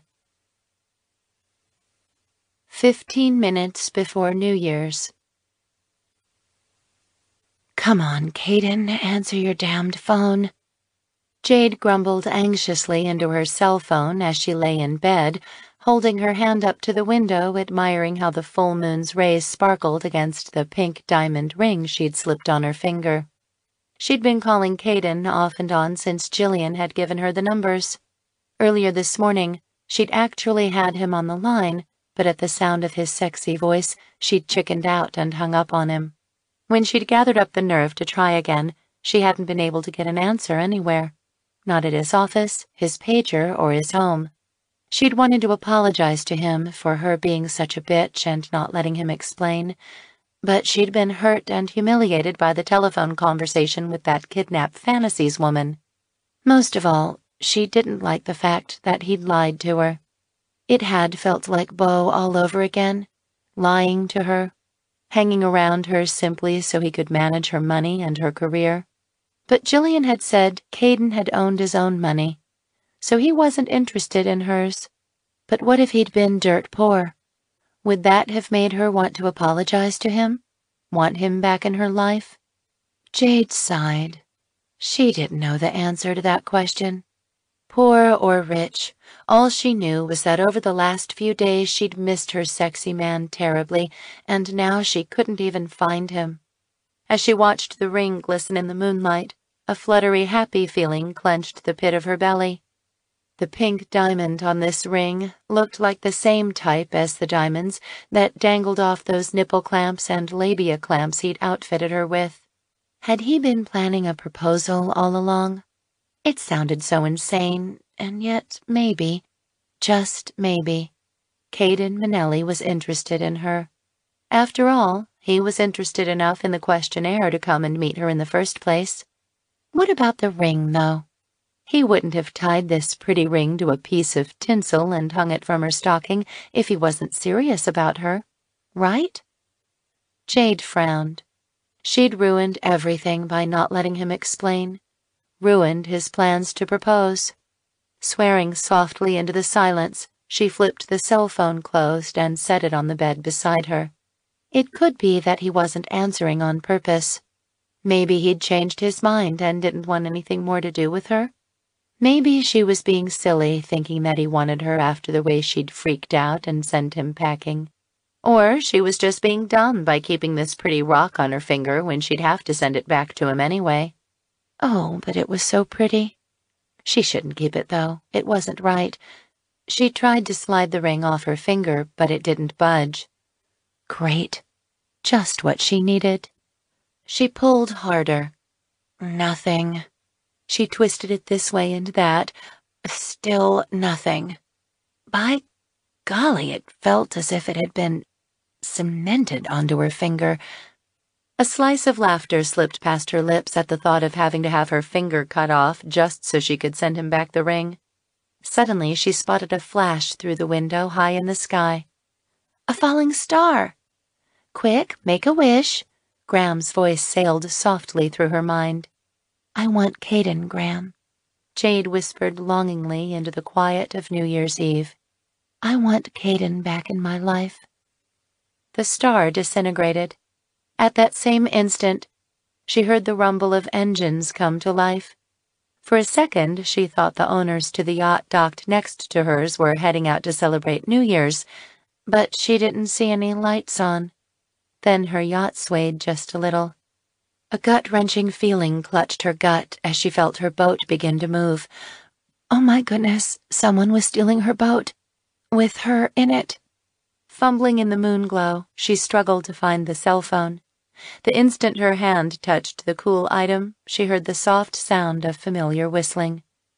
It was a New Year's tune. It took Jade only moments to locate her robe and cane and hobble down the hallway, through the kitchen and out onto the main deck into the salt-scented ocean air. Maneuvering quickly and quietly up the stairs, she then entered the dimly lit glass-enclosed pilot house. Caden Manelli stood at the computer console, his legs slightly spread, his long fingers curled around the captain's wheel. His broad back was to her as he looked out the window and carefully steered the yacht out of the berth. And he was totally naked. His musky, masculine scent drifted to her along the fresh ocean breeze, teasing her nostrils. She couldn't stop the delicious lashes of lust from uncurling deep in her pussy as she savored the sight of his nice, plump ass cheeks ready to be cupped into her eager hands. However, she didn't dare touch him or press herself against his magnificent nude body. At least, not yet. "I'd recognize that cute ass anywhere," she whispered. He stiffened in surprise, obviously unaware she'd come into the pilot house. He stopped whistling and turned his face toward her. His appearance shocked her. Dark stubble stained his face, dark shadows haunted his eyes, and there was an uncertainty in the way he held himself. If she didn't know any better, she'd swear the man had missed her, maybe even pined over her.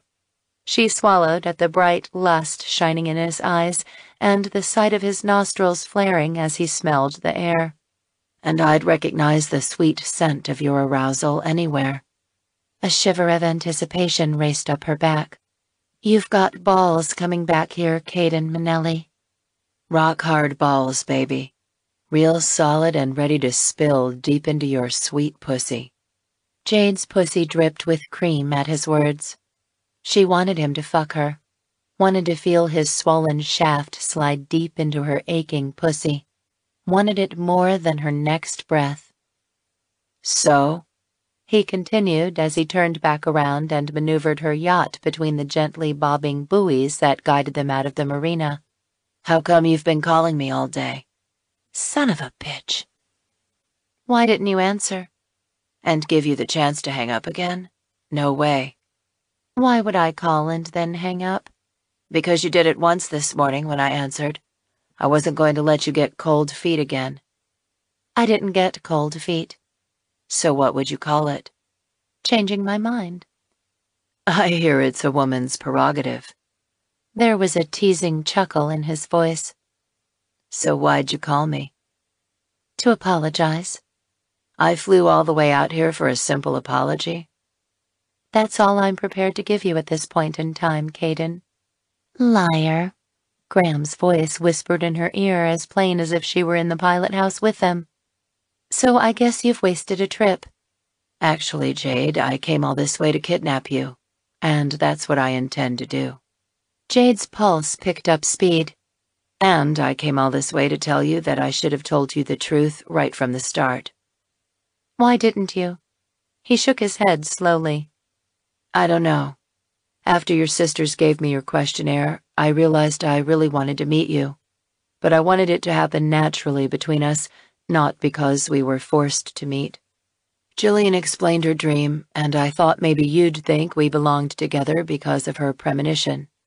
I wanted to tell you why I had come. I tried, but I just couldn't. I had to believe it was natural between us." "God, what we have together is very natural." Jane laughed as she walked up behind him and slid her arms around his lean waist. Muscles bulged against her fingers as she trailed downward and dove beneath his long, hard cock to cup his swollen balls nestled in his tight sack. He sucked in an aroused breath. "What we have together can't be faked, Caden. The minute I saw you standing there watching me, something inside my heart shifted into place. At the time, I wouldn't admit it.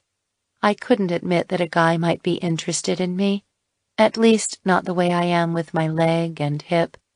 "I think we covered all that, Jade." He pressed his warm ass backward against her belly. Her cheeks grew warm at the thought that Caden wanted her just the way she was. I know. You suffer from the lady in distress syndrome." "And by the way you're grabbing at my balls and the way your nipples are poking into my back, I'd say you're getting pretty distressed, Jade." He grabbed her hands, pulled her fingers from his rock-hard balls, and swung her in front of him, holding her against him as he now stood behind her. This time it was her turn to nestle her ass against him, his rock-hard cock pressed against the thin material barely clothing the crack in her ass cheeks. "I do believe I have a remedy for your distress," he whispered. His fingers intertwined with hers, and he placed her hands on the steering wheel of her boat. And you put it on your finger without giving me a chance to pop the question. My goodness, she'd forgotten to take it off. I was just trying it on, and it got stuck. Stuck, huh? Well, you try to take it off and see what I mean. Maybe it won't come off for a reason. He chuckled. Maybe it's that falling star I saw a minute earlier. Maybe my wish of us being together is going to come true. That's the same wish I made when I saw it tonight, Jade whispered in awe. They always say if two people wish on the same star and for the same thing, it'll come true for sure. Caden said. No wish is going to come true until you tell me one thing.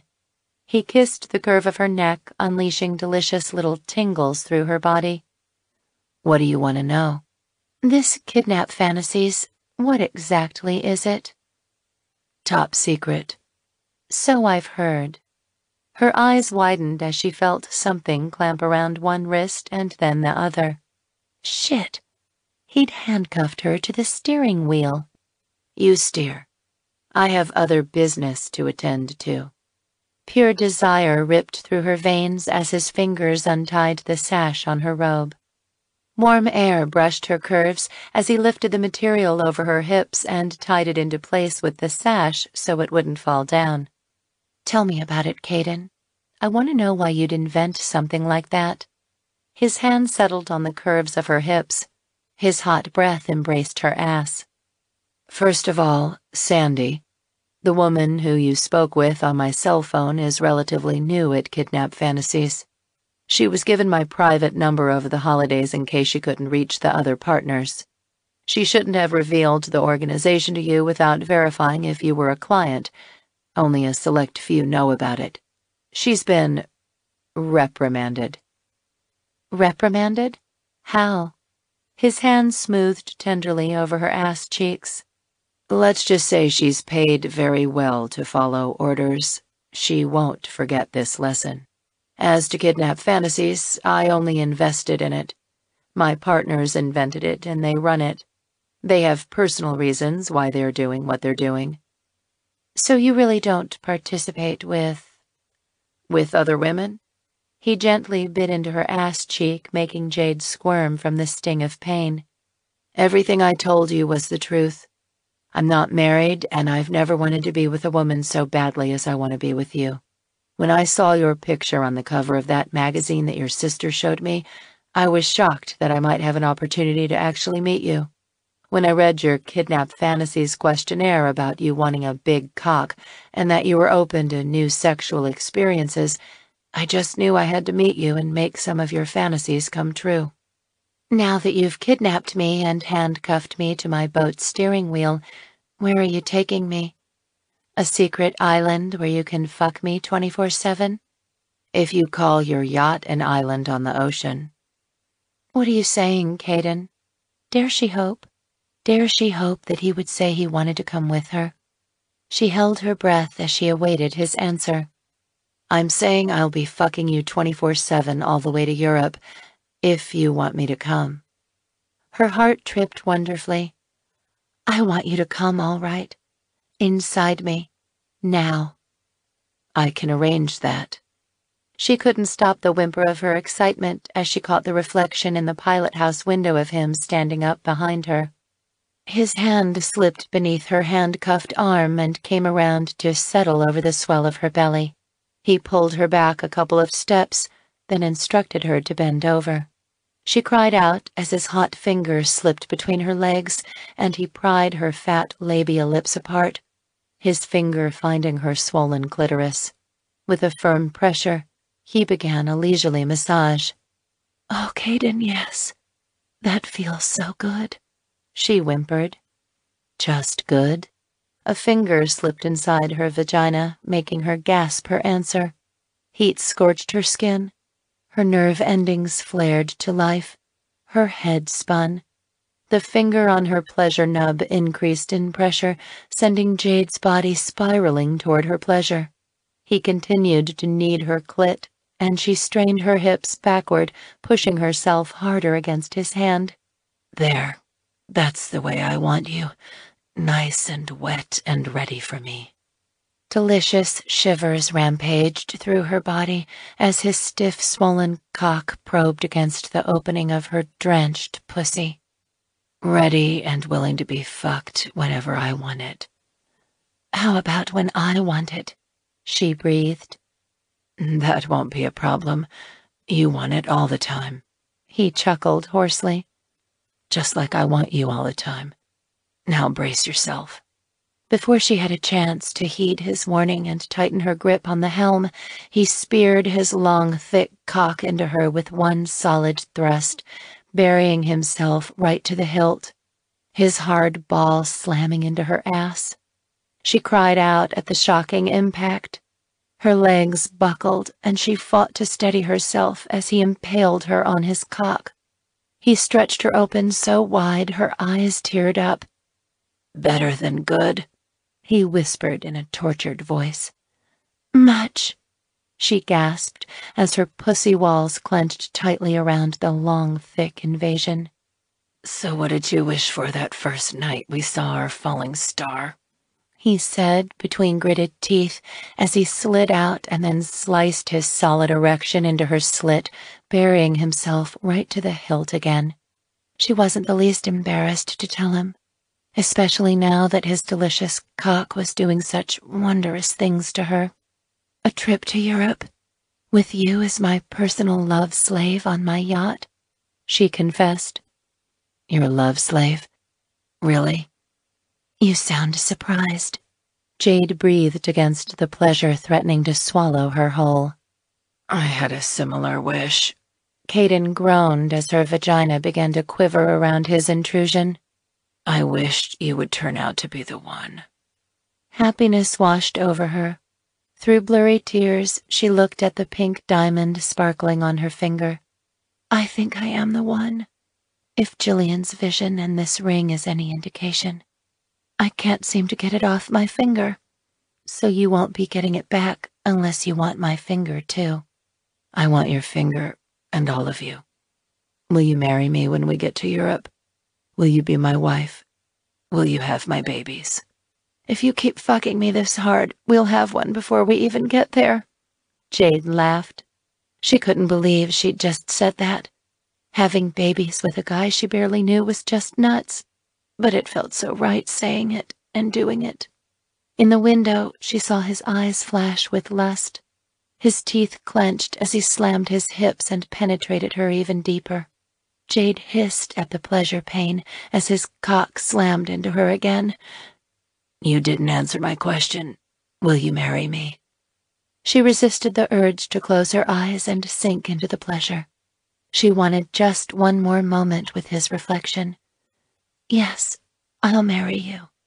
A wonderful grin curled the edges of his lips. Happy New Year, Jade. Happy New Year, Caden, she whispered back, as her pussy clenched tighter around his enormous shaft and his finger continued to massage her clit. Her last thought before she spiraled into her orgasm was she was really going to enjoy making babies with Caden Manelli. She was going to enjoy it. A lot. The end.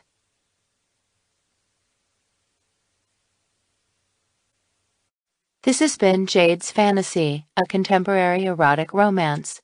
Kidnap Fantasies Book 1. Written by Jan Springer. Narrated by Terry Clark Linden. Copyright 2015 by Jan Springer. Production copyright 2017 by Jan Springer.